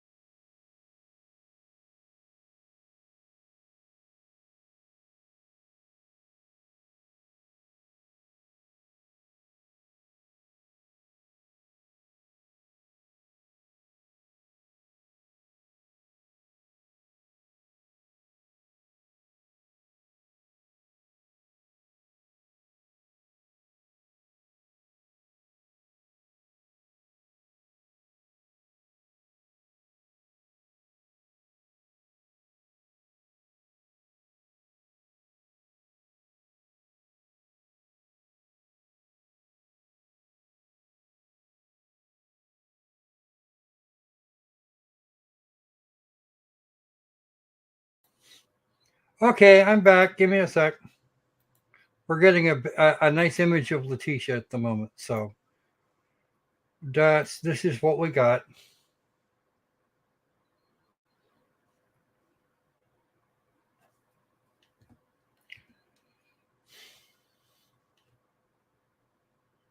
And no audio either. I've never actually been a fan. Watching it is fine, but I don't dance particularly.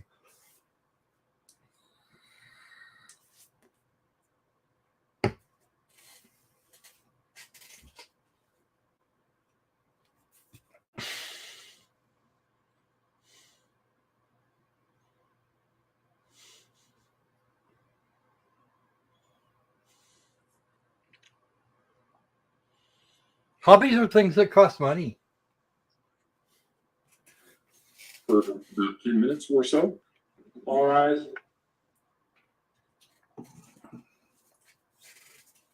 She got up. She sat down. Okay, they just switched to a different camera.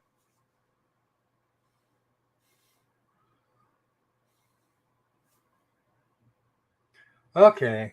Yeah.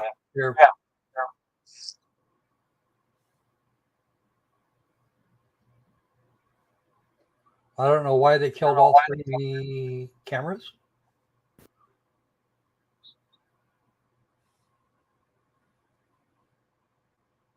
Oh, I see why. Because they're going on break for another 10 minutes to make sure they have all their ducks in the rows.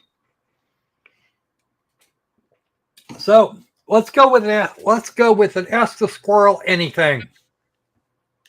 Almost. There are some things I won't answer.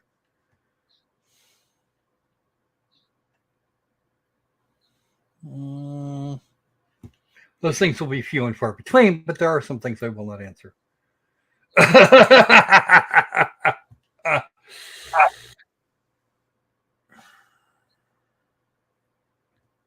What was I thinking about? I was thinking my brain has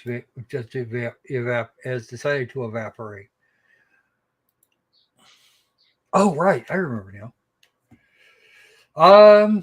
Ooh, good one. Actually, I do like origami. I just don't. I haven't been able to do very much of it in recent years.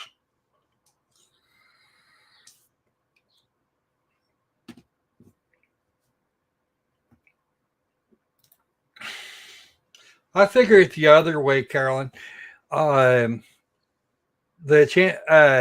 She might as well testify. She's being paid for it either way.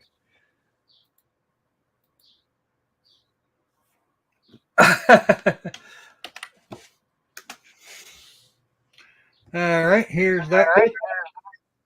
Don't forget to do all the YouTube-y things. Every bit of this text. Ooh, favorite shows. Ooh, not much recently, actually. As far as recent stuff, there's almost nothing. I don't actually watch a whole lot of TV and haven't for a while.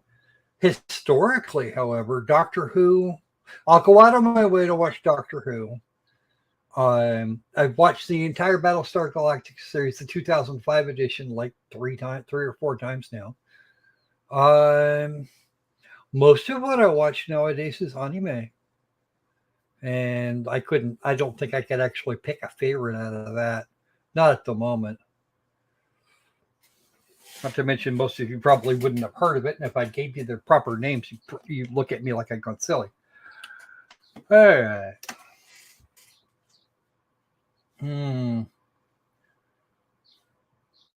As far as I'm concerned, Star Trek pretty much ended with Enterprise. We don't talk about Discovery. Although I've heard there is such a thing. Haven't bothered to watch Lower Decks. I think I saw I saw 2 episodes of Picard and went, you know.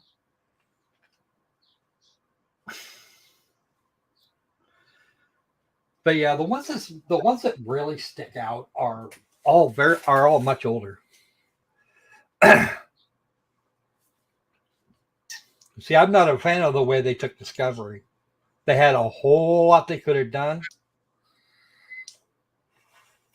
Funnily enough, I haven't watched all of Voyager or DS9, but I liked them both. I just didn't have the stuff for it. I didn't have that time at all. I didn't exactly have access to everything. I will check out Lower Decks at some point, and Picard's got a lot to do if they want me to come back to it. They better make season 1 worth it. Funnily enough, in my opinion, that's actually wrong. DS9 nor Voyager. I actually like, if you want to talk about Star Trek, I disagree, Mayor Wrench, but it is actually a fairly near thing. Lauren Green did really well as Adama. I think I actually like the newer version better. It's, yeah.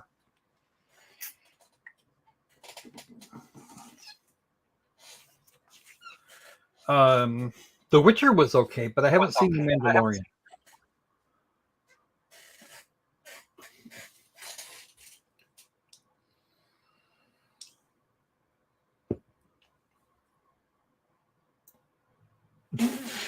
Now, I have seen every episode there is of Red Dwarf, Ardo. It kind of went at season 3. Yeah, that last episode was kind of.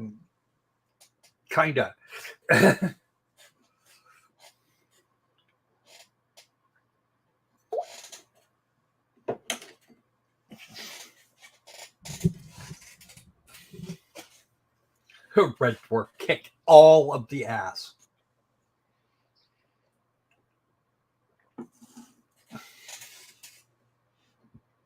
Yeah.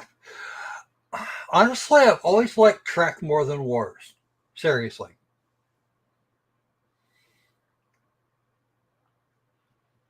I've always liked Star Trek, and not as much Star Wars. Star Wars was cool when I was really, really, really young. And then it went to shit. Because it went to shit. Next question.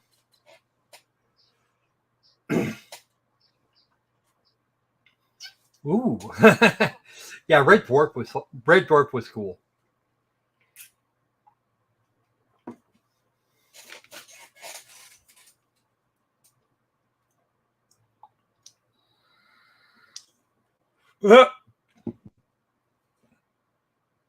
I won't necessarily disagree with that, Nanny, but still, they spun a good tale for the second one, for the second edition, which is kind of why I liked it more.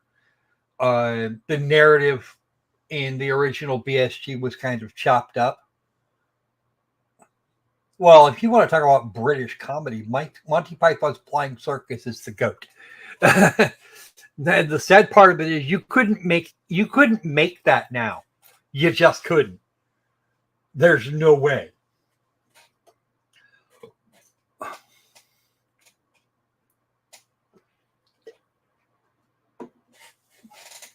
I put some links up above. Please be kind and give them clicks.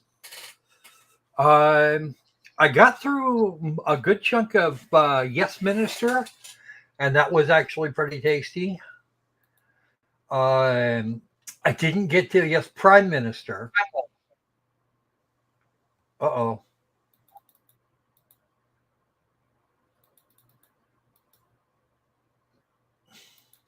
I only watched the first couple of episodes, and I found it incredibly strained.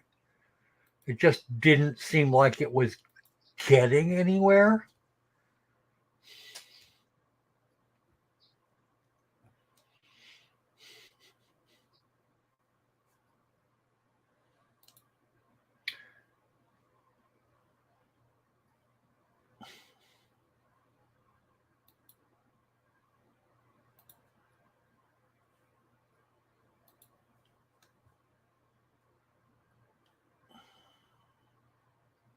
Uh-oh.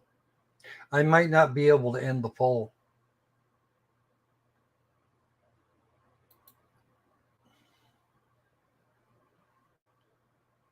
Because it's not showing. Oh, Faulty Towers was brilliant. We love just some Faulty Towers.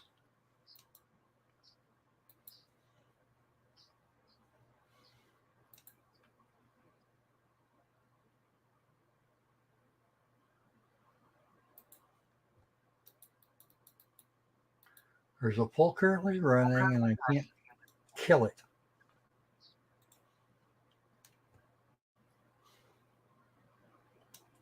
Because the poll's not coming up over here.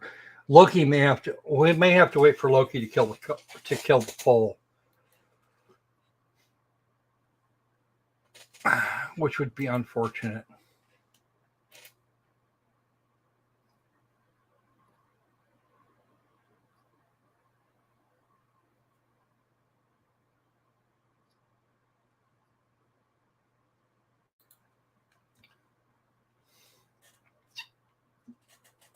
No, you haven't missed anything. You have missed almost nothing, Iris. We got a shrink that she saw like twice for anxiety, but that's about it. Dave Allen. Who is Dave Allen? I don't know.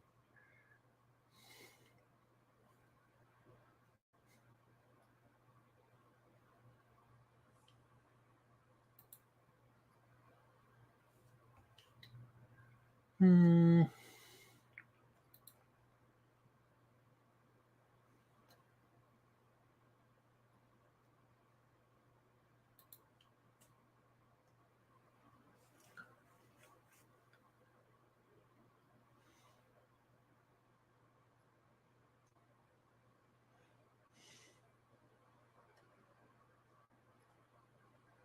Hmm.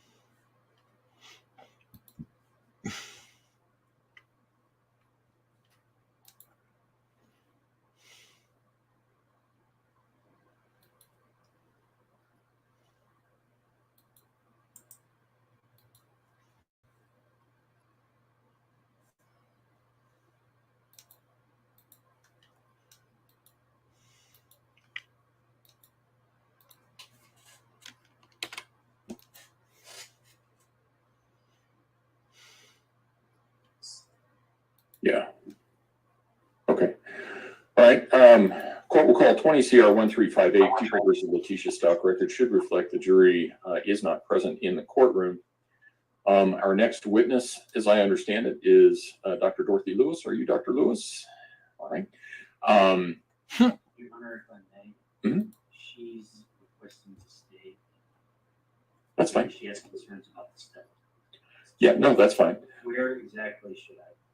I was trying to figure that part out, actually. Maybe right next to the witness stand. Yeah.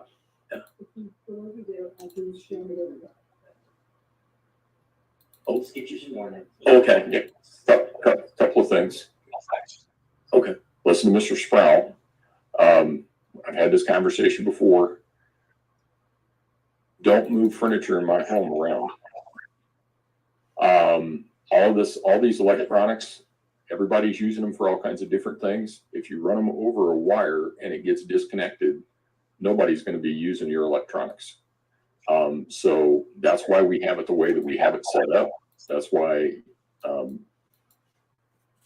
you need to ask before you start moving things around. Wouldn't be right if I went into your office and started moving stuff around either. So let's not do that. Dr. Lewis, if you would raise your right hand. Do you swear affirm the testimony about to give in this matter will be the truth, the whole truth, and nothing but the truth? Okay. We have had, just a minute, we've had some conversations and a couple of things. I understand that you had a meeting with Ms. Stauch and Mr. Tellini on Sunday. Okay. You can't really mention anything about that or anything that you learned from that. I see that you're puzzled by that. In Colorado, the rules governing trials and my orders are that all expert reports are to be provided to opposing counsel no later than 35 days prior to the time of trial. I know that may be a surprise too, because your report was not provided 35 days prior to trial. I am allowing you to testify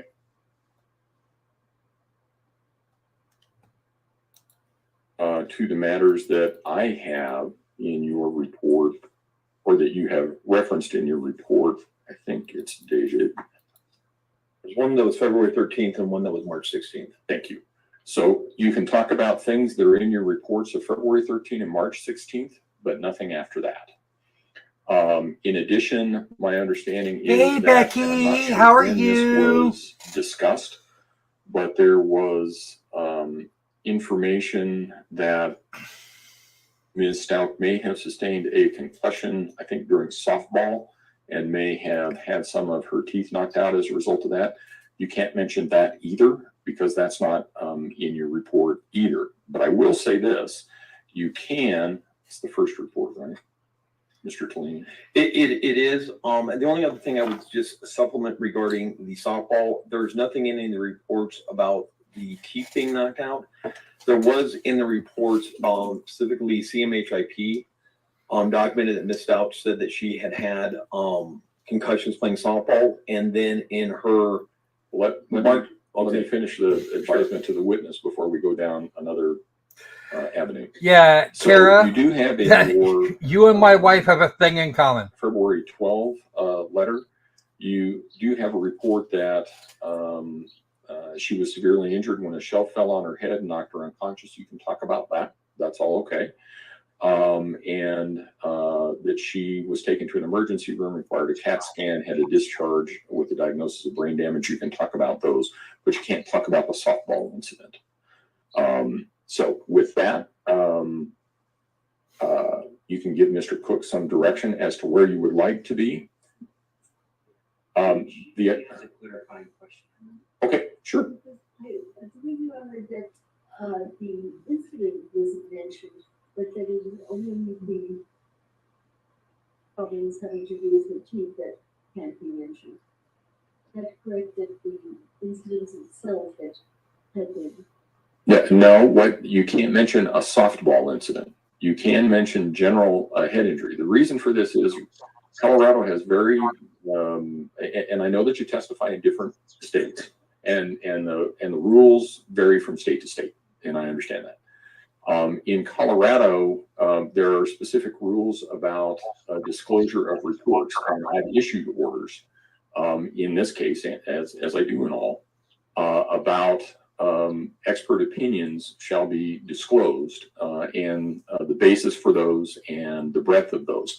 And typically that means that if it's not in your report, you don't get to talk about it. And I've looked through the report. There's not a mention of a softball incident in your report. There is a mention of the shelf falling on the head. Mr. Tellini in a minute is going to tell me that you should be able to talk about the softball incident because it's mentioned in a CMHIP report. I understand that, but you don't have any opinions in any of the reports that you issued that reference how the softball incident play into your opinions. Does that answer your question? Okay. Okay. And we have two options, maybe. You can sit next to it. No, she's fine. Would it be okay if I finish my whole? Oh yeah. My whole statement. Okay. Yeah. All right.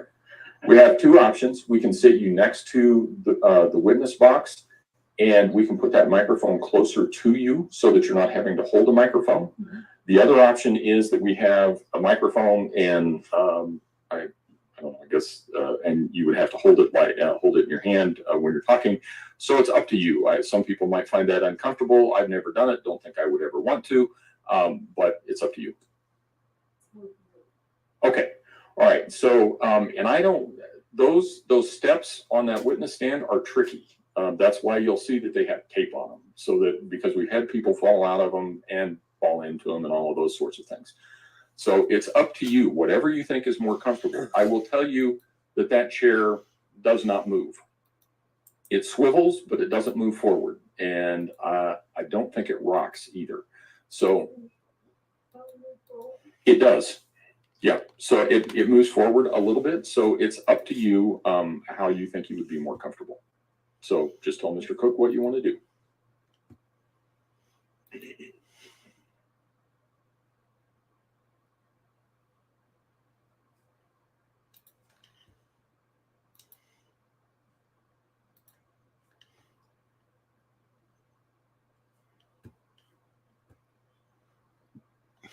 Try to get there.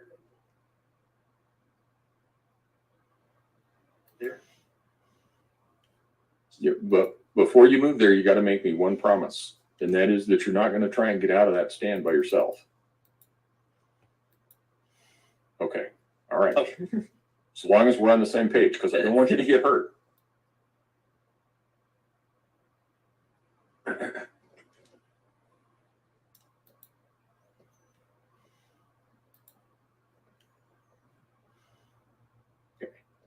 And then That works. Does that work? Okay. All right, let's go ahead and bring the jury in then.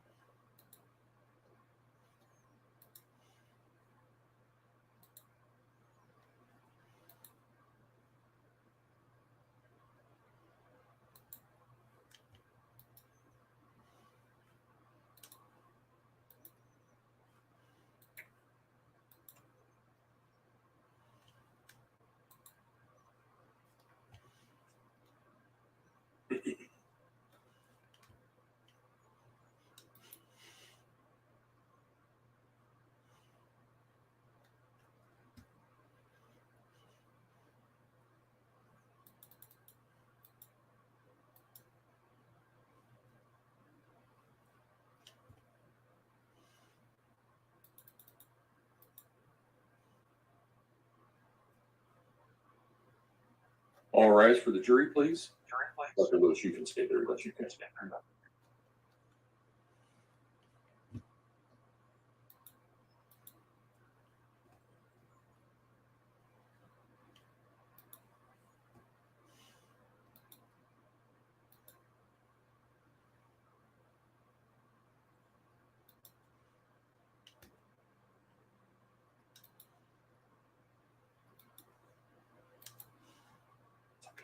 Thank you. May all be seated.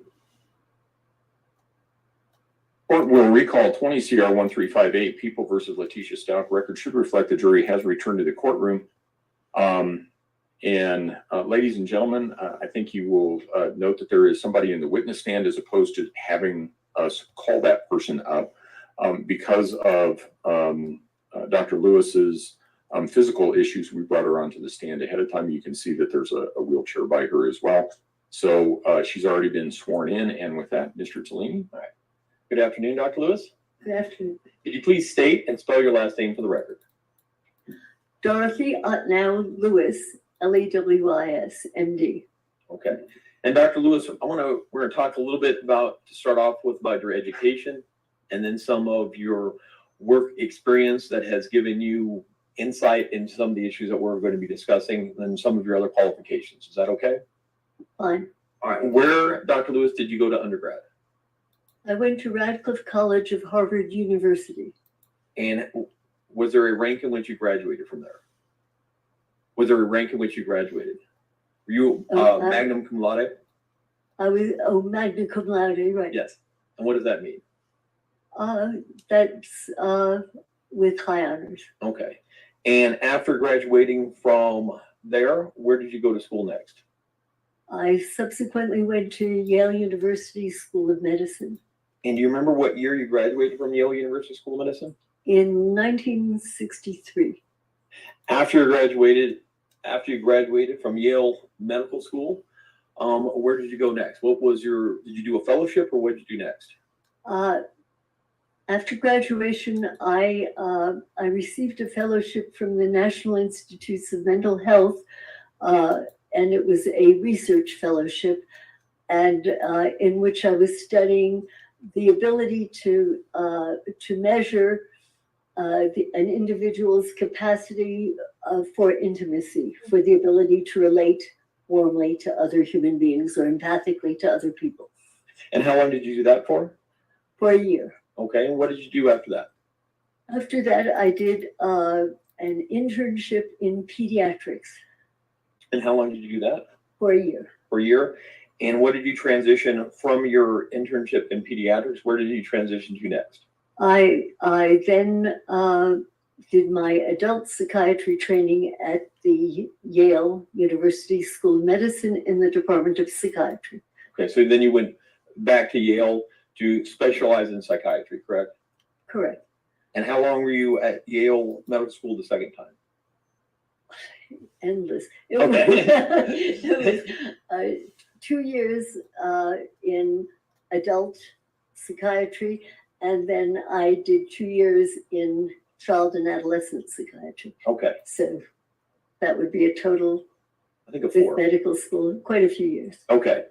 And then with your training, specifically in adolescent and pediatric psychiatry and psychology, what did you use? Where did you take that training and where did you go to next? When I studied adult psychiatry, I did my first year of training at the West Haven VA hospital, and then the second year of adult training was completed at Yale New Haven, mostly on the inpatient service and in part on the outpatient clinic. What kind of stuff did you see when you worked with the VA? Everything. Everything. Yes. It was primarily men, and it was individuals who had varying amounts of experience and time in the service. But it was an inpatient service, and much of the time I was on a locked service because it was with patients where there was a risk to themselves or perhaps to others, were in an open ward. Okay. And then after that, did you move on and do other stuff in either pediatric or adolescent psychiatry? Yes. After the adult training, I spent 2 years at the Yale University Child Studies Center, and this was actually most of the training there was outpatient training, in diagnosis and treatment of children and adolescents. And at some point in time, did your training in pediatric and adolescent psychiatry come to kind of intersect to some degree with the court system? Yes. Could you explain that for us? Yes. During my training in child psychiatry, I became interested in the juvenile court in New Haven. And so I began by just spending one day a week at the juvenile court, just sitting, listening in, and being available if there were any way I could be useful. And at that time, it became clear that the court was handling some extremely emotionally, psychiatrically, sometimes medically, neurologically disturbed children and their families. And what is more, they really had no services to offer these people. So what I did is I collaborated with the head of probation and also with the chief judge at the court, and we applied for a grant to create a clinic at the juvenile court in New Haven. And to the best of my knowledge, I think it was the first court clinic, period, psychiatric clinic in Connecticut that had ever been. I could be wrong, but I'm pretty sure that it was. And to the best of my knowledge, I worked there for quite a few years, and it has continued to be funded, and it continues to exist. Exist even today? I think so. Okay. Were there a time then when you kind of moved from working with adolescents to an older population with psychiatry? Yes, I'm trying to think of any exact when that occurred. Well, do you remember being invited to join either the facilities of Columbia University or New York University or NYU? Well, there was another year in between them. Well, what happened in that other year then? I'm sorry. While at the juvenile court clinic, the purpose of the clinic was one, service, and to the court and to the families there, and also research if any research issues came up to study them. And so I worked with a neurologist, a social worker, learning disabilities people, what have you. And we discovered that there were a fair number of pretty serious psychiatric, neurologic disorders in this group. And what we did is we did some studies to try to measure, were there any differences between, let's say, ordinary adolescents in the New Haven area who were not delinquent, and the court clinic population, and we found that indeed there were, and we published some papers on the differences between actually some of the fairly severe neuropsychiatric problems that distinguished the delinquent group from the other group, from the matched group of non-delinquents. And somehow our work became better known. And then We're going back and talking about that work. Were those in what are called, back to those articles being published? Were those published in peer-reviewed journals? Yes, I believe so. And what is a peer-reviewed journal? A peer-reviewed journal is it's a scientific journal, and it's a journal in which you submit your whatever your research findings are, and then they are reviewed by other people who are experts in your field, often bigger experts in your field than you are, and they're reviewed to see whether they merit being published or not. And they were. And subsequent to that, I think I'd forgotten to mention, I received a call from someone at the state, somebody in, I think, in corrections, and they had some funds in order to study juveniles at a correctional institution in Connecticut that had been created for seriously aggressive delinquents. It was a kind of new concept. And they asked whether I could put together a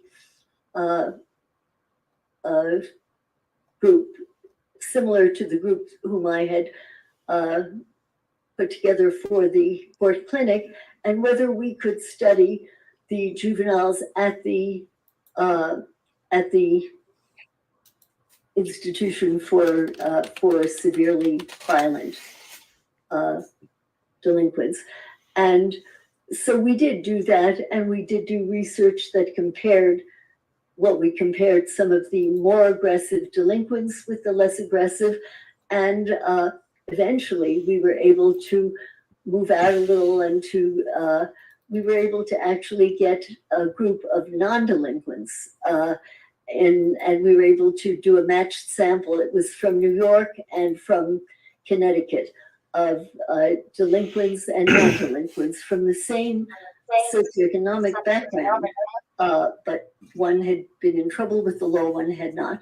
And we published that. I think that was maybe one of our more influential kinds of papers.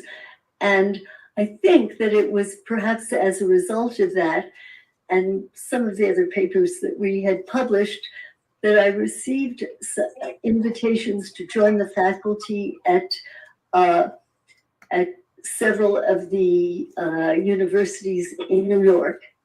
And so I moved my work, and I moved to New York. I moved my work to New York City. And back to those studies that were fairly influential, was part of the reason they were influential is because they were kind of groundbreaking and contrary to how people had been looking at juvenile offenders prior to that. Oh yes, they were different from what I had expected when I began my work. It was during the era of West Side Story, where we're depraved because we're deprived, right? And really, that was how I had trained and what I expected to find. And I was surprised to find what I found at the court clinic, and then later at the school for delinquent kids. And yes, it was new, and it's always been an area of disagreement, of argument, of questioning. But I think by now it's fairly well accepted. But at the time, it was a surprise to me and to the people who read our work. Okay. And then you were indicating you moved your practice to New York. Where specifically in New York? Well, I received invitations to join the faculty of Columbia University, Cornell University, and New York University. And it was, it was a difficult choice, a kind of heady choice. And I decided to pick NYU, New York University. It may have been the least prestigious of the three, but they had a prison. And New York and Cornell and Columbia, they were not delighted having services for violent adolescents or violent adults, whereas NYU, first of all, its base is Bellevue Hospital. And Bellevue was the very first, I believe, the very first general hospital in our whole country, anywhere. And NYU or Bellevue was very well known for having a prison unit in it.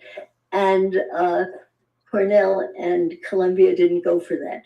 So I decided to take a position at NYU at Bellevue, and I commuted there for about 20 years from New Haven to New York. And then, so that allowed you to continue doing research in a certain population. And how are they going to manage that one, Mayor neurological and McDonald? psychiatric things affect that specific population. Would that be accurate? Yes, it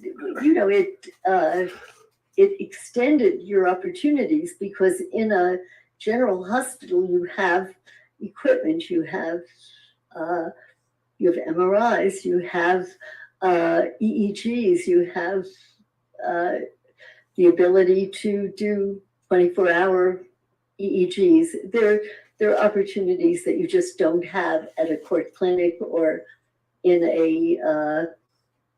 a detention facility, so that it did give you an opportunity. Also, it had other faculties. They're all different fields in any general hospital, so it gave you the opportunity to consult. If you didn't know what was going on or you had questions, you had other people you could ask and you could consult with, so that it was an ideal place to try to do research on. And by this time, the research was on the correlates of violence, and I was asked distinction just a between second. what perhaps creates a violent individual and what kinds of. I was things may asking how your mayor was planning on handling that. And I've done a lot of times that's not even doable, especially if that information goes public. Articles published in peer-reviewed journals. Yes. If you were just going to guess off of the top of your head, how many articles in peer-reviewed journals have you had published that specifically go to kind of this type of thing you're talking about, criminal acts in neurology and psychiatry? Well, almost all of them are in that field. I haven't counted. My guess is somewhere between 100 and 200. But I don't know. And then at some point, because of the articles that you had published and the research that you had been done, were you then starting to be requested to do evaluations or consult on criminal cases? Yes, actually, you remind me of how this did come about. Okay. We had, I had started to do a study on homicidal young children, and it turned out that that in our young ward for kids, psychiatrically impaired children, that there were a high percentage of actually homicidal young children. This was a shock to me. I did not expect this. And when we published, we actually would categorize what we found, because it was hard for us to believe and hard for others. But a child tried to set fire to her mother's hair. Another child attacked a babysitter with knives. So that it was a surprise. And it was published, I think it was published in the Journal of the American Academy of Child and Adolescent Psychiatry, or in the American Journal of Psychiatry. But now I recall how I came to see adults. The article came to the attention of Diane Sawyer, who was on television at the time in a morning show.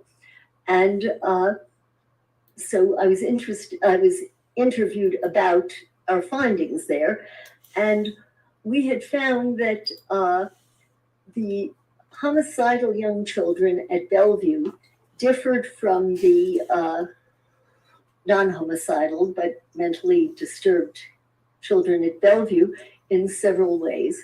One was that there were histories usually of very severe physical and or sexual abuse. The extent to which emotional abuse contributed, we were not able to really measure well. But a combination of that, a history of severe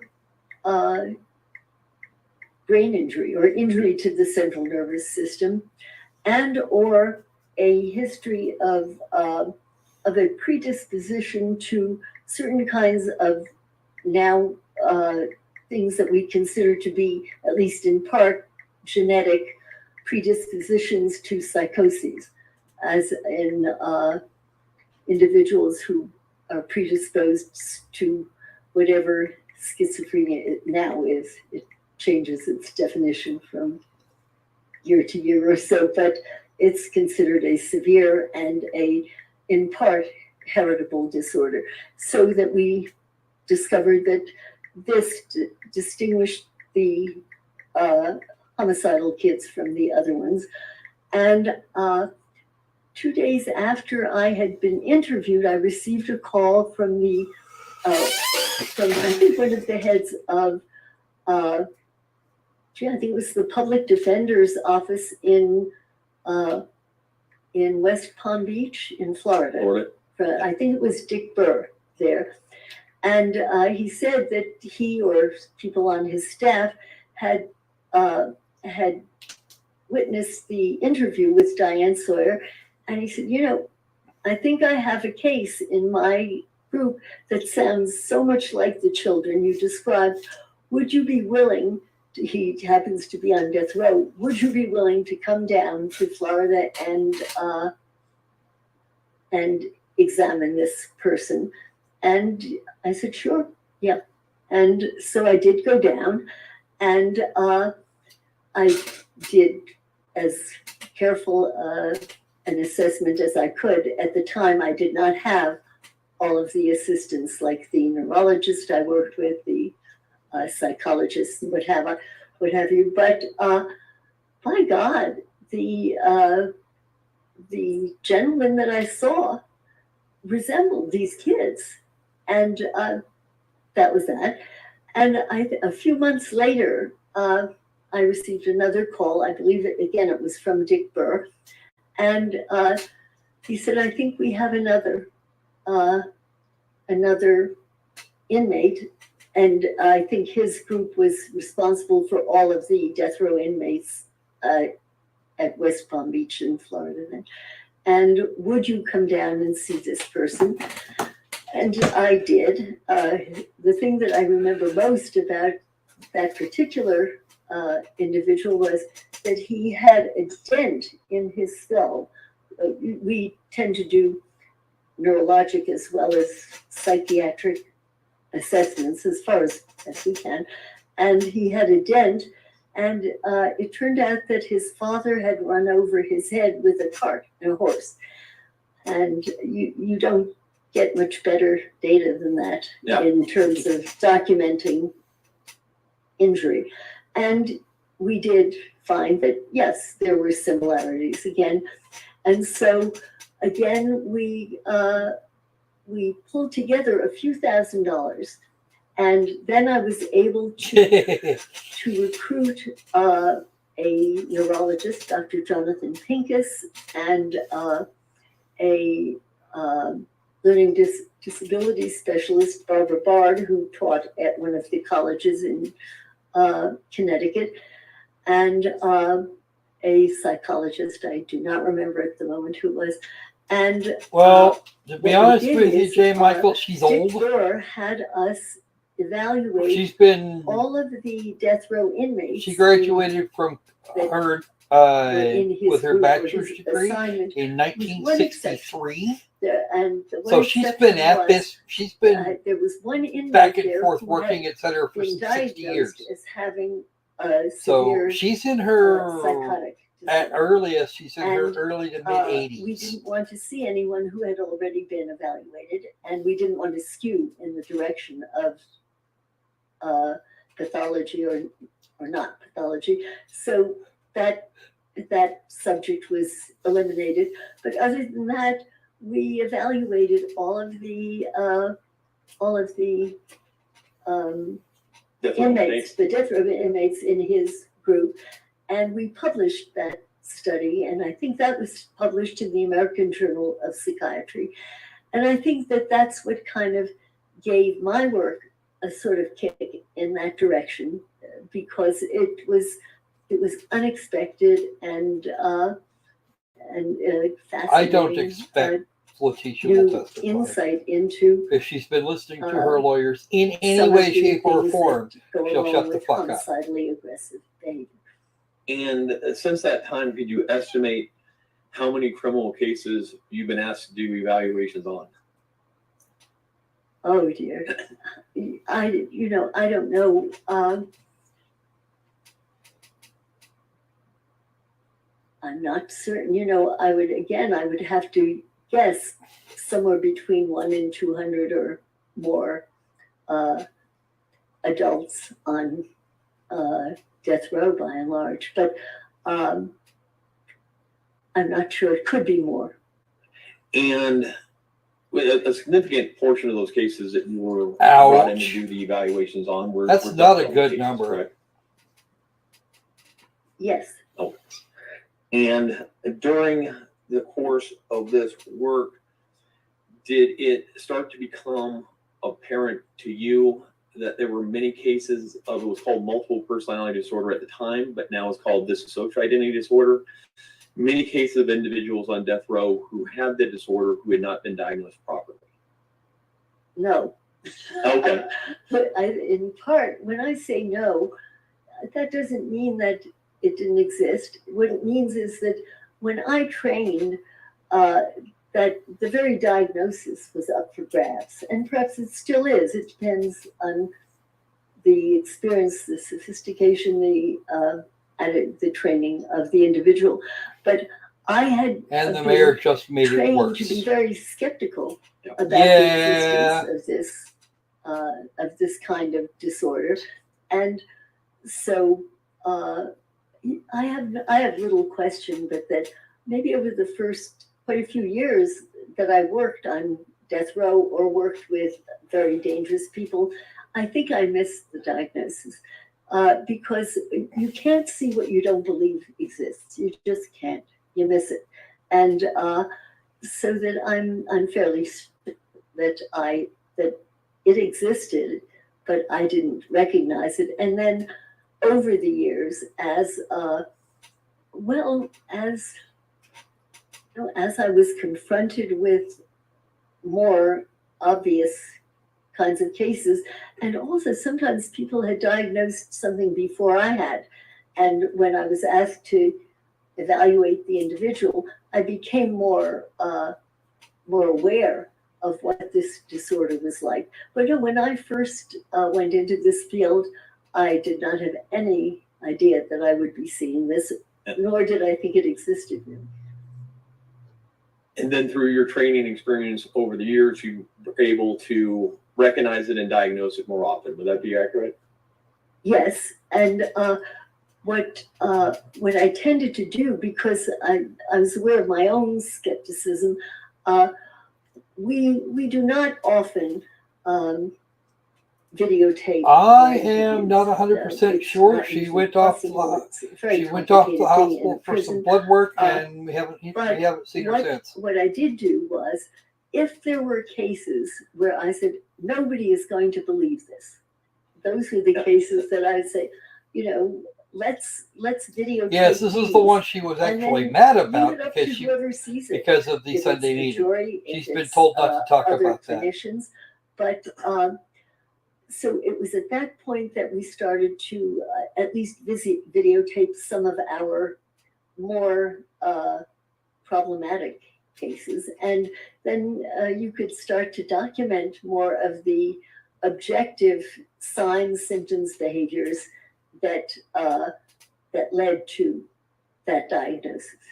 And have you published peer-reviewed journals on either multiple personality disorder or dissociative identity disorder, as is now known? Yes. Do you know how many? No, Okay. I don't. I can think of one that I think is the most maybe important one that we published, and the reason was that in a lot of these kinds of cases, particularly cases where there is a question of malingering or of trying to get away with something or what have you, you really want to Not quite. to be able to But in the document time frame something she's talking that you about, didn't create. video was They set eyes on video because cassettes and the when equipment to people do make that this were very diagnosis, expensive. They're often accused of suggesting it, and so what we would try to do is at least document and videotape when there were data that antedated our contact with the individual whom we were seeing, and that's how we would get objective evidence. Well, yeah, you got to that feed them something somehow, exists. Mayor Rich. And you also ended up writing a book based primarily on your dealing with death row inmates who suffer from, at that point, I think it said multiple personality disorder or dissociative disorder. Yes. What was the name of that book? Guilty by reason of insanity. And then you've also been the focus of a documentary that was on HBO. Yes. So you told me a little bit about that. Here.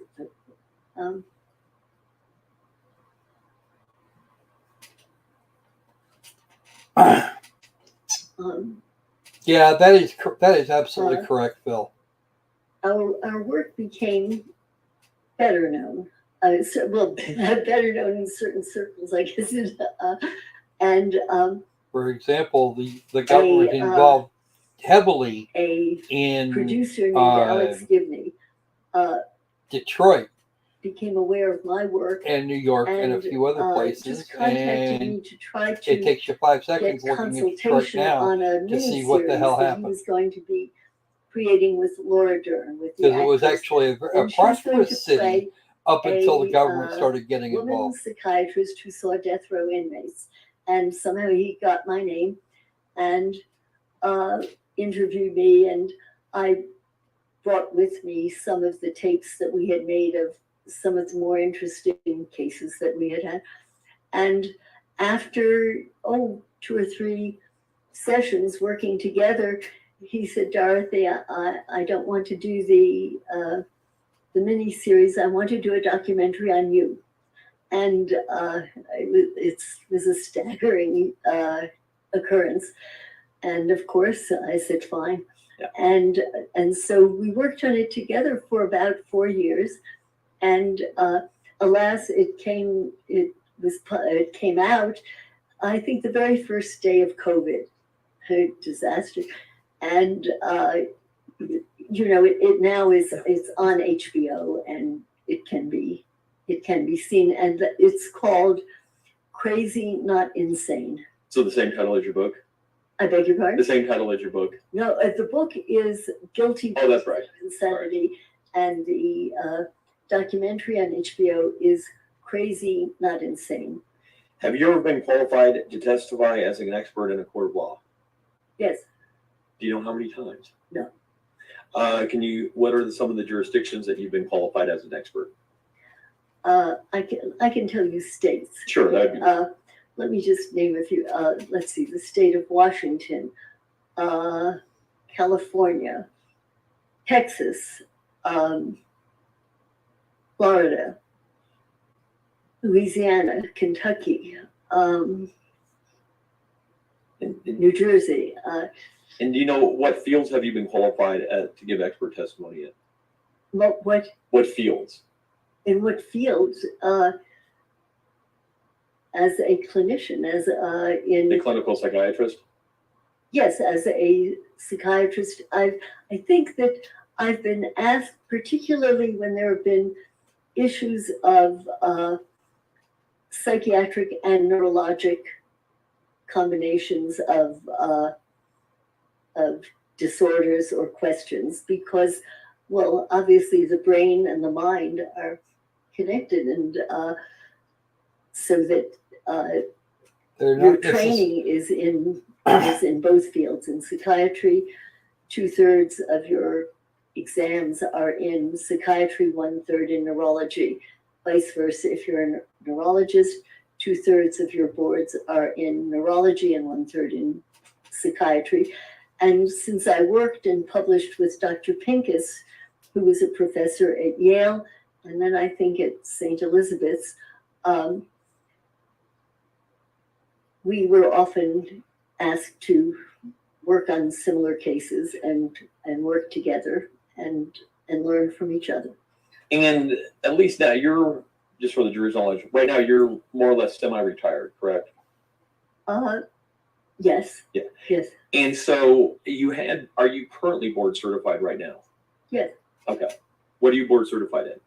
In psychiatry. In psychiatry. Your Honor, at this point in time, I would offer Dr. Lewis as an expert in psychiatry and ask her to be allowed to issue opinions in accordance with prosecution. May I vote aye, Your Honor? On qualification. Yes. Okay. Good afternoon, Dr. Lewis. How are you doing? Hello. My name's Dave Young. You and I have never met, correct? Correct. I just want to ask a couple questions about what you're doing now. What does semi-retired mean? Well, I've retired from teaching teaching regularly at NYU and at Yale, although I may give a talk now and then, or in another setting, I may be invited to do a presentation or give a talk. And I'm working on analyzing data. We have a great deal of data that have never yet been analyzed, so that I'm working on that. Yes, and, I agree. Working on writing and on occasion accepting a case such as this to assist in the diagnosis or it's usually of a violent individual. And when you testified earlier about certain circles recognize you as an expert in the field, what did you mean? I don't recall using the term certain circles. Could you remind me? Sure. I forget what the question was, but you said that you were being recognized as perhaps one of the pioneers in dissociative identity disorder within certain circles. Do you recall saying something like that?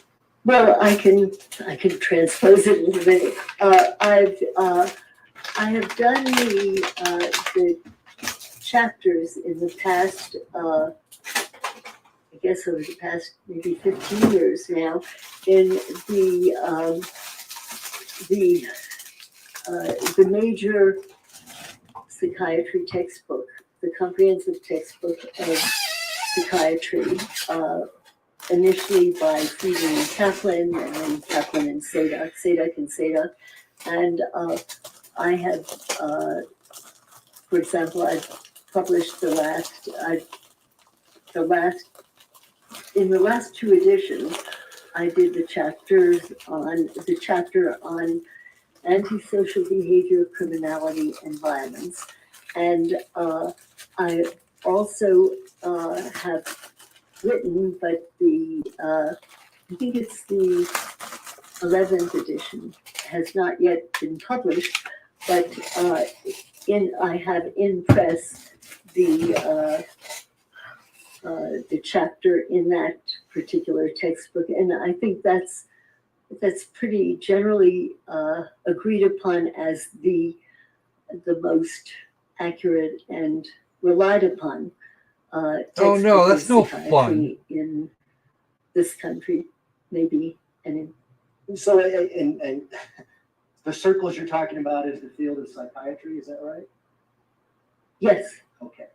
Now, are you licensed to practice medicine in the state of Colorado? No. Are you licensed to practice psychiatry in the state of Colorado? No. Are you licensed to conduct forensic examinations on defendants charged with criminal cases in the state of Colorado? I believe I'm recognized as an expert and permitted to do that, but I don't have a license in Colorado. I've tried to maintain, for the most part, licenses where there is reciprocity.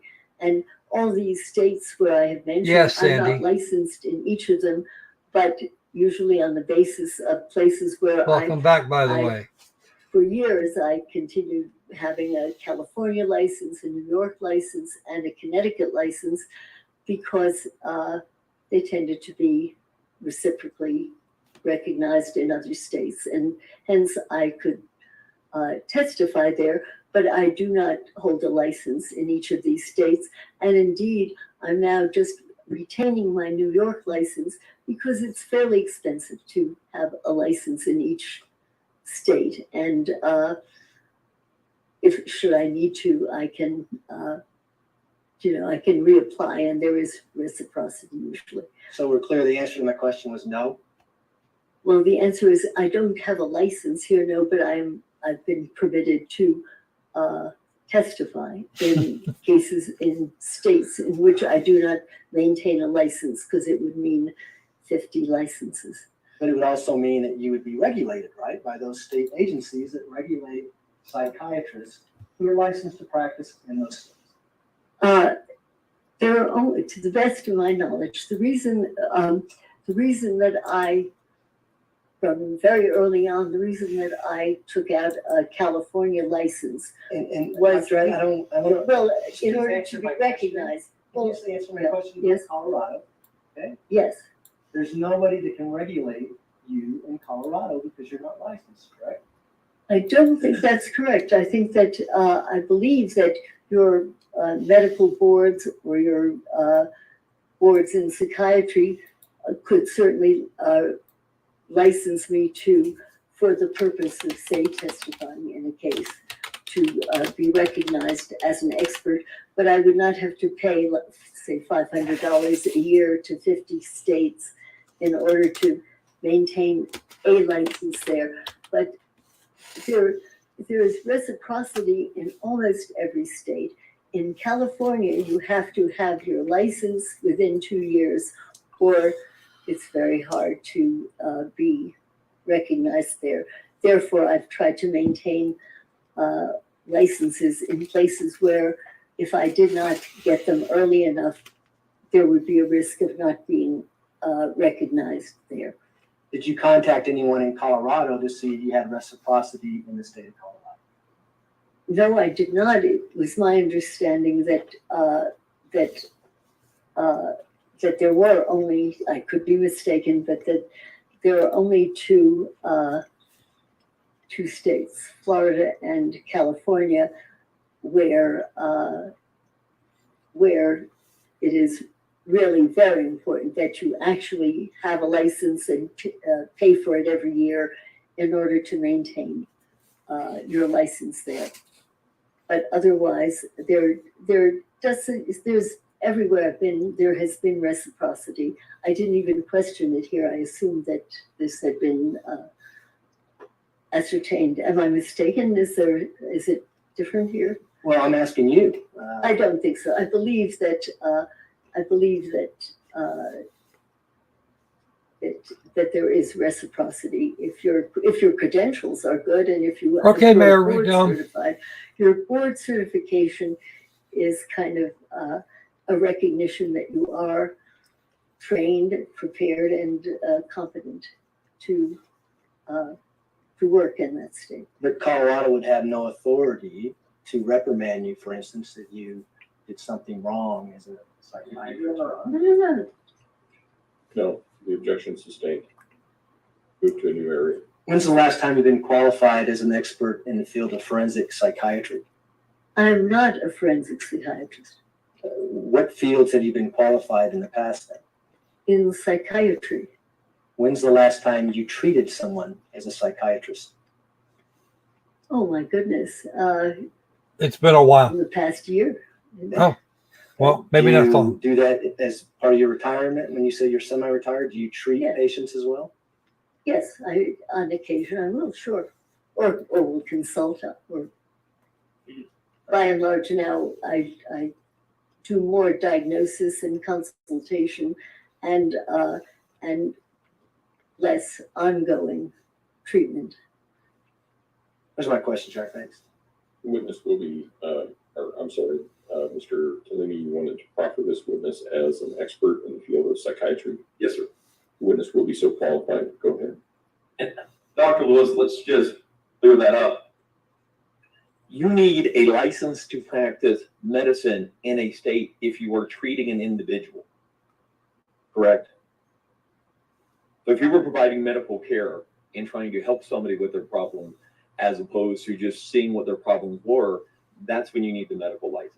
Well, I'm not sure it's restricted to that. I'm not positive that you would define it that way because of reciprocity. And you know what one might be able to do is get a time limited period in which you could treat a patient. I've never been in a position where that's been an issue or where that's in question, but again, the reciprocity recognizes that you're competent to work in these states in your field. And just to be clear, I didn't contact you hoping that you would treat Ms. Stauch. I contacted you to see if you would evaluate her. Yes. Okay. And you've not provided any type of medical treatment other than the evaluation to Ms. Stauch. Right. Okay. When I contacted you regarding this case to see if you would assist, what type of information then did you seek out or were given before you came out here to perform the evaluation of Ms. Stauch? I would have to look at. And if it's okay with the district attorney, make sure you refresh your recollection.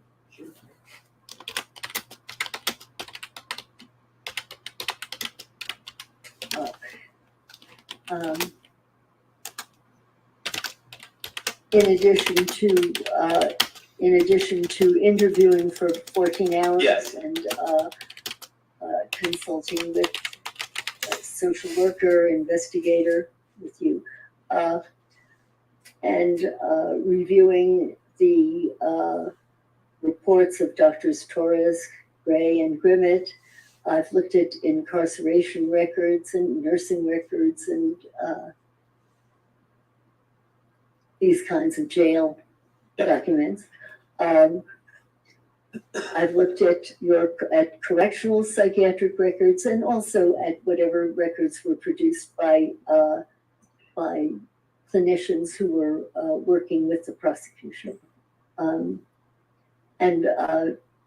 I've reviewed nursing notes, handwriting samples, signatures of Letecia, and I've looked at whatever medical records were available, police reports, FBI reports, the autopsy report on Gannon, and a review of the prosecution's witness tapes. Okay. And all in all, that I believe it was about 6 different binders full of paperwork that we actually mailed to you. Yes. Does that sound about right? I think so. And so it was quite a bit of information that you reviewed even before going to see Ms. Stauch. Hundreds of pages. One of the things that Ardo, are you Ardo Rimmer now? The unusual facts of this case kind of perk your interest at all? Could you clarify? Well, as far as the violent nature of the assault on an 11-year-old boy, the fact that he was then transported to Florida, the fact that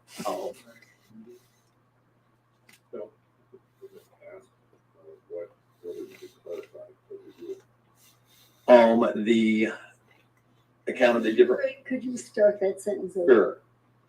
As far as unusual things that kind of perked your interest, so to speak, the violent nature of the offense, of the assault on the killing of the 11-year-old boy, the way in which the body was transported to Florida and disposed of, the numerous different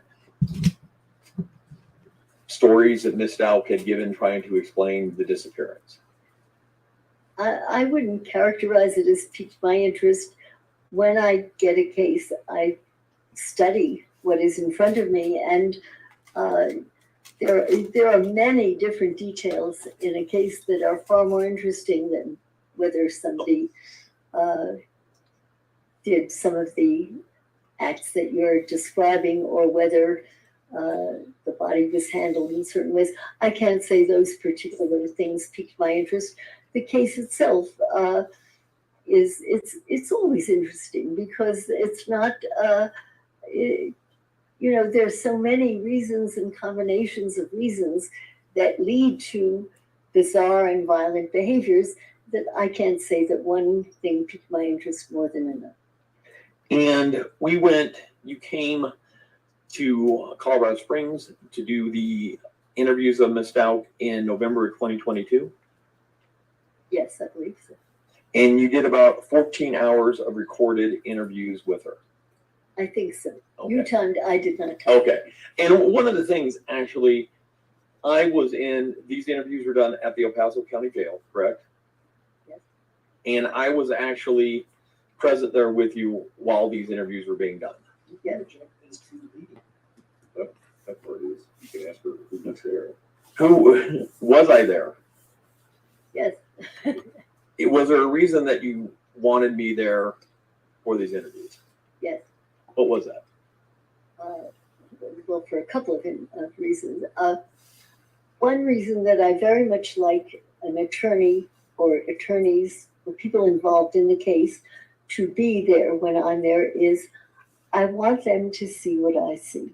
I don't want it to be my description of what happened because my way of seeing it may differ from your way of seeing it. And doesn't that make him a I witness? want the person to see it, particularly in unusual cases, in the sense that cases where people will be skeptical of findings. For example, in dissociative cases, these are cases that, as you know, are areas where there's a lot of skepticism and a lot of questioning, so that I like the attorney also because he's going to be presenting the case. I may not have anything to do with it. He may fire me, but he's going to be involved. And so I like the attorney to be there. And then there's one other reason, safer that way.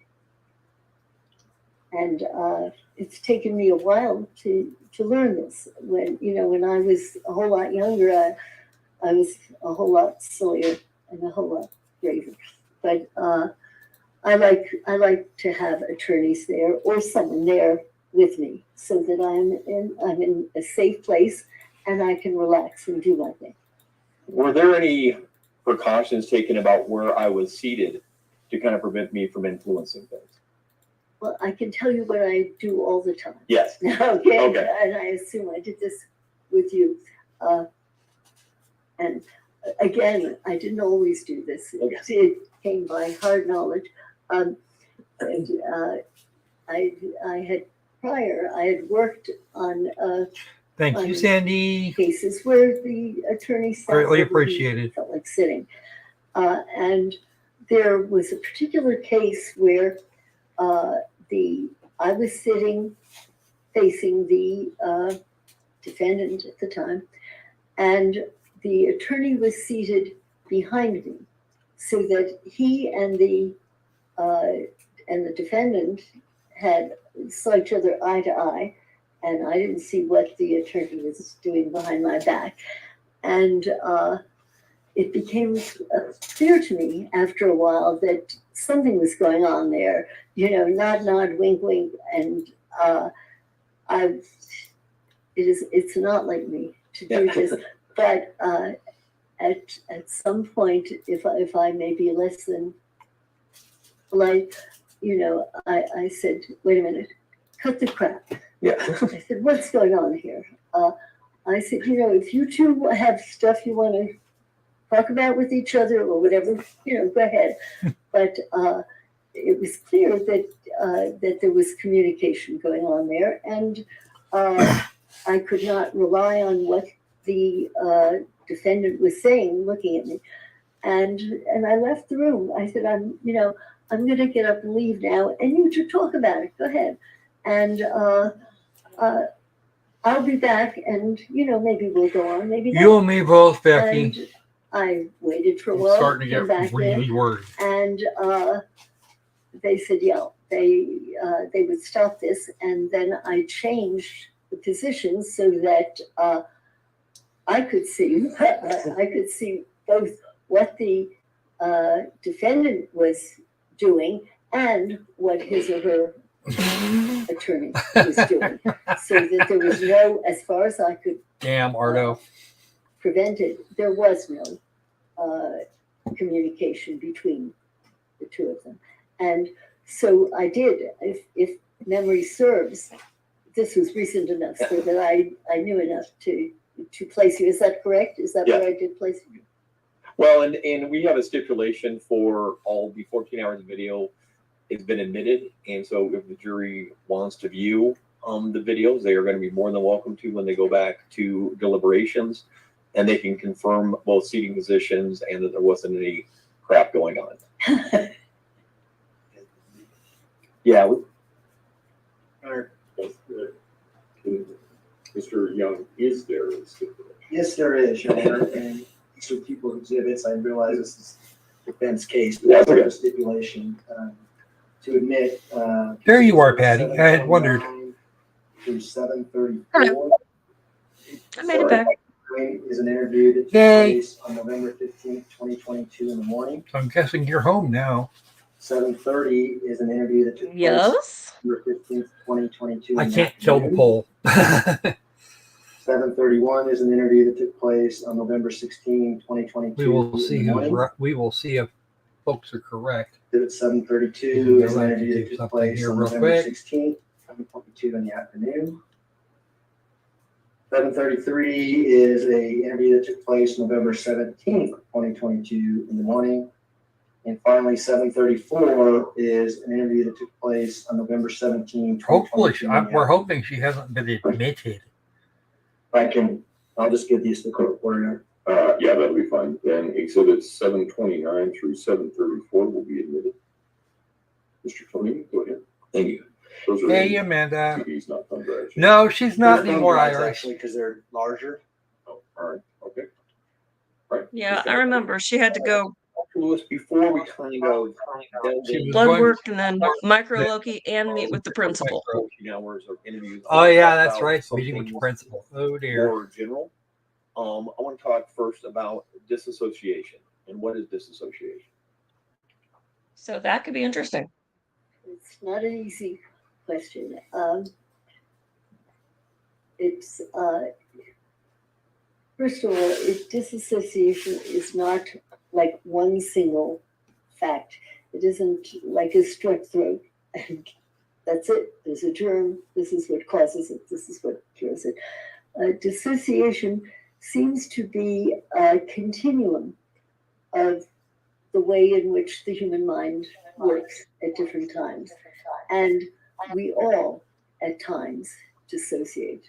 An example that many people will give will be if you're ever riding along a highway. I know I've done this where you're riding and you're thinking about one thing and you passed the exit where you were going. You intended to do one thing, your mind was on something else, and so you were somewhat dissociated from what was actually happening in front of you, and then realized your mistake and corrected it. So that would be on a very ordinary day-to-day type of behavior. There's nothing abnormal about it at all. And at the other end of that spectrum is something that now is called DID. In the days when I started training, it was called MPD, or multiple personality disorder. And there, I can tell you what it seems to be, and the way in which I understand it now. We do not have a good understanding of the physiology of it, of the way in which the chemistry of the brain works. We don't have a perfect understanding of the way in which the neurotransmission works. There's a lot more to learn about it. But it looks as though, first of all, we do seem to know what causes severe dissociative disorders. When very young children, even infants, are subjected to early, ongoing, relentless physical and or sexual abuse, where it is intolerable, where you So would I, just, Nancy, you can't honestly. cope with it anymore. The mind seems to self-hypnotize. Now, colleagues of mine would maybe use different terms to mean the same thing, that where you kind of self-hypnotize, and it is as if this were not happening to you, it's as if it's happening to someone else. Examples of this, some of you may have had these because these experiences occur occasionally at random, but sometimes an individual will picture looking down on himself, let's say from a ceiling. It's as if the person or the mind gets away, and they are looking down at the person to whom some kind of unpleasant episode is occurring. That is a kind of dissociation where you have psychologically, I can't tell you how, physiologically or in terms of neuroanatomy, we don't know that yet. But it does seem to be a biological, a physiological phenomenon that occurs. And so for a while, it's as if this is happening to someone else. Now, in the very serious kinds of cases that I've seen, it's very common for the individual who seems to have kind of split off from himself and not be there. It's very common for that other aspect of the person to take on the characteristics of the abuser. And it's this may be why it's so astonishing and why it takes so long for people to accept that this does happen, but it does happen.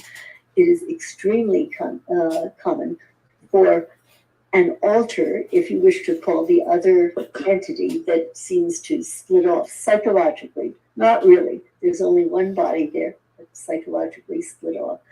And that is very often the abuser.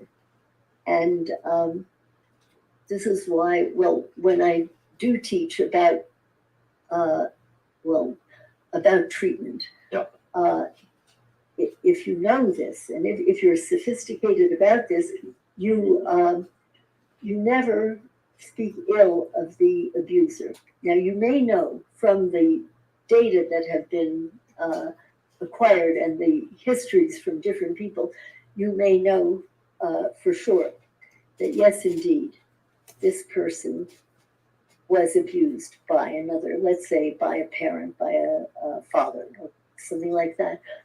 You never badmouth the abuser. You just don't do it. And the reason is that the mind operates in a puzzling fashion so that... Anyway, Loki is still alive. In fact, she messaged me here a minute ago. I recognize this. Okay. If you... we don't have to collect jail money? And if you no, apparently not yet. The person, you say, oh, he's terrible, and someday we're going to get rid of him. This is a very naive way of trying to treat. You don't do that. Because remember, there is another entity, there's another process going on simultaneously. And that other process is saying, you don't need me? Oh, sure you need me. I'm going to kill her. I'm not, and by God, I've had cases where the split has occurred and the alter has said, jump out of the car. Go ahead, jump out of the car. And where a child has tried to jump out of the car and has been saved. So you don't play favorites. In fact, you find yourself saying, if you are trying to communicate with both entities at one time, you may even say, you know, I know, let's say Sam, I know, Sam, that you've had a tough life and things haven't been good for you either. And, you know, we'd like to know more about that later. Not quite on. yet, But Opal. meanwhile, please do not encourage Susie to jump out of the car. And so that, well, one of my kids teases me and she said, Mom, you're the only one who does group therapy with one patient. But think of it that way, that all aspects of this individual often are aware. Not always. Sometimes it's too painful and the split is different, and the alternate entity is not aware of what's going on. But sometimes they are. And so, in the interest of safety, you don't badmouth. And we understand, I'm sure you had your reasons for whatever you did to so-and-so, and we'll talk about that another time. And this is the best I can do to really explain to you how this happens. I believe that in the decades to come, that probably more of this will be understood, that as we get better equipment and better ways, by the way, we have tried to look at different EEGs of different personas and to see, can you really see a different electroencephalogram going when a person is in an altered state from another state? My group has not been successful that way. There have been disagreements among them, and but there are others who believe that they have been able to distinguish these differences. I'm not convinced yet, so that I can only tell you what we see, what we observe, and it's a very powerful phenomenon. Even though we may not know exactly how it works biologically, it can cause disastrous effects. And in kind of your experience in diagnosing and treating people with DID, do the alters generally have some awareness of each other? Or does that vary? It varies. That's such a good question. It does vary. Which is, well, why? Also, sometimes there are alters that have little groups that are aware of each other, and there can be another that is not aware of anybody. You know, one group is not aware of the other, or the other person is not aware, or entity is not aware of the others. So that I can't generalize, but I have seen both. I've certainly seen where it's not uncommon for in cases of homicide, where one aspect of the individual will not be aware that the other has committed a heinous kind of act, and then there will be others where they do know what happened. Well, and part of the DID phenomena is in some degree protective measures to keep some memories kind of hidden from some of the other alters. Can you talk a little bit about that?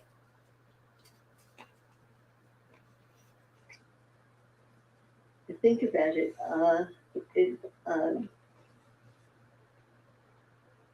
well, for example, in certain instances, well, I've seen several serial murder cases in which when a different entity is operating, is in control, or seems to be in control, that entity may be the sweetest, nicest guy you ever met. And you will, you know, if you read a little bit about it, about different cases, that sometimes serial killers are not recognized because when they are not in that homicidal, murderous, enraged entity, they are perfectly sweet, and in fact they can talk about ethical issues and be critical, and I think that it's probably one of the reasons that that it's very hard to catch serial killers, because much of the time they're not in that state, and you'd never guess. Well, because in that situation like that, if somebody does suffer from DID, they may present in a manner that they seem completely innocent because the memory of a horrible act is stored somewhere else. Would that be Yes, it as far as they know, then they did not do it. Yeah. And then they don't look as if they did it, and you know, this is probably one of the reasons why it is very, very hard for clinicians, not just for lay people who have not trained in this, but for clinicians to believe that this is possible, because it is so unbelievable in many ways. But it does occur. And it could that explain a situation where, well, specifically in this case, Ms. Stauch commits a horrible, violent act, and then only hours later is appearing very charming and interested in finding Gannon to the police?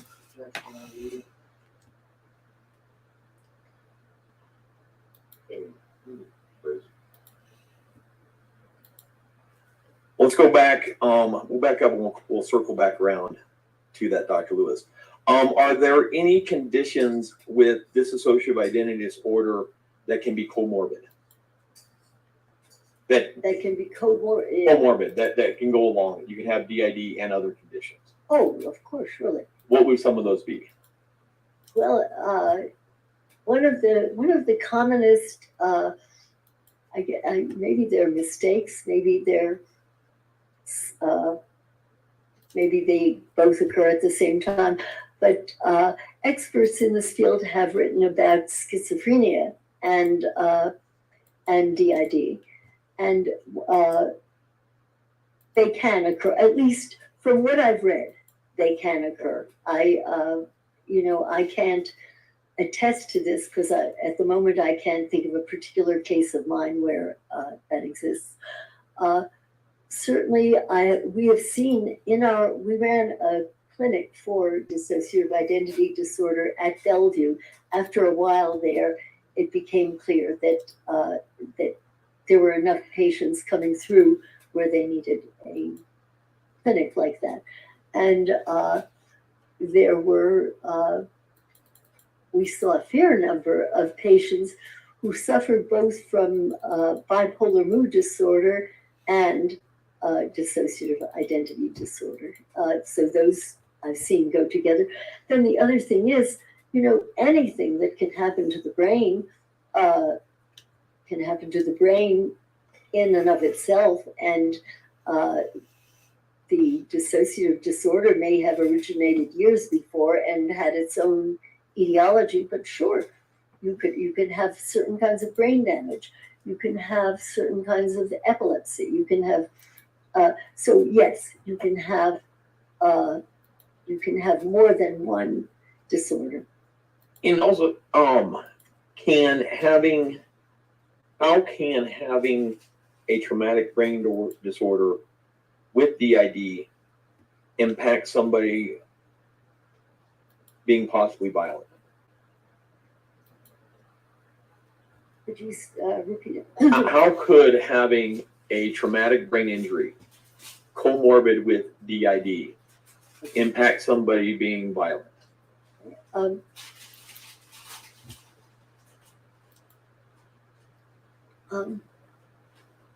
it's been well established over the years. This isn't new psychiatry or neurology, that different kinds of severe damage to the brain can be followed by impulsivity and a loss of control and often violent behaviors, and any number of injuries to the brain can cause violence. Separate from that, a child who has been abused and tortured and enraged and made to feel helpless and then made to dissociate can become violent, can misperceive what is happening, can blame an altered state and attack that altered state, or can misperceive another person as an enemy of some sort, so that they do seem to be somewhat different, because one seems to have a psychodynamic quality to it, but there's something about injuries to the brain that have been reported again and again in terms of subsequent lack of. Judge is going to want to break sometime in the next 20 minutes. You know, not just of violence, but of other impulses. Going both to the 14 hours of interviews that you did with Ms. Stauch and the collateral data that you had been provided, what were you made aware of about her upbringing, about growing up? I did not interview any of her relatives myself. I don't believe I did anyway. Yeah, but do you remember getting some reports from the social worker, Kyle? I did. But I'm going by what I have gotten from other people's interviews, and several people seem to agree that first of all, that she came from an extraordinarily violent household, including that of her mother, Deborah, and her mother's tendency to latch on to males in her environment who were extremely abusive, and abusive to her, but also apparently abusive to Letecia as well. There was one man in the mother's life who apparently pushed Letecia into a shower and beat her naked in the shower. It was these kinds of grotesquely physically, and I would call that sexually as well as physically abusive. Also, there were several of her relatives who spoke about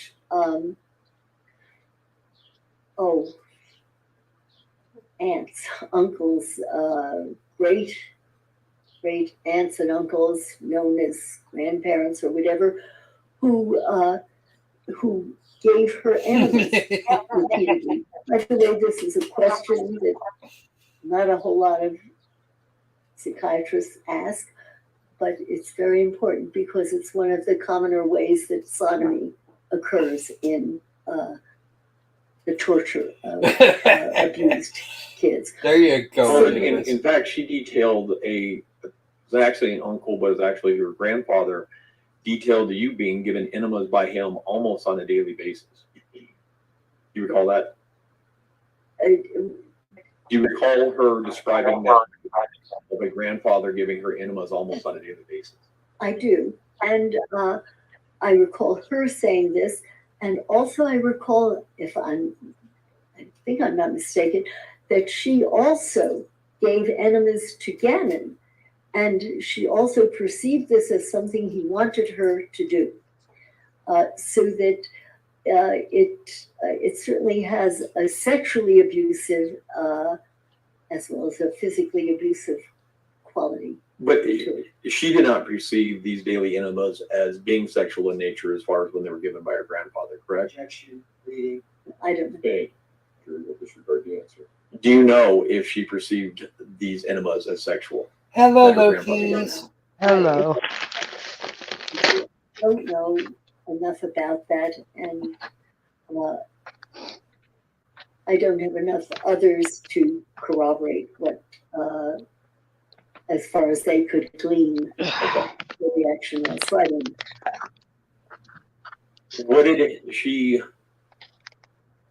Everything go okay? Would It went.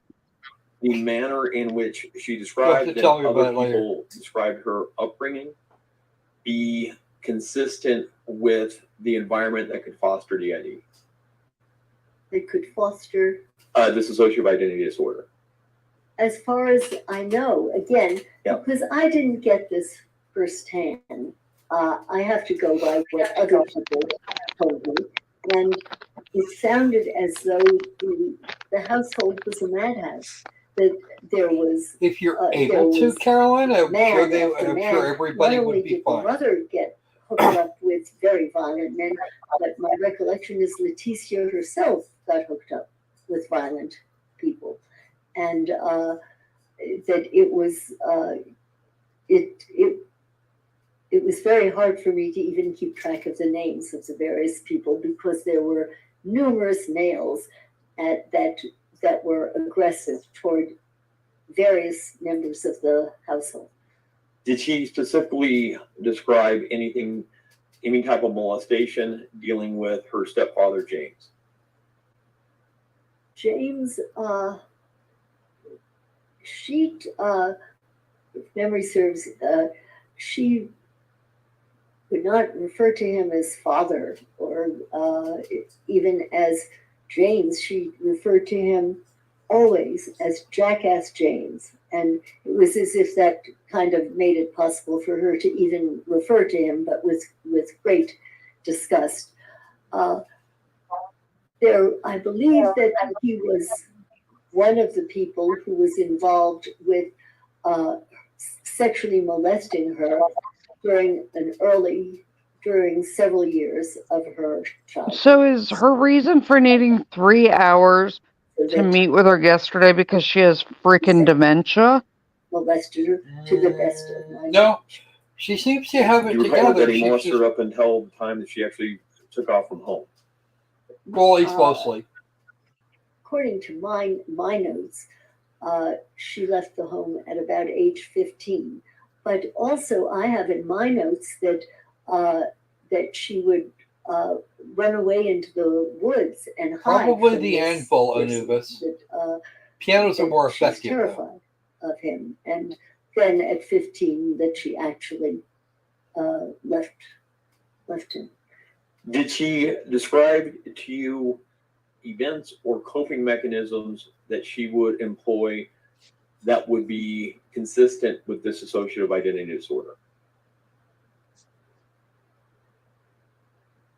Coping mechanisms. I'm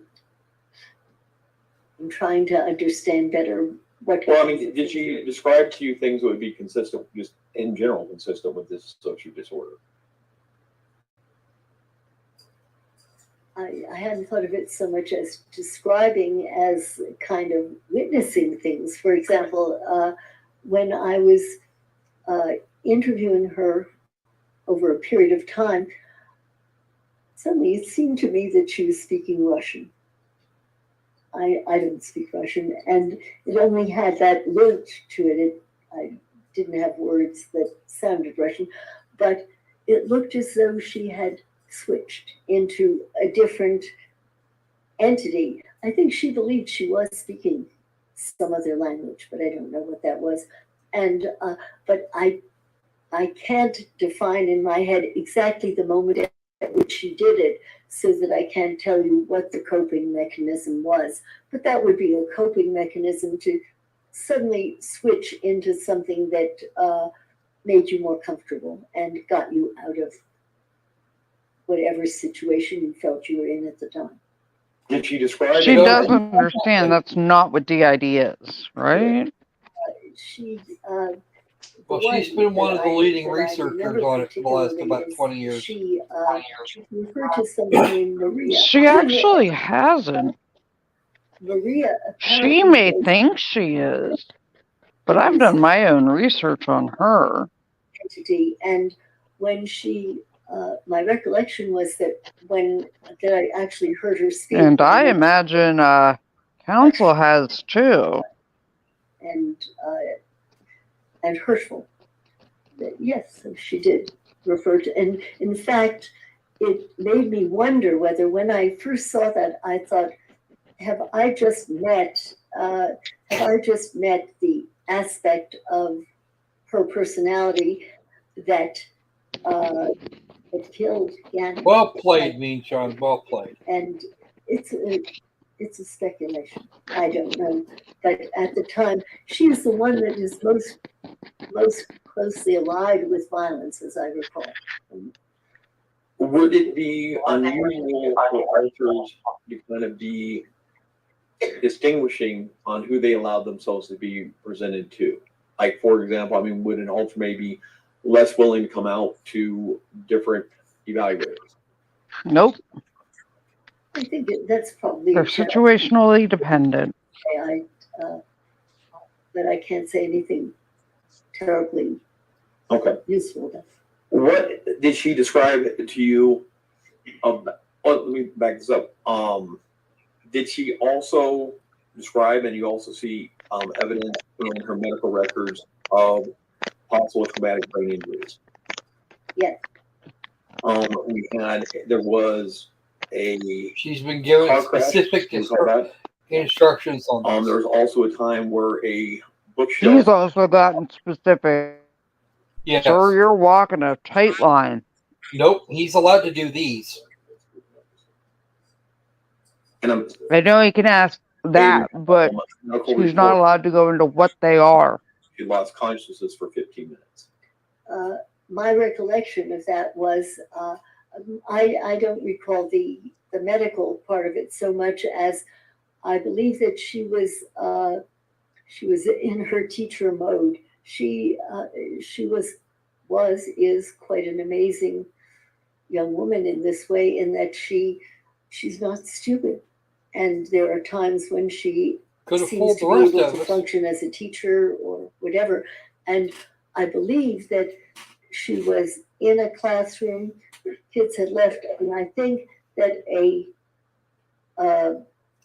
see you back in a minute, Sandy. On the back of her head, she fell down, and I believe she lost consciousness. And so it was a fairly severe injury to her head.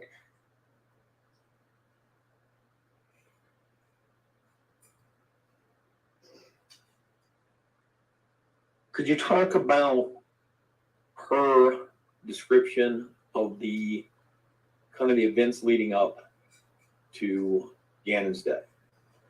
Woohoo! Which one? Yeah. Or the events that she related to you? You don't. It's hard for me to distinguish which I read and which she related to me, because they did kind of go together. She gave some of the most peculiar descriptions of what might have happened to Gannon. That, for example, at one point he's missing. She doesn't know where he is, and then at another point, a man named Eduardo comes in, rapes her, and I believe absconds with Gannon. And at another time, she talks about, I think that he was a pedophile, somebody whom she had Googled, had somehow found on the internet. And I think that that he was one of the people who had absconded with, or who had harmed Gannon. There were numerous, you'd say almost mindless descriptions of what might have happened to this child. And what puzzled me was there, when you talk with her, and as if you've seen any of the pictures of her tapes, this is not a stupid girl. She is intelligent. She is in certain phases, certain states. She is able to reason, apparently logically, and to speak clearly and coherently. And yet she makes up the darndest stories that no ordinary person of below average intelligence would expect to be believed. So that, excuse me, there is a puzzle. You know, after I thought about all of it together, I thought, I don't think she knows what happened. I don't think she knows. And I think that, as asked at different times, this is what came into her head and this is what she produced. But I don't think she knows for sure what happened. Could that be confabulation? Confabulation is, confabulation is when you have no memory for what happened. It's commonest in alcoholism and things like that, where the brain has been damaged in such a way that memory is impaired. And then many alcoholics will just ramble on and on about something and will give a story, and they will fill in parts that they can't remember, and they maybe don't even know that they're filling it in. And so her saying this could be a form of confabulation. I don't know whether at the time that she says these things, she believes them, because to you or to me, yes, Debbie, conmen do make no exist. sense. They're silly. Did she, back to the events in questions and how she was describing it to you, what did she describe symptoms that could, or experiences or perceptions that could be similar to psychosis? Oh, I would say similar to that, by definition, would be categorized as psychotic. Could you talk a little about those? Sure. Well, one of the commonest psychotic symptoms that we're all. No, that's what Debbie was talking about. Books, TV, would be, let's say, hearing voices, or let's say talking to people that are not Here's there. the thing. She is Ivy League educated, but this idiot also doesn't think Bundy was evil. And thinks Bundy had multiple personalities in DID. That And is a Bundy fan girl.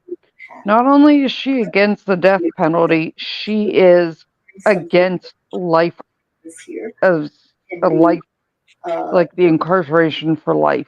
A kind of paranoid belief or what have you that doesn't make sense. She thinks every serial killer has DID to a degree.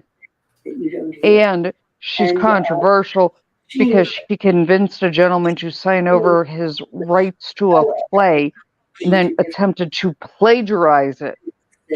That were not there. But, she puzzled things up a bit because she also, I believe, talked to God. And there are a lot of us here, probably in this She thinks room, all serial killers have DID.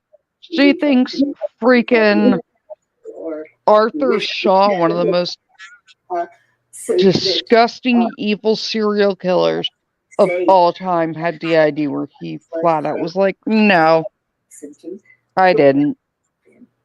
What I found more convincing in terms of her psychotic symptoms were things that she didn't tell me about, but I read through I guess they were kind of nursing or guards notes from the correctional institution where she was. The jail. From jail. And there were several times that different caretakers of one sort or another looked in the room and found her talking to someone who was not there.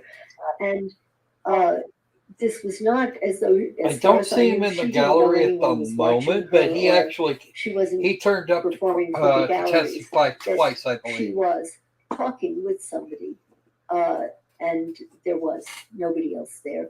And there were several. And he'll be here for verdict. Those are psychotic. He is there, but he is not in the courtroom because they have not released him yet. It's very common for an individual to hear alternates talking with each other or talking to. He was not officially dismissed in case the defense wanted to recall him. I don't think the defense is going to do that. It doesn't matter because they wanted the ability to be able to recall him if they decided it was needed. A more biochemical quality, and also it is he had been precluded from a large part of it with medication that tells you that something is going on that is responsive to chemical intervention. This is different from hearing dissociated entities talking with each other. And that, as far as I know, that doesn't respond to medication. Did she? Well, how did she describe? You recall how kind of Gannon starting the fire and how that kind of impacted her state? I was a bit confused by it, so I'm not positive. I can only share with you what I remember. I think there was a candle on the floor, sure, and I think that some of the carpet burned. And this is separate. There was a different fire at another time that apparently really traumatized her, but we're talking about Gannon at this time. And I believe that she also said that Eduardo was the carpet fixer, perhaps even he helped put out the fire, I don't recall, and that then there was an attempt to cover up the fire that had occurred. But I think that she thought that he had started it with a candle. Do you recall her describing after the candle fire incident, it was at that time she started having visions of her stepdad, James, being alive and her seeing him? Being alive and her seeing her stepdad, James. I don't recall that it was that time particularly. There were times that she saw him. I think there was a time she was driving a car and she was on the highway and she saw some very large figure, but I can't recall that was specifically the time she. Well, that would have been the next Monday that her and Gannon were driving, and you recall her describing that she actually saw James on the side of the road at that point in time. Same rephrase. Do you recall anything about her? Any visualizations or something that could be a visual hallucination that she recalled that occurred in the day or so after the fire? Yes, I recall that I thought it was out the car window that they were driving, and I thought it was a large figure of some sort. There's also, she has a visual hallucination of some entity with a cape. These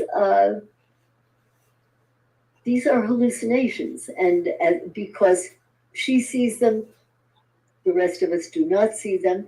That has to be considered a psychotic symptom because it is beyond reality, or the reality that we know. She did have episodic psychotic states. Was it at all of significance to you that the excuse when she called herself into work that early Monday morning, that it was the excuse she said was my stepdad has been killed in a car crash?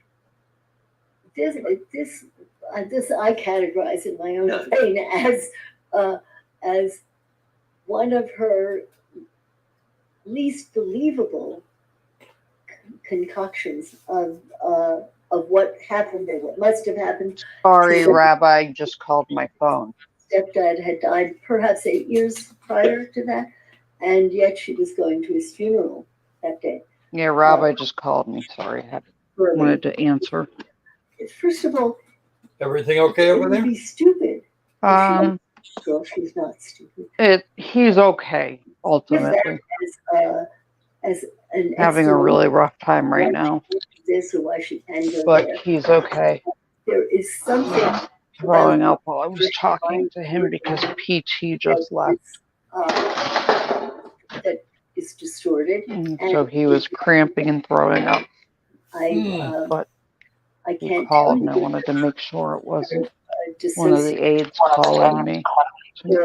And I wanted to talk to him to make sure. I want to call it a separate psychotic episode. I think you had some psychiatrists who diagnosed a borderline personality, and many psychiatrists who think about borderline states think about episodic psychoses. And certainly I couldn't argue with interpreting that as an episodic psychosis. The record, do you recall her switching to the persona and talking to you in the persona of? You think freaking Arthur Shawcross has DID when he very clearly does not, you idiot. Told you about what happened again. Oh, I'm sorry, I don't know. Do you recall Maria, well, not necessarily what happened to Gannon, but Maria shooting somebody who she perceived as a Cape person? Yeah, I'm going to object this meeting. She just said she can't remember and that council's meeting her. Well, that's true. You do have to ask the other question of would it help to refresh your recollection, and you can use anything to refresh your recollection, but it did not say that you saying that would refresh your recollection. So you need to ask that question. Would me describing what Maria said refresh your recollection? I think if I read what Maria said, I would that would refresh my recollection. But I do not recall. But you can't, you idiot, because you and your dementia apparently where I thought was she needed to Maria when she killed Gannon, and there was something about the way in which this was depicted to me where I thought, my goodness, have I met the killer altered? And so there was something about the way in which she spoke of this that led me to think that I had very likely met the most violent and most dangerous alter.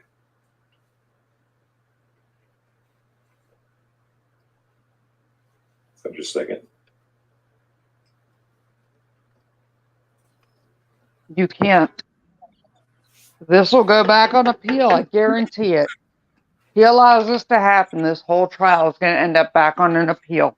Looking possibly at a summation of the video help you at all? Well, I could look at it and I will tell you if it does.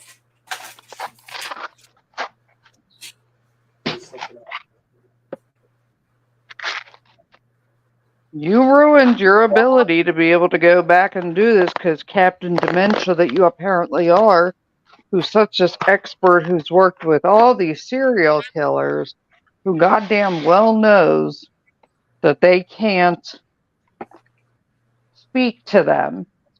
The person that thinks Bundy was evil when even Bundy himself was like, no, I don't have DID. I liked doing this. So genuinely evil. Yeah, I mean, you literally have Bundy, the person who's like, no, I just liked. Okay. You know. All right. Ladies and gentlemen, we will take our break until 3:25. I can have everyone back in the jury room at 3:25 and should be able to come at that point. Again, don't discuss the case among yourself, don't discuss the case with anyone else. Don't do your own independent research about any aspect of the case, and we'll see you back at 3:45. All right, to the jury, please. Okay. Don't do any research. Don't pull a defense attorney and go meet with Letecia for 3 hours. Oh, wait, they already did that. Yes. Yes, they did.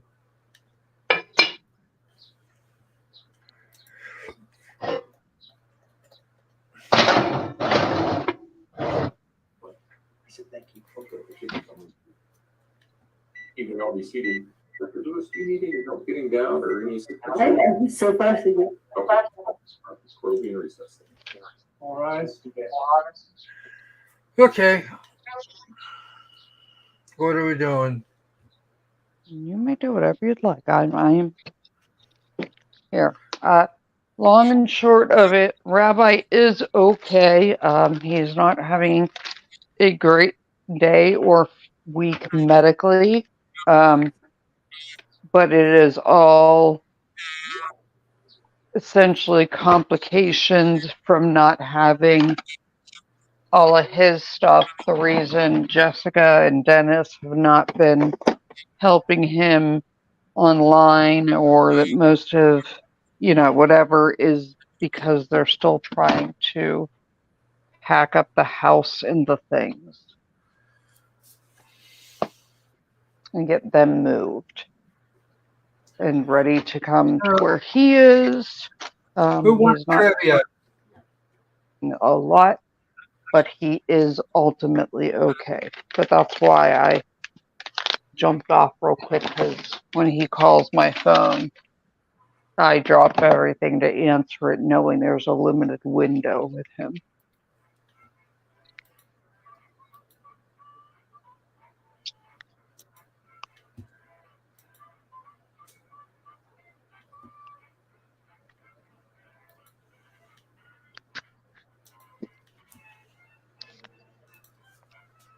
Yeah, Amanda, it's awkward. But, like, you literally went to Arthur Shawcross, one of the most evil serial killers. Like, oh, yeah, he had DID. No, he didn't. Bundy had DID. And she's a huge Bundy fangirl.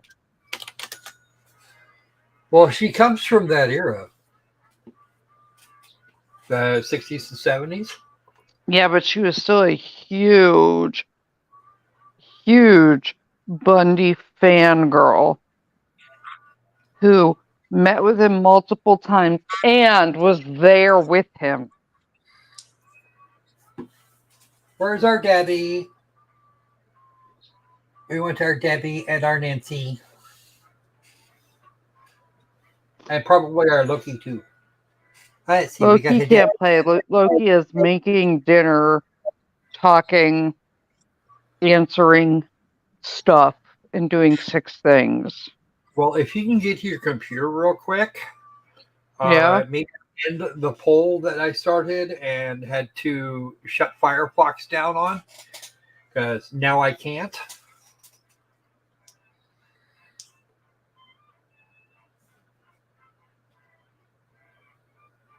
What'd you say? I said if you would be so kind as to run off to wherever it is your computer is and end the poll. Shut down. Yeah, shut down the poll. Okay, hold on. I had to reset my browser lest it eat more more. Rabbi, just so you know, isn't actually a rabbi.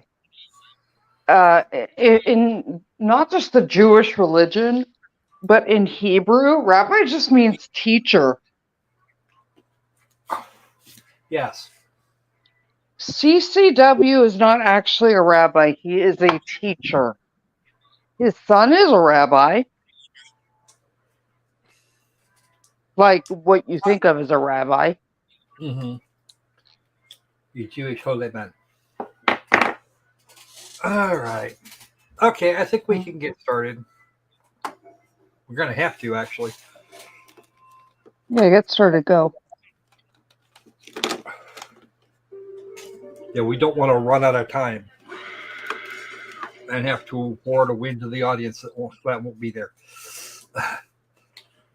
Welcome to Trivia Monroe. You're going to die here? But Yes, exactly right, just Thomas. For you. First question.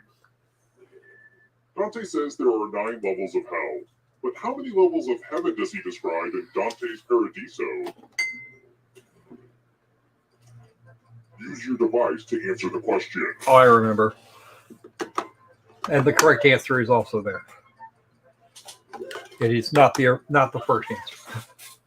And the correct answer is. So do you think they put an answer that wasn't there? Huh? Croco. Of course they put the right answer there. Welcome to room 101. There you go. Who are we killing? Hole ended. Time for pegs. You're going to drop down this board and try Hole ended. death zones. You know Yay. what? It ended. Death zones. You made me run up the fucking stairs. Ow. Okay. We'll be lucky if we catch one person. Pick a spot to drop from. I'm sure everything will work out for you. No, you got one. What will happen? I got Sandy. 2. I got 2. Work with the death zones. Danny and Debbie, Anubis. in the New Testament, not in the Old Testament, and not in anything related to Judaism. They call him Yushki. I'm not comfortable with silence, so I talk during elevator rides. We'll just call that or Yoda. Not to be confused with yada yada yada. Which color does not appear on a Candyland board? If you're in the audience, you should answer too. I know.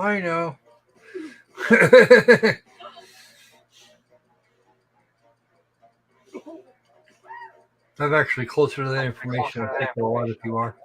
Who picked this? Yep. Because the basic board is white. I want to show you something. Welcome to room 217.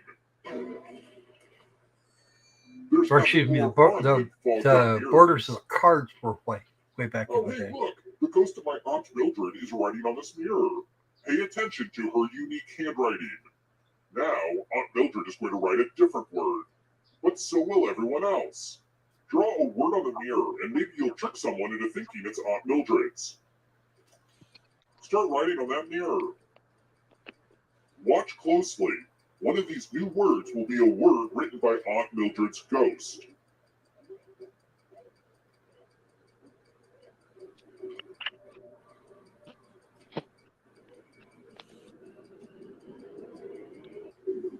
So many convincing words to choose from. Now, type the word that Aunt Mildred wrote, or you die. Corner.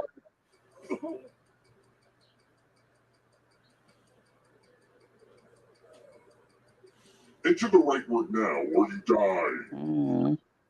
Would the real Aunt Mildred please stand up? Looks like there's no fooling you. Aren't you special?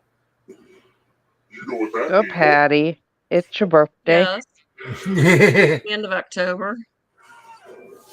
Month before mine. Mine's the 1st of September, so. This hotel hasn't been updated much since I was a kid. Same carpet, a lot of the same blood stains. I'm almost a Halloween baby. Debbie, I think we've been here before. What type of animal is Bambi's friend Flower?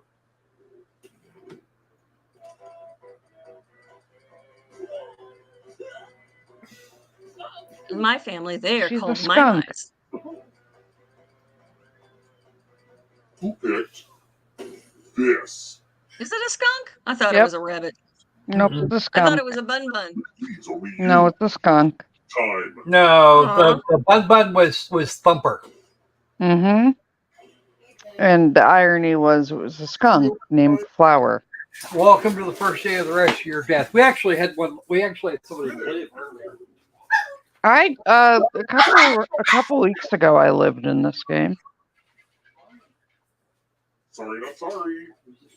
Hey, but this means just Debbie's alive, so we're getting close to the final round. Which means I can go find caffeine.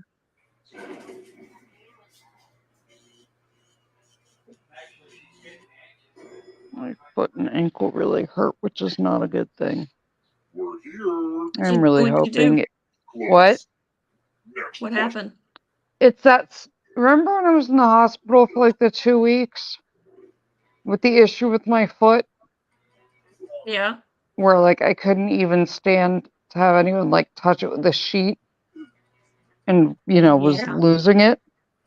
That pain, which turns out it was a couple tiny.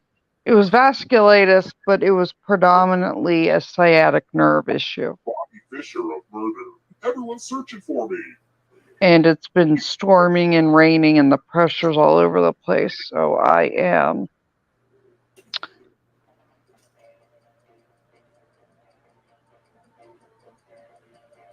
Is that the Queen's? It's the Gambit, I think. I don't know. I don't play chess. I think it's the Gambit because the only other thing I know with chess is en passant. So we all got it right. Oh, except for Amanda. But that doesn't matter. She's already dead.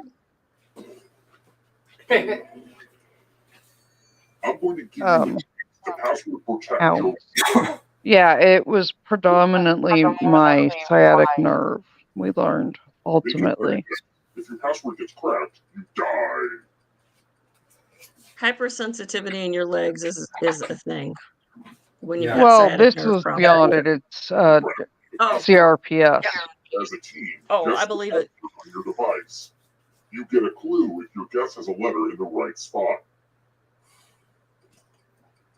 If anyone figures out the password before time runs out, But I'm hoping it's just from the weather and the storms and the pressure changing. And then I slept better last night, but still somewhat shitty because of pain. But then the night before when I forgot to take my muscle relaxer and then couldn't breathe half of yesterday because of muscle spasms.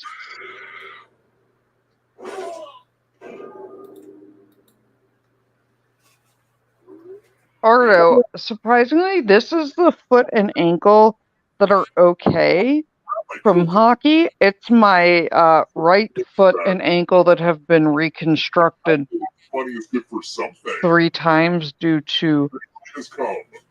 tearing ligaments and shattering bones and things because hockey. So far, but can you escape? Hey, Amanda. Your first category. Yeah, damn, the ankle thing sucks. Yeah, my foot and ankle, I have chronic reflex pain. CRPS is also complex regional pain syndrome. It's also known as reflex sympathetic disorder. I have it there and in my hand and arm. Geologic time periods. And I have a crushed sciatic. I have like several. Time is almost up. Cretaceous. And the Paleogene. Yeah, I couldn't read the bottom one. I have several ruptured discs in my back that are crushing nerves. Directed by women.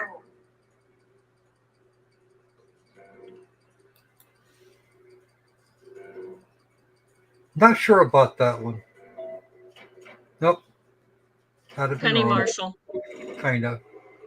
2 words. Penny Marshall. Famous part? Peppers. I don't think any of them are.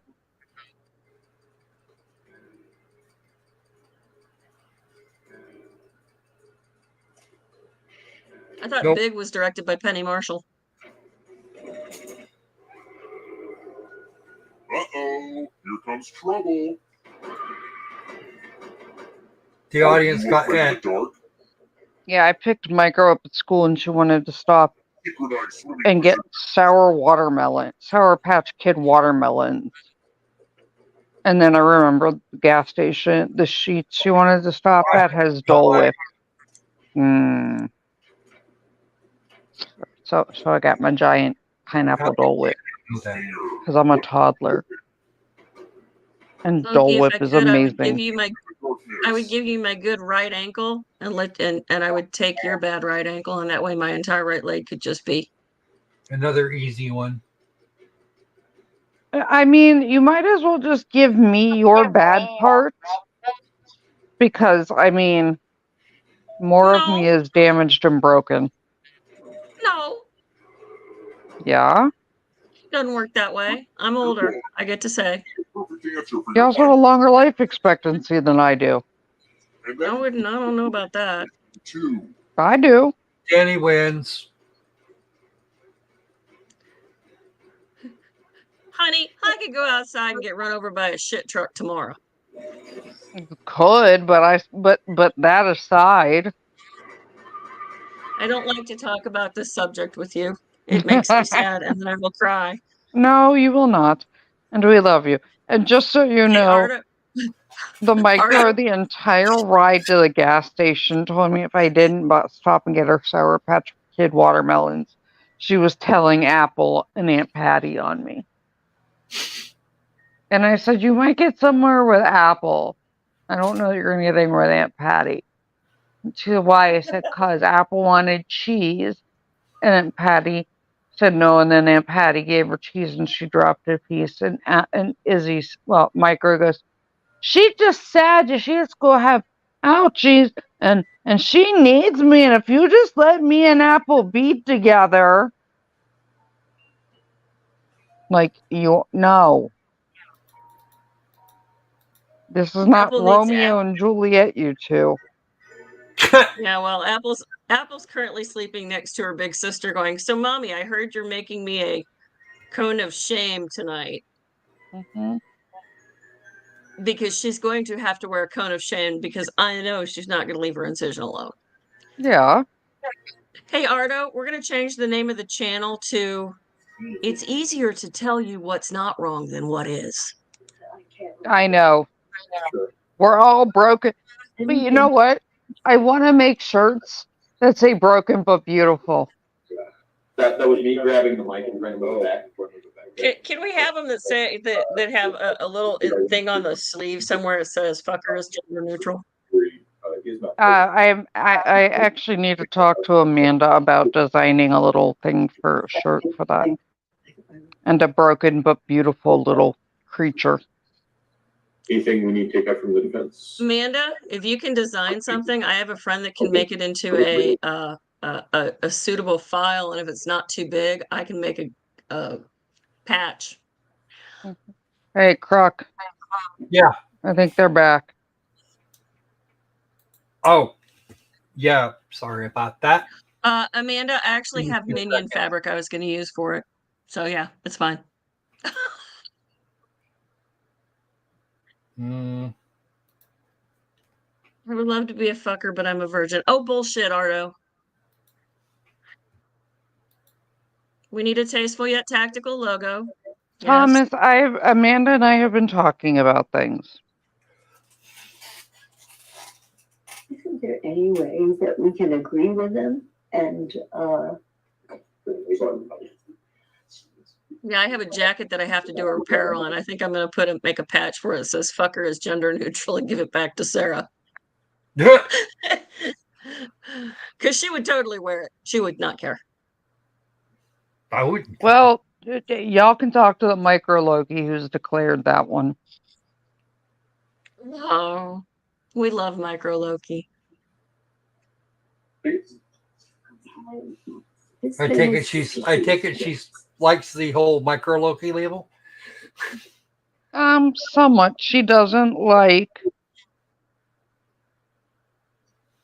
I don't use. I mean, I've slipped up a couple times today, but I don't generally refer to her by her real name. She is, you know, mini mommy, The recall 20 CR 1358. micro mommy. Yeah, she. Looks like the jury has the courtroom.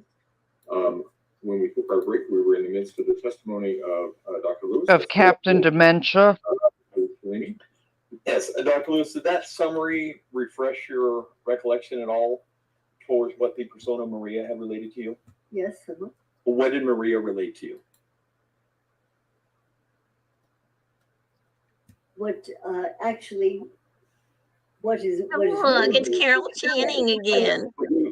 Did you recall? I really think that 3-hour meeting was probably because she's got goddamn dementia.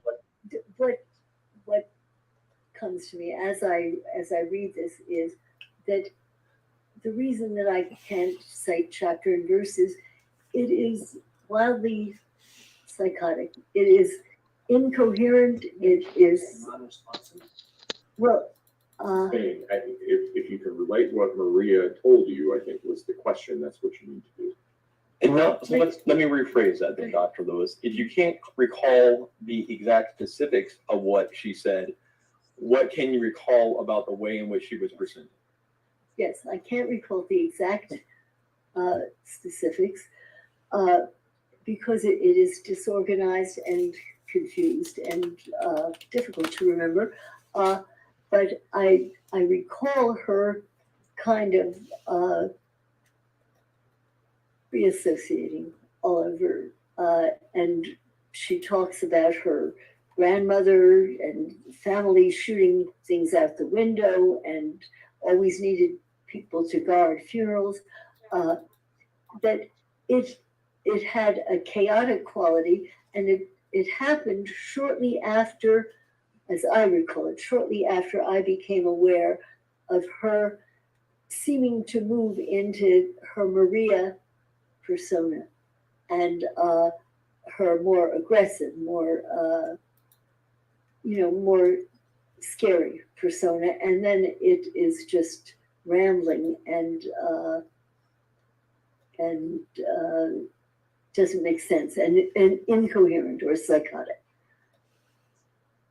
Now,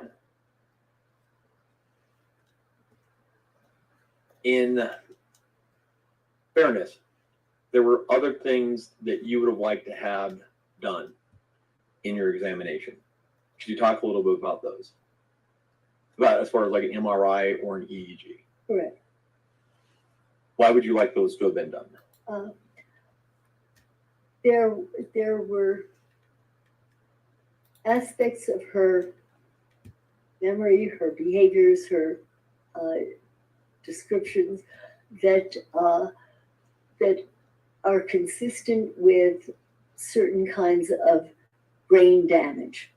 And for example, there are certain things that are so close in terms of dissociation and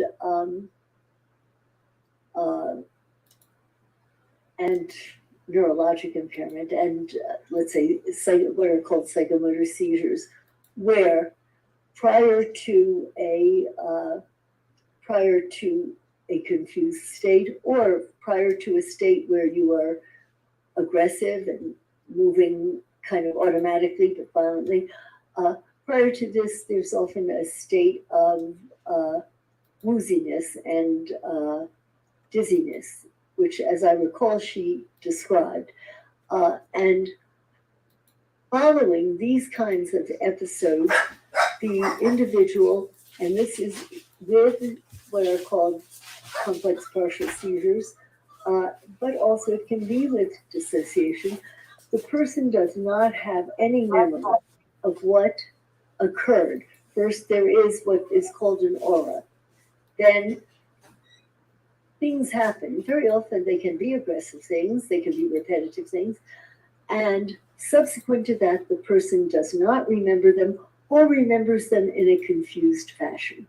And the reason that I would like very much to have been able to investigate that is, if it were, let's say if we were able to get the electroencephalograms that I would like to have had done, if indeed you saw that at a certain point, what were normal electrical activity changed, and the rhythm changed, and things were off and were not the way we normally think. And then it ceased. If you could combine that, because that would have been signs of abnormal brain activity. And then it would have been very possible, very likely, that during the time at which Maria or an entity, Letecia, whatever it would be, that during this time when the child was being stabbed, that her brain was in an altered state. Ardo, what about me? In hell, that she could have stopped what she was doing. And Ardo, you were volunteering for Nano Loki earlier. Classic part of Maria's situation is she doesn't remember what happened.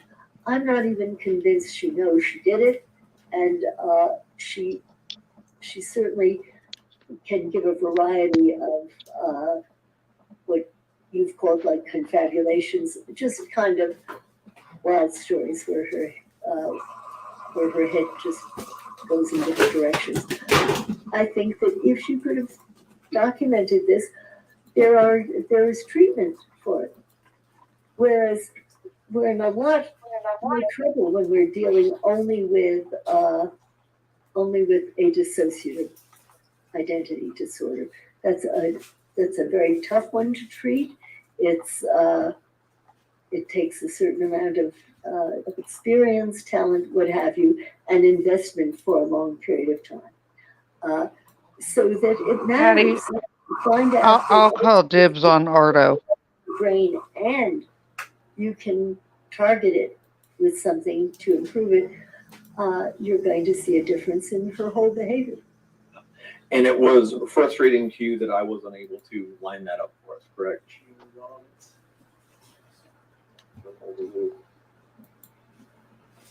It was frustrating that I wasn't able to make the EEG happen for you, correct? More than frustrating. And just so that the jury knows, you're not here out of the goodness of your heart. You're being paid for your time. Not yet, but I hope so. Okay.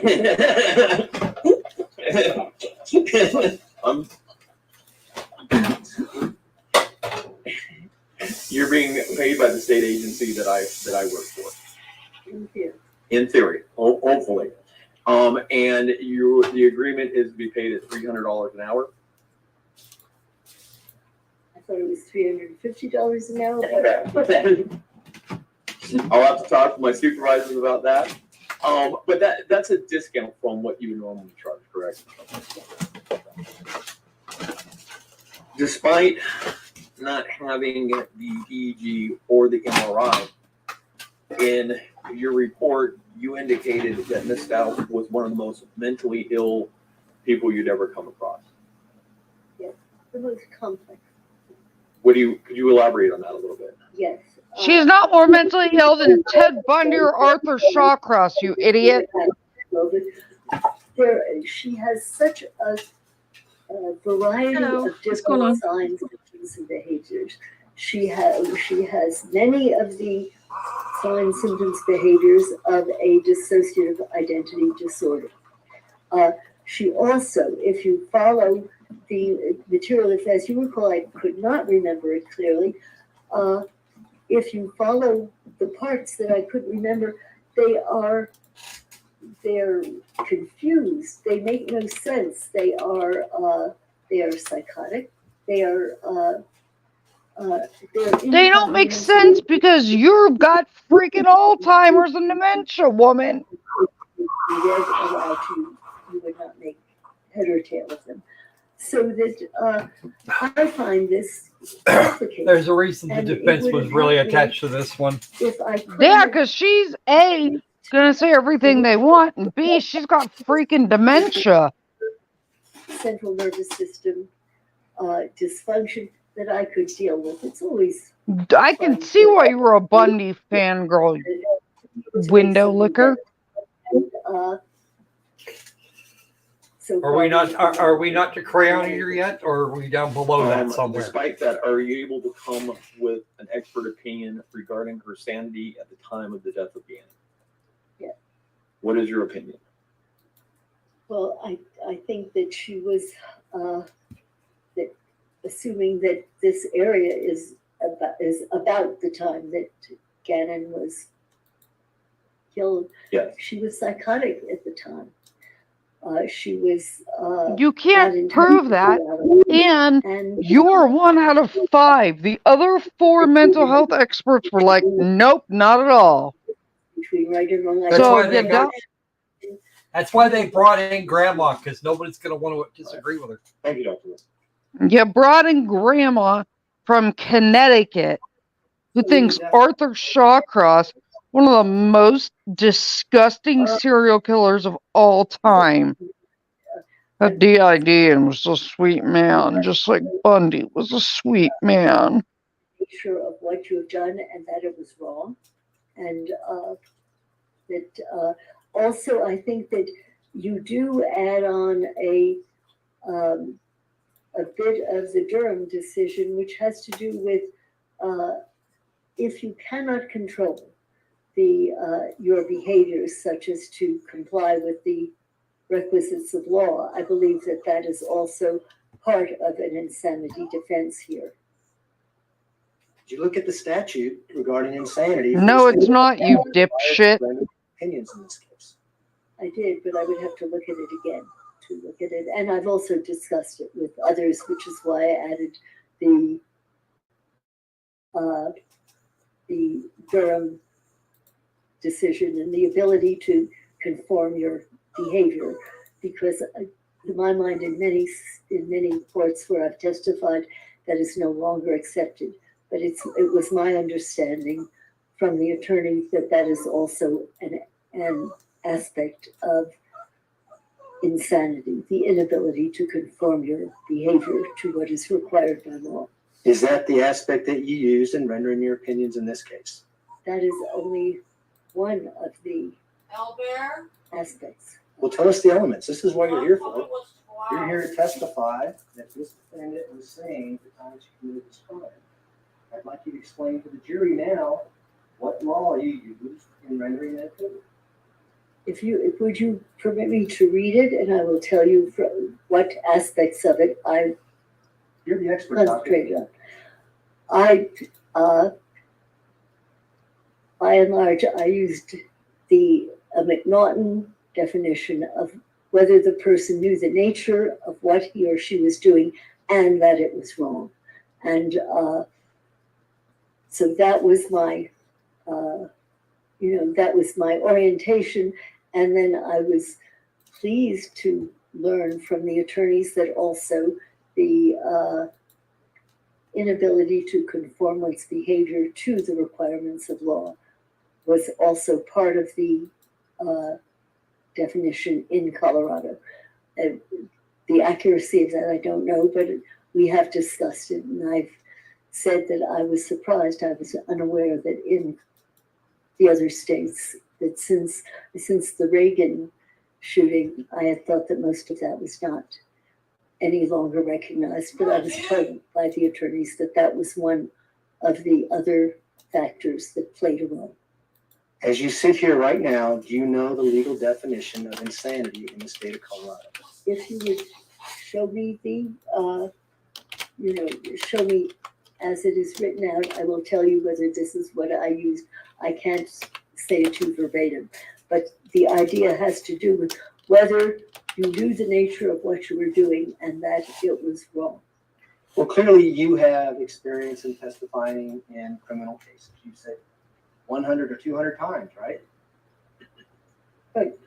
And so you know that when you write a report, that report comes to the prosecution, comes to the defense, it goes to the court, correct? Yes, usually. And in your report, you want to put what the legal definition of insanity is in the state of Colorado, because that's what you're here for. That's what you're here to testify about, correct?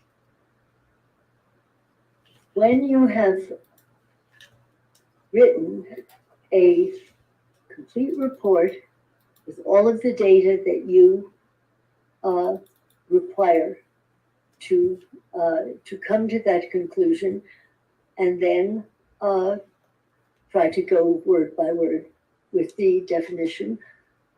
Yes, you would try to use that. Here we were using as much data as we could get. And again, if I'm mistaken and it is not an understanding of the nature of what the person is doing and that it is wrong, then I've made an error. Well, this is what you say about insanity in your report. You say, based upon the evidence that I reviewed, in my opinion, Ms. Stauch was insane at the time of the homicide and the days following, period. That's it. And I believe that at the time she was psychotic. And whether you use the McNaughton definition, whether you use the Durham decision or a variation of it, she was psychotic at the time. I believe she did not know what she was doing. I'm not certain she even knows that she did do it now as we speak. And that it was wrong is, if she doesn't know that she did it, the question of whether or not she knows it is wrong is, is something that can be debated. But I think that she does not appreciate the nature of what she did, or that it was wrong, and that she is guilty of having murdered Gannon. So she's guilty of having murdered Gannon, but she's legally insane as well? Is that what you're saying? I think that she murdered Gannon. I shouldn't use the word guilty. She murdered Gannon. Again, I think you're teasing me a bit. If you would just rephrase that, I can tell you whether, because you're making me feel, gee, maybe there's a totally different definition here.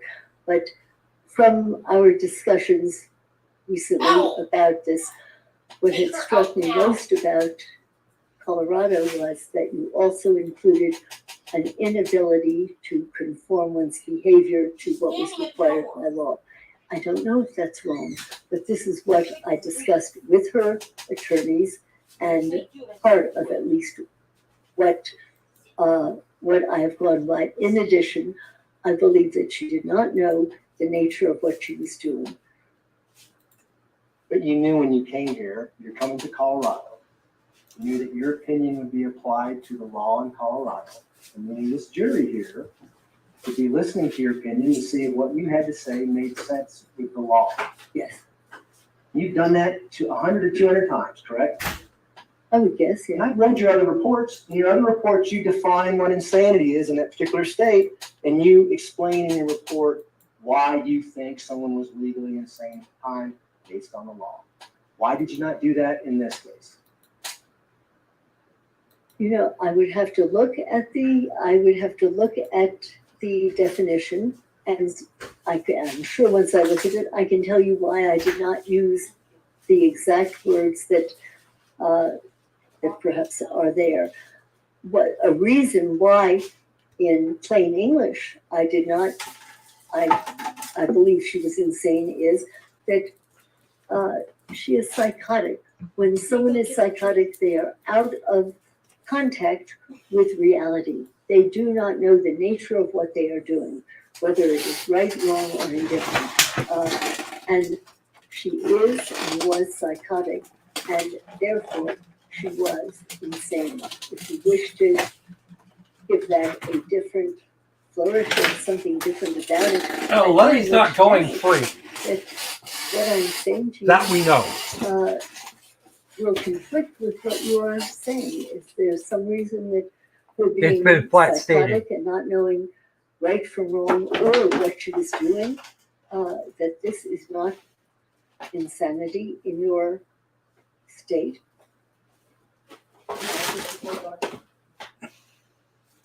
Of course, I wrote the report. I wrote, this is not a complete report. I wrote,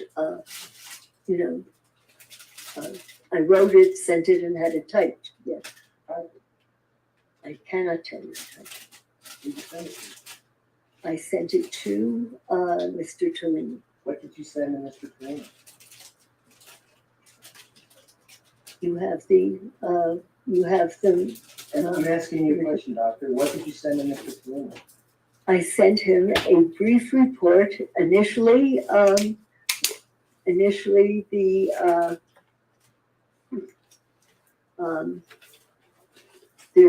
was an early title that is a preliminary psychiatric impression, and then subsequently modified it to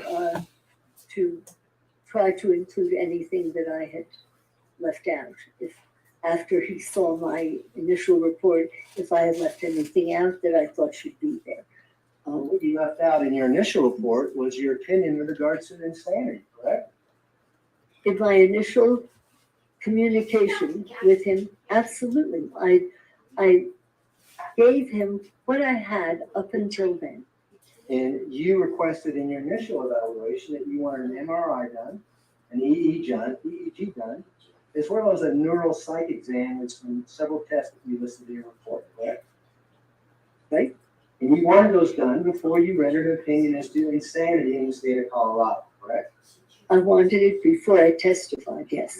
And none of those items got done. No. Yet you still issued a second report claiming that she's insane without any definition of why she's insane. Well, I gave you the definition that she is psychotic and gave you the data to show it, but I did not write it in the form in which I would if I had all of those data to include in it. And I did not have them, and I could not include what, as it was my understanding that the court refused to finance the EEG and the MRI and the neuropsychological testing. So I gave you as much as I could from Let's talk about that. On October 13th, 2022, you were scheduled to come testify to this court about why you wanted an EEG and MRI done, correct? You recall that? No. But, say that again? Do you not recall being asked to come testify with regards to why you needed an EEG done and an MRI done in this case? I do not know what you are referring to. I have no idea what you're referring to, because I would have been pleased to at least talk on the phone to the judge or whatever. I begged to have these things done. I can only tell you that. And I would have spoken to anyone who wanted to talk to me about it. Well, you were contacted well before February 2022 on this case, correct? Absolutely. And you were contacted before Ms. Stauch pled not guilty by reason of insanity, correct? Right? She pled not guilty by reason of insanity on February 11th of 2022, correct? I'm assuming your dates are correct. You didn't do anything on this evaluation until November of 2022? I worked as hard as I could to get these. In fact, I called the neurologist for free, Dr. James Marikangas, to discuss the case because I could not get funding from this court to get these tests done. So I called and discussed it with him. I contacted Catherine Yeager, Dr. Yeager, the neuropsychologist with whom I've worked for 30 years, and worked with her and spoke with her and got as much data as I possibly could. And I begged her attorneys to get this, and their answer was that the court would not pay for those tests to be done. I had never heard, in fact, I said I've never heard of this before, but it did not occur to me to pick up the phone and to call the judge. I didn't even know who the judge was, but I was told I could not get this and that I must get something in by then. So I didn't even call my initial contact a complete report on it. But I'm trying to see what I called it. I called it initial psychiatric impression. All right, yeah, because you wanted that information before you rendered an opinion as to insanity, correct? That is true. And, you know, at this time, I'd like the court to take judicial notice that on October 13, 2022, the request to have an EEG done, an MRI done by defense was withdrawn, and we did not go to hearing on that. Mr. Clinton, defense position. Court will take judicial notice that on October 13th, 2022, the defense withdrew its request for an EEG in this case. As well as MRI. As well as an MRI. Were you ever told that? This is news to me right now. So And of course, if this would have been done, it would have been 3 years after the crime happened. it would have been later, yes. And so there'd be a gap between the time of the crime and the time the MRI and EEG were done. Yes. A lot of things could have happened in the jail within that time period that may have caused damage to Ms. Stauch's head. This is just speculative. It would have been extremely helpful to get those data. And She's just indignant. Looked like the kind of material that was something that would have been long lasting. She's mad that she doesn't have what she wants to be able to write another book. Done that. I did want it done then, and it mattered then. But it didn't get done, and yet you still rendered your opinion, didn't you? Oh, damn. Described what I know about the case, and I've given you my opinion of it, yes. Despite what you wrote in your book,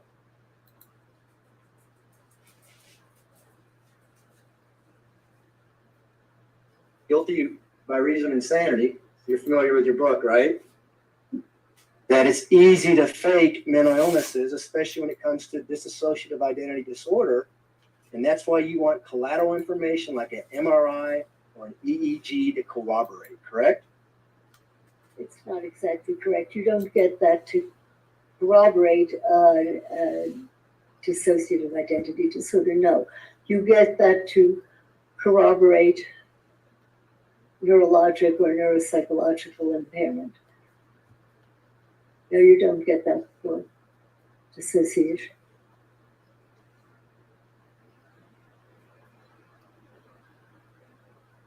The defense is like, shit. You've probably heard this a million times when you testified, I would imagine, right? I don't know, you'd have to. Okay. Let me read it to you. Psychiatry, as every prosecutor who has ever cross-examined me has never hesitated to point out, is a soft discipline compared with the harder medical discipline of, say, neurology. Remember saying that? Yeah, there it is. The difference between neurology and psychiatry is analogous in some ways to the difference between hard neurologic signs and soft neurologic signs. Sound familiar? Yes, go ahead. An MRI shows abnormal mass in the brain. The EEG shows localized spike and wave complexes. In other words, evidence of brain damage is clear. You were saying that? Or I should have said of brain dysfunction. I said of brain damage. Yeah. In your own book, lady. Say of brain dysfunction. Okay. What did you mean by that? Is that why you wanted the MRI and the EEG?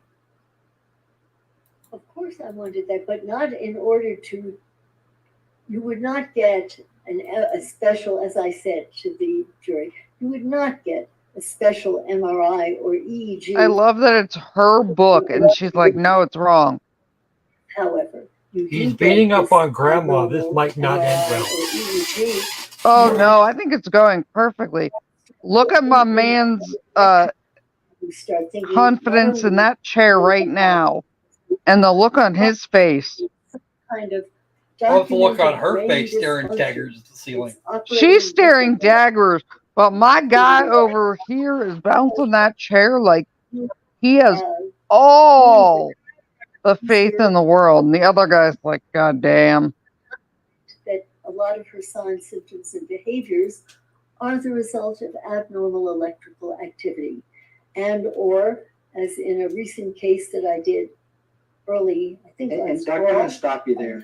Let me stop you there, I agree Doctor. that. because I want to stick Shut to my up, woman. The EEG or MRI could have showed nothing as well, right? No brain damage. That's right. And that would also help you form your opinion as well. wouldn't it? Well, it certainly would not have confirmed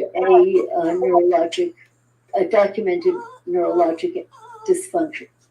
And so all you had to go on is really Ms. Stauch's self-reporting to you and the forensic interview that you conducted. And for once, this guy's like, Cellini, stop bouncing. Go along with that. That's all we had. But we did not have. Although I want to know how he's got his eyebrows up that high.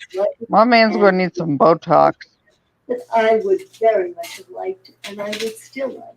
And I had Yeah, no Mr. idea Redface that over here this on the was right? ever Damn. withdrawn. It was my idea, or it's my understanding. But it's that usually the dude on the right that's the one rocking back in his chair. these things done. Yeah. And the guy that's looking over his glasses like, I done fucked up. As our expert's getting destroyed. I know what you're telling me, but it would be presumptuous for me to say I know now. You've put me in the middle of a debate that I can't enter into. $350 an hour. You now know you're being paid $300 an hour. 75 if I'm traveling or whatever. So it in here. How many hours have you billed on this case? I don't know yet. I have not even counted. I don't know. Why did Mr. I haven't billed. I assume because he thought that I was reputable and experienced in this field. I think he also knew that I existed because of the documentary that was done on my work and my life. Disassociated identity disorder. Oh, so it's back to you again. Got it. When you advised him that you felt there was enough evidence for the defendant to plead not guilty by reason of insanity, what did you base that on?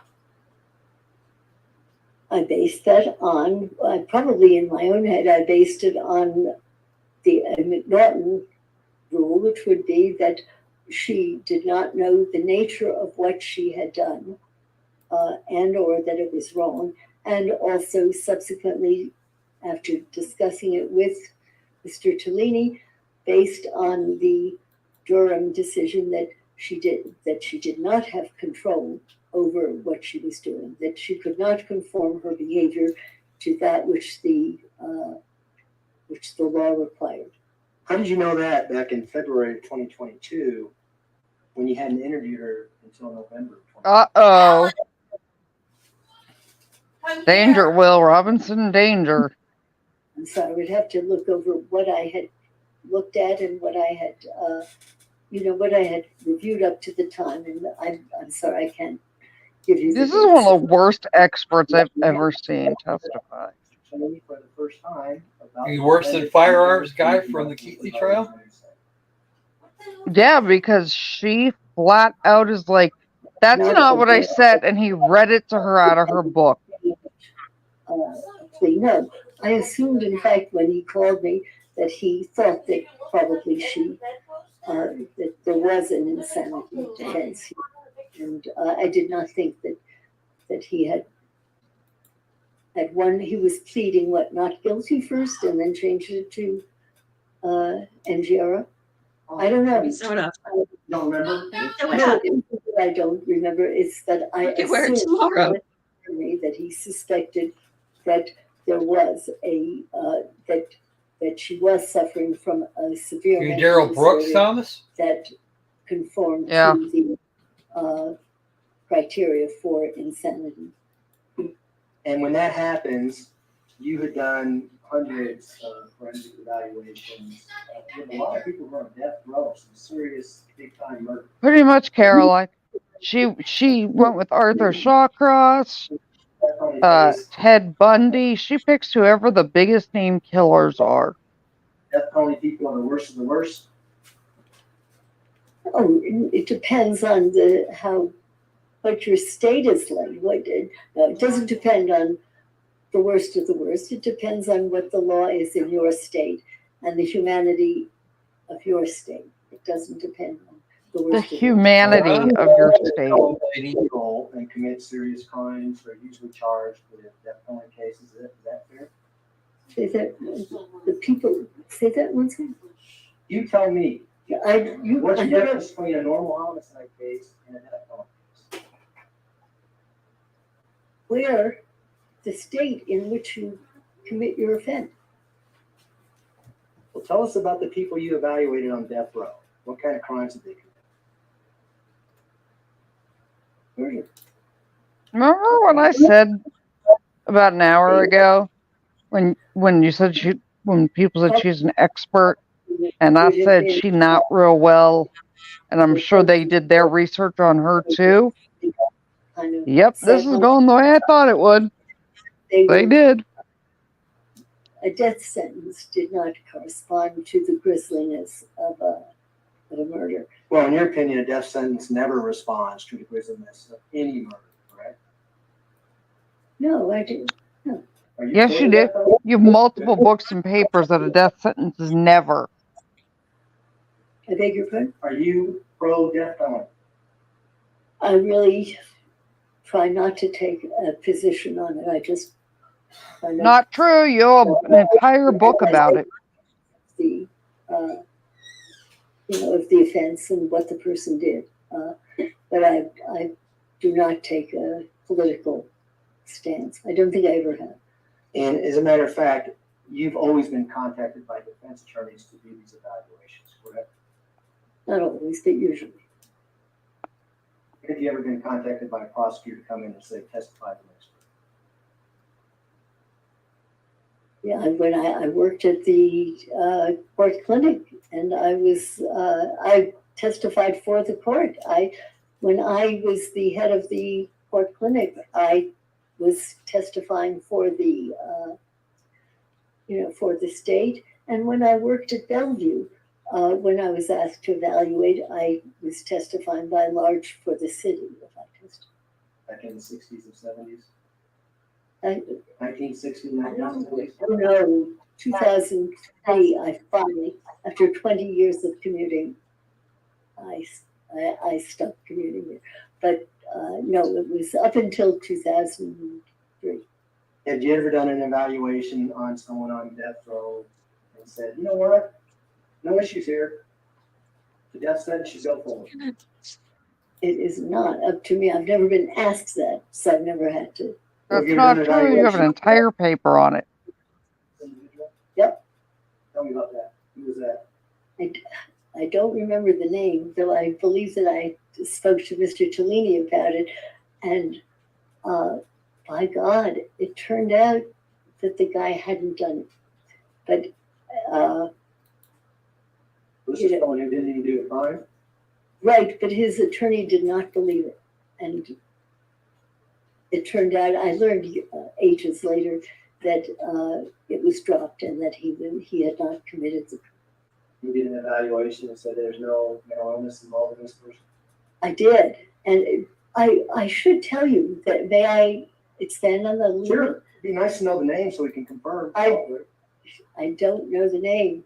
I think it was Chicago. I was going to tell you about. She was testifying to people on death row in the movie in the thing Chicago. Is that what she just said? She just wrecked herself. Oh yeah, completely. She literally is like wrecked herself. I can't remember what I was going to say 2 minutes ago. You wrote an entire book that nobody deserves the death penalty. You talk about the first time you experienced dissociative identity disorder in your book, Guilty by Reason of Insanity. You remember that? Oh, yeah. And you describe it being a really a life-changing experience for you, correct? Well, but you can't remember it. In fact, you even wrote that looking back on other evaluations, you probably missed it. You probably missed diagnosing several inmates with dissociative identity disorder based on what you did on this particular individual. Right, and I think I explained to the jury. I have no question. Damn straight, Thomas. Do you know that individual's name? Marie Moore? I'm sorry? Marie Moore? Marie Moore. And you talk about Marie Moore in your book. You remember that? Very well. Like I said, I did my research on her. In your book about how you discovered that she had another persona? Is that? I can. Why don't I ask you if this is consistent? So you're interviewing her, and she's committed a horrible crime, and you're trying to get to whatever mental illnesses she might have. You suspect that she might have dissociative identity disorder based on what her attorney tells you. Is that correct? Yeah, JLo, apparently she didn't read her own book, because when he read her book, she said, no, that's not right. I made several phone calls to people who knew a lot more than I believe one was Cluft, who is, I think, the country's, well, one of the national, experts in this. And I called colleagues and discussed the case with them. And I thought, I just don't, I haven't seen this and I don't know if it exists, but okay, because the attorney asked me whether I would do this. And I did. If you want me to explain what happened, how I discovered, yeah. I think about it. Between the two of us, I think we'll get out what happened. But going into it, you had quite a bit of skepticism, even though the attorney is telling you they got multi-personality disorders. That's what it's called at that time. What they said was that they thought, some people thought that she may have this, and they said that people that she had spoken to, kids who were around where she lived, said that at times she sounded like a man, and that she asked to be called Billy. That was what they knew. And that's what they told me. And so they said, Dr. Lewis, while you're seeing her, check up on multiple personality disorder. And I thought, right, I thought I had. Why do you feel like Letecia and this attorney are in a relationship? So I did go to see her, not. and she's very touchy-feely with him. nothing that went along with. Well, Debbie's got the oh shit look on his face because they just wrecked it, their number one expert No. by making her admit she didn't know what was in her own book. This is back in the 1980s, just so, is that fair? 84 or 86, yeah. Well, that tells And you the look on Leticia's face right now. maybe this could be it. But Yeah, but her and this attorney that were giggling with each other yesterday, they're mighty touchy-feely and mighty close. I asked her. What if his wife knows? I said to her, there are people who say Oh, let's do a wedding ring. Want to be called Billy or what have you. And she said, yes, people have told me this, but I don't know. And I said, many people who have been through the kinds of things that you've been through, many people have been bothered, like sexually. That's what I'm saying, Debbie. She, not only she awfully close, for a while there, she almost had her head on his shoulder. Never, nothing like this ever happened to me. So, well, it's detachable, so it's okay. But no, it did not happen. And no one ever. Patty, what do you think about them destroying her? We talked. Did I not say that, her shit was highly controversial? So I said, they didn't pay attention. They truly did not pay attention when they hired their witness to make sure that she was going to be impeachable, and they've just impeached her to next Sunday. So sorry. I told you that. And did I not? we'll come back and we'll talk to you again. I was like, I did my research. I bet you if they did theirs. There's something I have to tell you, very much as I'm telling you. And There's something I have to tell you, but I don't remember. When What do you think of that?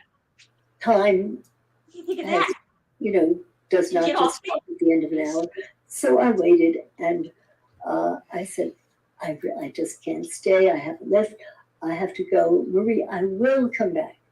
And I promise you we'll talk some more. And she said, don't go. There's something I have to tell you. And so I waited. And then, as is my wont, I'm waiting for Letecia to hold her attorney's hand. because I think I was waiting. She moved away from him and he put his arm up on the table next to her, so they're touching again. I got up. There we go. You know what? As soon as I say it, now look what she's doing. The door. Does it make you wonder what she's doing with her hand underneath the table? Doorknob. No, you can see it. Her hands are. A voice said, "Don't go." I think her hands are shackled under the table. Pretty sure, yeah. And probably are after her flying of the birds. By the way, I thought she. But I'm saying, but she. The big glasses. He put his arm over there, and she moved close so she could have physical contact with him. And the judge put her between the two attorneys so that she wouldn't be making threatening gestures at people. Right, but ever since that, she's been physically touching that attorney. With her legs towards the door. She's talking about a patient from the 1970s. A masculine kind of look. And she said, don't go. There's something I have to tell you. And she put out her hand. And But the fact that Letecia and this attorney keep getting closer and closer, and if one of them moves, the other one will move closer so they can touch again, is weird. Scared. I had not seen this before.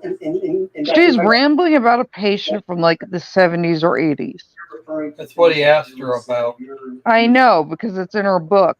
And it's one of the ones that she directly contradicted herself on. Apple. I'm sometimes better at it than, but it was. Please let Blanche out. Thank you. And I Apple wouldn't let Blanche leave. I said, Mr. So-and-so. Blanche was asleep, her head underneath the couch, and Apple was sitting so Blanche couldn't get out. Needs to meet you. I really meant there's someone I need. Okay. Protect me.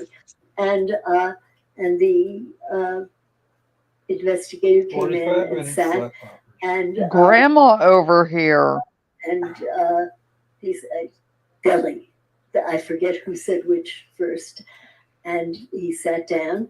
And where's her apron and plate of cookies? And if she brought those, she probably seemed more sympathetic to the jury. He said Billy, or I said Billy, and he said yes. And I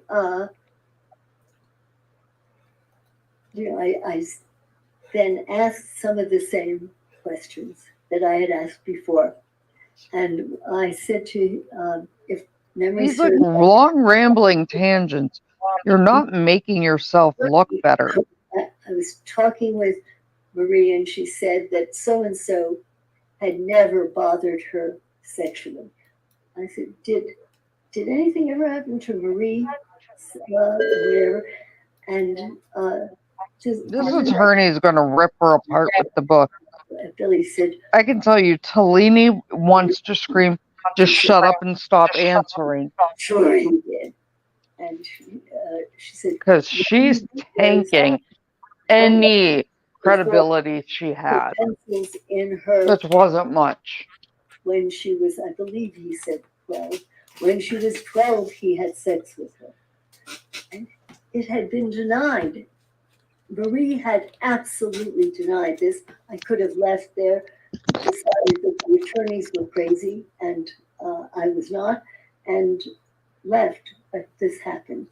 And so after talking a bit with her, I said, we do have to go now, and but I will come back, and I will see you again. And I did come back, and I did see her again. And you eventually diagnosed her with dissociative identity disorder or multi-personality disorder, as it was called. Well, multiple personality disorder was what the term was then, but it was pretty convincing. So how many diagnoses? There was one other thing that went on there. I don't want to move on from that. I think the jury gets the picture of what that evaluation was. But needless to say, that was the first diagnosis that you made, multi-personality disorder, which is now dissociative identity. Correct. How many diagnoses have you made since? Oh, I don't know, because we subsequently ran a clinic at Bellevue, and I remember it must have lasted for about 5 years, and my recollection was when, because it made no money, somehow the fields I go into are not the most lucrative. Well, no, $300 an hour sounds pretty good to me. It depends how long, whatever. And anyway, what I can tell you is that Bellevue closed the clinic because it was not supporting itself. And that's a very big deal now.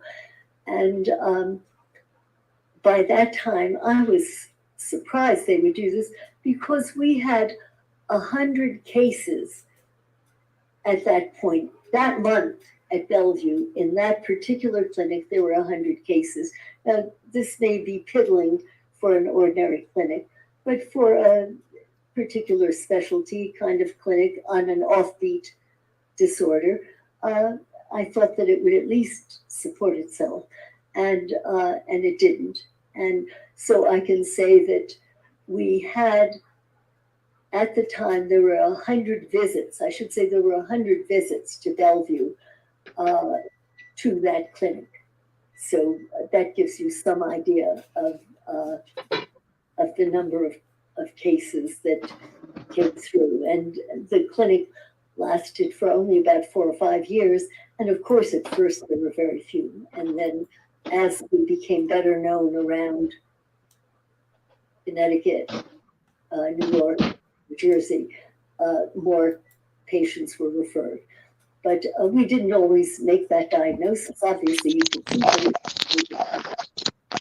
But you made that diagnosis more often since the Marie case. Sorry, I had to stir the food. Thomas, we paid for it because this is a state. Yes. Certainly, I know how to interview better now. Yeah, at Bellevue. To interpret things better now than I did then, and no, you don't. Yeah, you just think you do because you're crazy and senile. She's talking about Bellevue Hospital, Amanda, not the city to the north, not that city thing. In fact, our first city like she's talking about Bellevue Psych in New York City. Bellevue was a 4-year-old child from our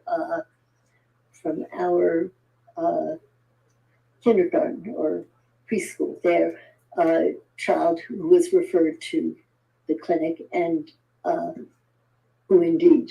Yes, Danny, we paid for this. Skepticism going in that the person may be faking dissociative identity disorder. Always. Tell us about that. Just that you always have to be skeptical about it. Well, just even about your own skills, not just whether somebody's faking or not. You have to you have to be appropriately modest about your skills and your ability to recognize it. Sure. And in your book, you write alternate personalities leave evidence of their existence all over the place. Jonathan, who is the neuropsychologist, is that right? No, he died. He was a professor of neurology at Yale, and then at St. Elizabeth. You say Jonathan and I have been able to trace clues of multiple personality disorder all the way back to early childhood. Yeah.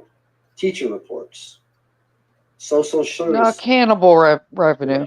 Records. Sounds more right for this one. Letters to friends and relatives, journals, diaries, drawings, all are all pieces of the puzzle that when fitted together reveal the picture of a divided, often fragmented mind. It often did. Correct. What I'm saying there is that you get Grandma, data. just stop talking. I noticed The that prosecution has not only impeached you, but wrecked you. certain kinds of skid. She hasn't figured that part out yet. Interviews and things of that sort. What I was trying to say is that I love that. What I was going to say, just shut up. I pretty much insist that there has to have been evidence that this existed long before I ever set eyes on the person or the person set eyes on me. But there's absolutely no evidence of it, and you diagnosed it and agreed to consult on this case before ever meeting her.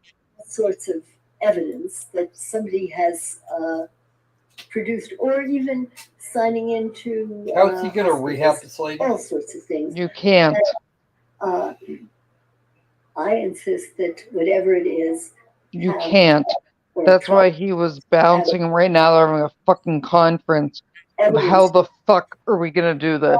Before they saw me, because you're very open to being accused. Come on, we just paid and of more than $900 to have most of her testimony thrown out. At least in our clinic. For that 3-hour meeting.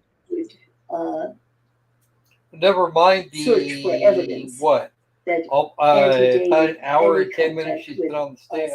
But I'm just saying, they're over there like, we paid $900 for her to meet with her again on Sunday to have her thrown out because of it. No, we haven't paid her yet. But you know what I mean. Yes. No, by not. By just looking back, because you can usually look back and find evidence of an hour of her time and different signatures. You can very often you can find different Yeah, she's taking her case. She's taking their case. So that you look back, she makes so more than an that hour than I nothing do. you did influenced what you used. Hold on. For diagnosis, and it's how we try to at least be certain that we have not created anything that wasn't there. It seems to me that family members might be very relevant to interview with regards to not their loved one. If they would. Dissociative identity disorder, correct? Well, there's one fallacy there, which is very often the abuser has been a family member. And with Marie Moore, the father would not allow the mother to come in or be seen alone. They came in together with saying next to nothing. And but family members are not necessarily the best in the world. Far better is looking back at what the person himself or herself has created prior to your interview. Who created that may have a reason not to tell you the truth, right? Wrong. Wait a minute here. You just said a few minutes ago that you're skeptical going into these interviews because people who are charged with crimes may have a reason to fake it. You don't remember saying that? And that is why you would have your data antedate any crime, any contact with them, because you can't retrospectively malinger. And it's vital for everyone to remember that you cannot retrospectively malinger. Oh, gee, I'm going to sign this painting differently because 10 years from now, I'm going to commit murder. Come on. That is why you cannot, that's why you don't just take something that was produced after you met with the person, while you look back and you beat the bushes for any data. Letters, old letters to people, letters to and from, old social work records, old medical records where you signed in for some procedure. What about a daughter named Harley Hunt that's been with the defendant her whole life, every day of her life? Don't think it'd be relevant to talk to her, see if she saw any signs of dissociative identity disorder? Oh, sure, it would be very helpful. And what did Harley have to tell you when you talked to her? I asked the attorneys with whom I could speak, and I was not put in touch with any of these people. And so I did not use them unless if they had years before made some kinds of notations about the person, that would be kosher. You could probably look at that, but You say in your book that there's a case in Florida you were subpoenaed or asked to come and give opinions on, and so what you do, what you ask them to do, an MRI, EG, watch the testing, and you refuse to testify. Remember that? I don't remember which case it was. It was written when, in 86? I don't. Well, why didn't you do that here? I don't recall that case. Why didn't you do that here? I tried. Why didn't you refuse to testify? Because you didn't have done what you wanted to have done. Perhaps guilt. I don't know why. But Speaking of that, I probably should have. you were to be here at 9 o'clock this morning. Why were you not here at 9 o'clock? I don't know. I was supposed to be Danger, Will Robinson, danger. last minute that I was not to come until last Friday. I do not know. The timing is someone else's. And your report was due on February 13th of 2023 with regards to insanity. You know that too, don't you? You know there's discovery requirements for your report when you enter a criminal case of this nature. You need to give us your report 35 days before trial, correct? No, this is new to me. However, I did the best that I could. I could not provide you with what you wanted until I got data. And even when I did not get the data, I did the best that I could with what I was given. And you provided, or at least somebody typed up a report that was given to us 4 days before we started jury selection. Do you have a disregard with the rules here? What's going on here?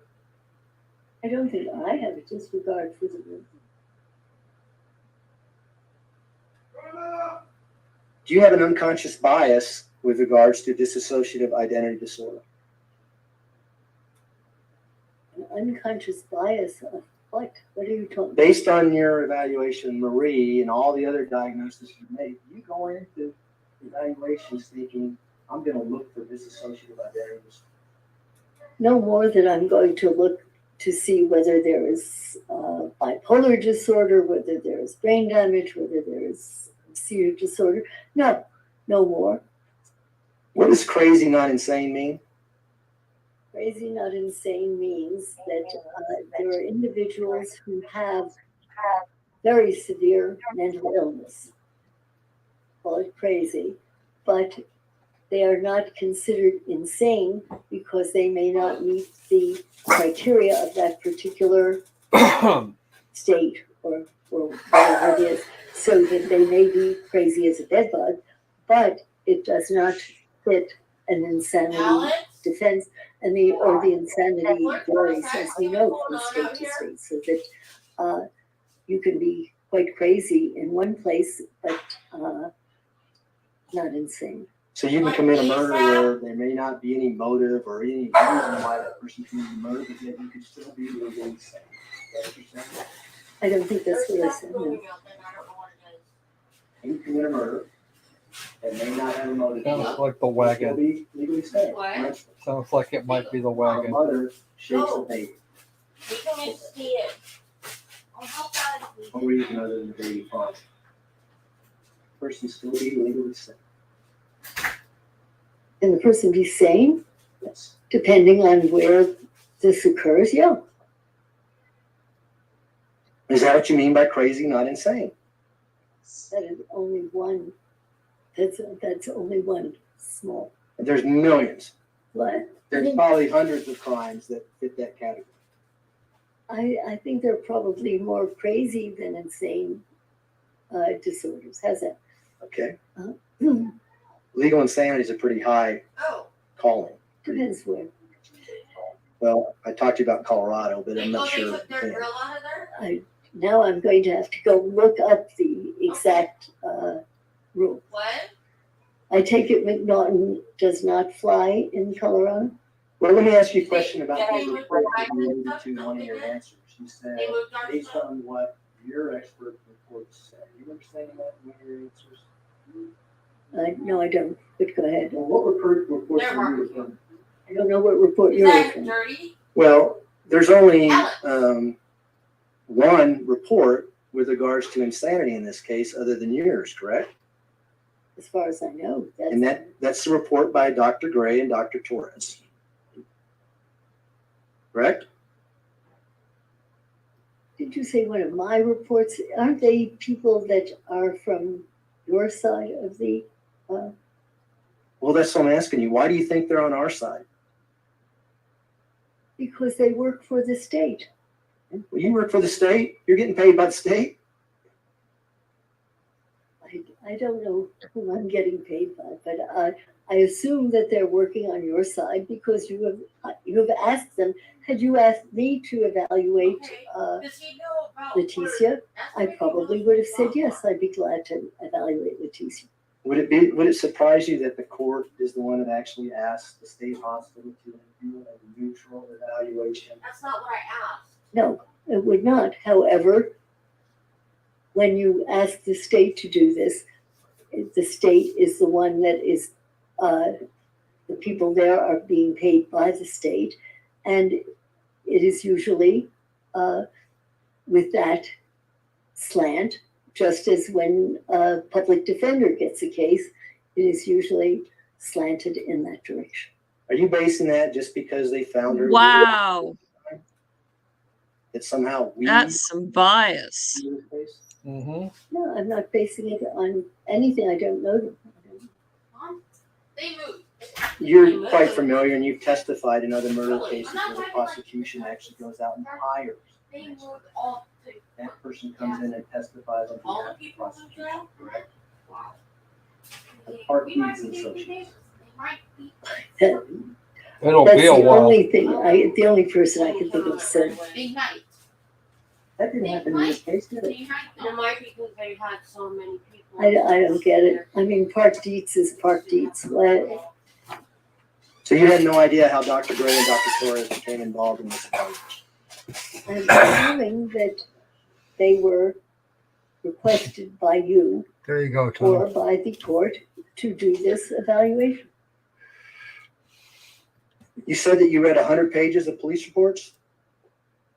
I didn't recall giving a number. I said hundreds of pages of different reports, How long did it take you to get through all that information? A lot.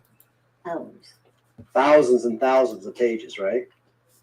I don't know, hundreds. Reports from the FBI, correct? I would have to go over it. I know I carried a suitcase here that weighed. Yay, over 100 Kara. pounds, but I don't know. And how thank you many very pages. much. I Reports from the El wandered in Paso there and County looked. Sheriff's Office, correct? You review those? Dozens and dozens of reports here.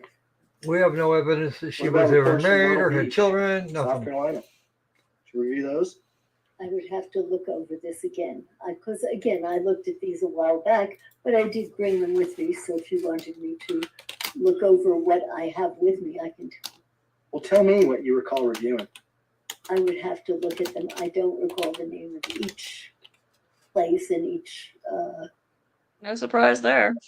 organization. What is her first name? Mr. Tweeney I asked you forget. questions about him being in the interview room while Lucky. you're conducting the evaluation. Remember him asking you that?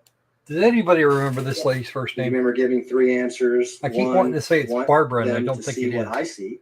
It was your first answer. Hold on, Croc. And you Okay. knew this was being videotaped, correct? Right. Why couldn't they just watch the video? In my experience, Dr. Dorothy Dorothy. to have the Otnow. OTNOW Lewis. taste to see. LEWIS. Another reason would be I've said And then just type in try not to interrupt me if you plagiarism play. or something toward the end or something that you feel I need to know that I've just failed to ask about. Oops, there you go. To ask it or ask me, can you ask me? So that there are a number of reasons why I like the person to see what I see and also to enable me to see what he or she sees that I may have missed. Well, isn't it kind of awkward because Find what I'm talking about? Yep. Hey, based on your work. Oops. Awkward for you and the defendant to be in the same room with the attorney as you're doing a forensic evaluation. And you certainly would not want the attorney to interject and become part of that evaluation, would you? There are occasions when it's very when something vital is left out, and if the person were not there, I would not even know enough to ask later on. So Would you consider that to be an unbiased interview if the person who is working in the best interest of the client is asking questions during the forensic interview? I think it depends what the questions are. I think I told you in an interview, I said, look, if you two are going to continue with this, let's stop now. And I quit. Yeah. With each other and come back so that I try very hard not to play along. You said the second factor was disassociated cases. There's a lot of skepticism prevailing in the case. Do you remember saying that? I'm sure I have many times. What does the attorney have to be in the courtroom to alleviate that second factor? It's very important for him to see what I see. For example, in this particular case, Letecia's accent changed and became incomprehensible. And it's important for me to have another person see what I see and then say, did you see what I see? Or something of that sort, so that it is helpful. You don't think that has an impact on the defendant? Having you tell the attorney, what the heck, did you see that? Do I do that? Have you ever seen me do it? No, because I did not ever do that. He is wrecking her. You don't think that would have an impact on the defendant and her ability to act a certain way based on what you're saying, her attorney in the room at the time that she's saying this? Could you repeat what you said first about what I said and what he said and whether it would? Well, we're going to see the video here in a minute. We're going to watch the video. Yeah. My question is, do you think it would have an impact on the defendant's ability to act a certain way based on what you're telling her attorney in the same room? I do not believe that what I do or the way in which I do it on occasion, if I want the attorney to be there or someone else from the attorney's side, I feel that I am more likely to find out the truth than if I'm on my own and I have failed to pick up something. I will often say, wait until the end. If you can wait until the end. And then because I'm senile, and if you interrupt me, I won't know what to say or where I was. Or may have been wrong. But I do this in the interest of trying to learn as much as I can. You think the attorney might have your thoughts, Croc? In your opinion? Well, I know she's getting hammered right about now. Did you have any? That might be an understatement. Stauch on those 3 days. I think that just the very fact that I have somebody there tells you that I always have enough sense to try to keep myself safe and calm so I don't have to worry about my own safety. You interviewed her hours in the morning, in the afternoon, 3 days in a row. By the time you got to the third day, do you feel the need to have an attorney in there with you for safety? Yes. Why? Well, a case I had a while back, I actually was flying out to Florida for, I forget what part of the case it was late at night. There was a woman attorney with the patient, and by the time I arrived at the prison, the patient had attacked the woman. She had been alone in the room with this person whom she knew well. It's an eye-opener and it's a lesson, and it can happen. And now here this woman had known the defendant for a long time. No, I don't think that I'm that good that after a few hours with somebody, I am perfectly safe. The other thing is with dissociation, a person can switch on a dime. And if you look at the tapes, you'll see that a person, just as they can switch an accent, and it just happens, and you barely notice it, and you see it, a person can switch on a dime in terms of how they perceive you. And you can be safe 1 minute. This friend of mine was stabbed shortly before I arrived there to interview the defendant, and I was not permitted to do the interview, and that was that. But no, I do not think that the third day I'm necessarily safe on my own. I would be a fool. But you talked about someone switching on a dime. You didn't diagnose Ms. Stauch with dissociative identity. 2023. Why were you concerned about her switching on a dime if you hadn't made a diagnosis? Because I don't know when I come and see a patient what the disorder is. And there are other disorders in which someone can switch on a dime. And, or you can say something stupid or the wrong thing, and the atmosphere changes. So that, I don't know, maybe I'm a coward. I don't think you're a coward. Does everyone who is diagnosed with dissociative identity disorder, are they legally insane throughout the United States? No. Of course not, right? There's a spectrum. I taught you that. I went to school for 7.5 years. I might have picked up a few things. But anyway, there's some who are more severe than others. There's some that may not impact their life whatsoever, right? I don't know. Because you only look at criminals, right? No. Okay, come on. Your opinion is that something that happened over 20 years ago with Ms. Stauch's stepfather is the origin of her traumatic stress that leads to dissociative identity disorder. Did I get that right? No. Tell us, what's the origin of it? I do not know enough about what she suffered or experienced as an infant, as a child, as somebody growing up. Nor had I spoken with her relatives, friends, acquaintances personally, so that I cannot possibly say that. In my experience, I'm staggered by how very, very early ongoing intolerable torture can create this. And you can, sometimes you can get a hint of when it happened, because when the person is in a certain dissociative state, they may draw the way a 3-year-old does.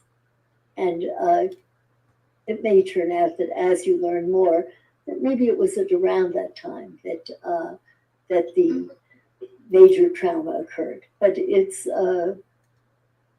Let me, I don't know what. Make sure I wrote down your answer right. Yeah. You said the cause is early ongoing physical and or sexual abuse that is intolerable, can't cope with it anymore. Find self-hypnotic. It is as if you left out as if. It is as if the person has gone into a self-hypnotic state. I have used that term because for me, it makes sense. You will find others, experts, far better than I, who may use a different term in terms of the way in which the mind changes. But for me, it is most understandable to say it is a type of self-hypnosis. Because, you know, if you kind of think you are someone else and you're talking differently, it is like a self-hypnotic state. And is unconscious, it is not conscious. Regardless, you indicated that these assaults happened back when Ms. Stauch was 15 years old. No, I said I know only from other people's histories, and maybe one time where she told me from about age 5 to age 10, some things occurred, that these things have been documented by other people. I am not telling you when. I suspect that we don't know a lot of what went on early. But we do know that she got a softball scholarship, that she got her doctorate's degree, that she... Would you explain the doctorate's degree, where she got it and how? Do you not know that she got a doctorate's degree, Doctor? I don't know if you count it the same. It was over the internet, and it was like Coursera or something like that. I think that you need to look at that a bit. You know more about it than I do. I didn't know that. You didn't know that? Okay. It was. I don't know, some of those big. Watch the videos. It's not on videos. It's not there? I don't know, but that's where she got it. That's where she says she got it. But anyway, that didn't impact her ability to go through college. Yeah, it did. Her college was also, I believe her degree was a computer, an internet. And she succeeded in life, had a daughter, married twice. Wow. Right? And then all of a sudden, out of nowhere. Why would you say succeeded, married twice? This is not a victory. She didn't marry them.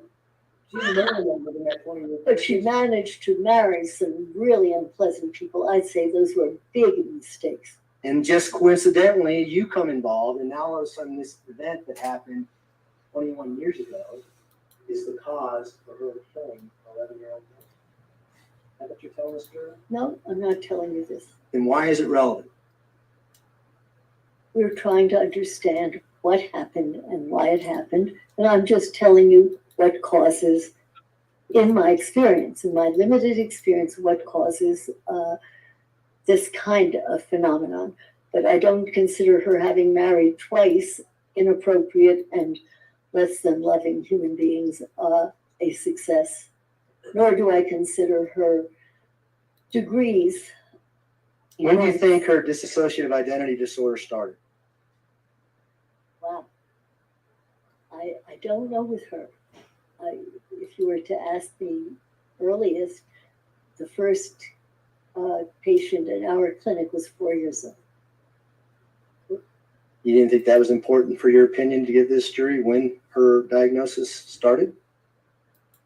Only if I knew it. Well, you reviewed the jail records in this case, right? But they're incomplete, and we don't have enough data to say when this started, but you can be pretty sure that it tends to be early and ongoing and intolerable. Well, it started when she said it started after June 5th, when her competency was raised in court.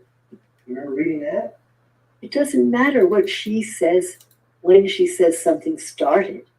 In fact, Dr. Torres specifically asked her during the competency evaluation, you answered a question a certain way about multiple personalities. Would you tell us about that? And Ms. Stauch didn't have anything to say. This prosecutor is destroying her. Your opinion? I would have to know the whole context of it. In fact, it wasn't until the second competency evaluation with Dr. Grimmett. This prosecutor's absolutely wrecking her. And she knows it. She's already figured that part out. You reviewed the reports, did you not? I did, but I reviewed hundreds of pages and I can't quote 8.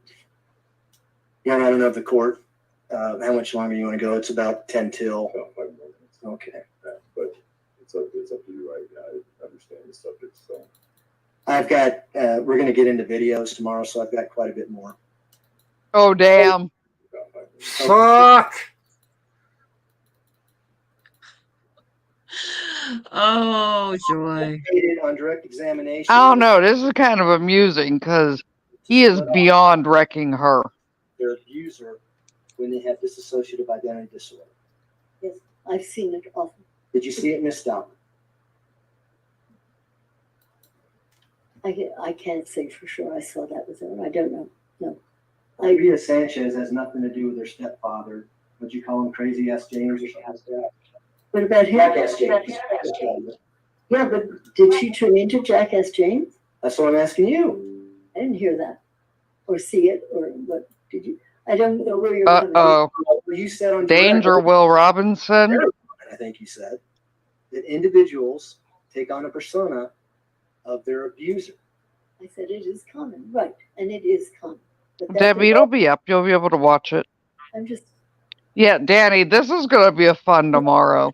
and I'm saying this. I'm to making you popcorn. so that you don't say, oh, we're going to get rid of so and so sometime. Watch her because get he's wiped terrible," out somewhere. because he's listening. when They're you're- bringing in videos. Croc, Good idea to do that. That's all. Did you have videos. whatsoever that He is Jackass going to beyond impeach her. This is going to actually be fun. I got Croc, to you have to admit. know her well enough or see her often enough. This is going to be the most amusing fucking part of this whole trial. James to come out and talk to you, did you? Wonder how much of the footage, Not to ask how for much of 14 hours they're actually going to use. alternative people to come and talk. Well, you asked Maria Sanchez to talk to you.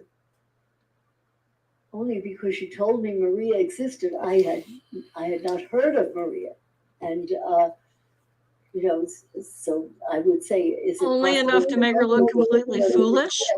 She did. Oh wait, they But already did Patty, that. we Never get to mind. watch videos tomorrow. Violent character. I know. Tomorrow's gonna be Like here, fun.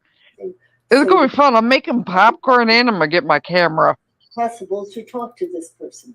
I'm not saying I want you to talk Or to no, her. Is it popcorn, a drink, and I'm putting my camera on. Because this is going to be fucking epic. She's going to get roasted. Causes someone who suffers disassociative identity disorder. And here I was hoping we'd be free and clear tomorrow. I was too, to a point. But if we're not going to be out, at least it's not fucking boring. Yeah, this is gonna be entertaining. Yeah, we're gonna get to see Maria for a minute, maybe. I do not. How do you solve a problem like Maria? It could be I have brown You hair. hire an idiot. No trigger that I have done. Exactly. It could be looking at the light there, and there's a green light. I'm waiting for her to rage quit this trial. You know, it isn't you press a button and that does it. But there are different things that have an association to a person and that may then elicit a memory and a flashback and it could create a switch. But you know, you don't. Are we done for the day yet? But what you did here is 5 minutes. Sanchez and all of a sudden they got Fringe is always good, Danny. I didn't. I don't even know. Hey, watch my drink. Careful, Micro Loki. And whatever talked to me sounded Who's Russian. grandma's friend? Words that sounded Russian. I don't think Maria Sanchez and the Russian words were the same. You know what you said on the record? Yeah. No, I didn't. Said it sounded Russian. I asked the to. Ah. Why couldn't I said it were not words. I just get one question? Why is it Dr. Torres? Okay. No, you need dinner first. Magic. We need Sour Patch watermelon stuff. We'll start tomorrow morning. All right, ladies and gentlemen, we will take our evening Yeah. break. Second half. Okay. Well, I'll see you guys at 9:30. 9:30. Not discuss the case among yourselves. Do not. I'll see you guys at 9:30. I love you all. Bye. Bye, everyone. Go home. You may want to watch Wait, no, HBO, that's and wrong. that's fine.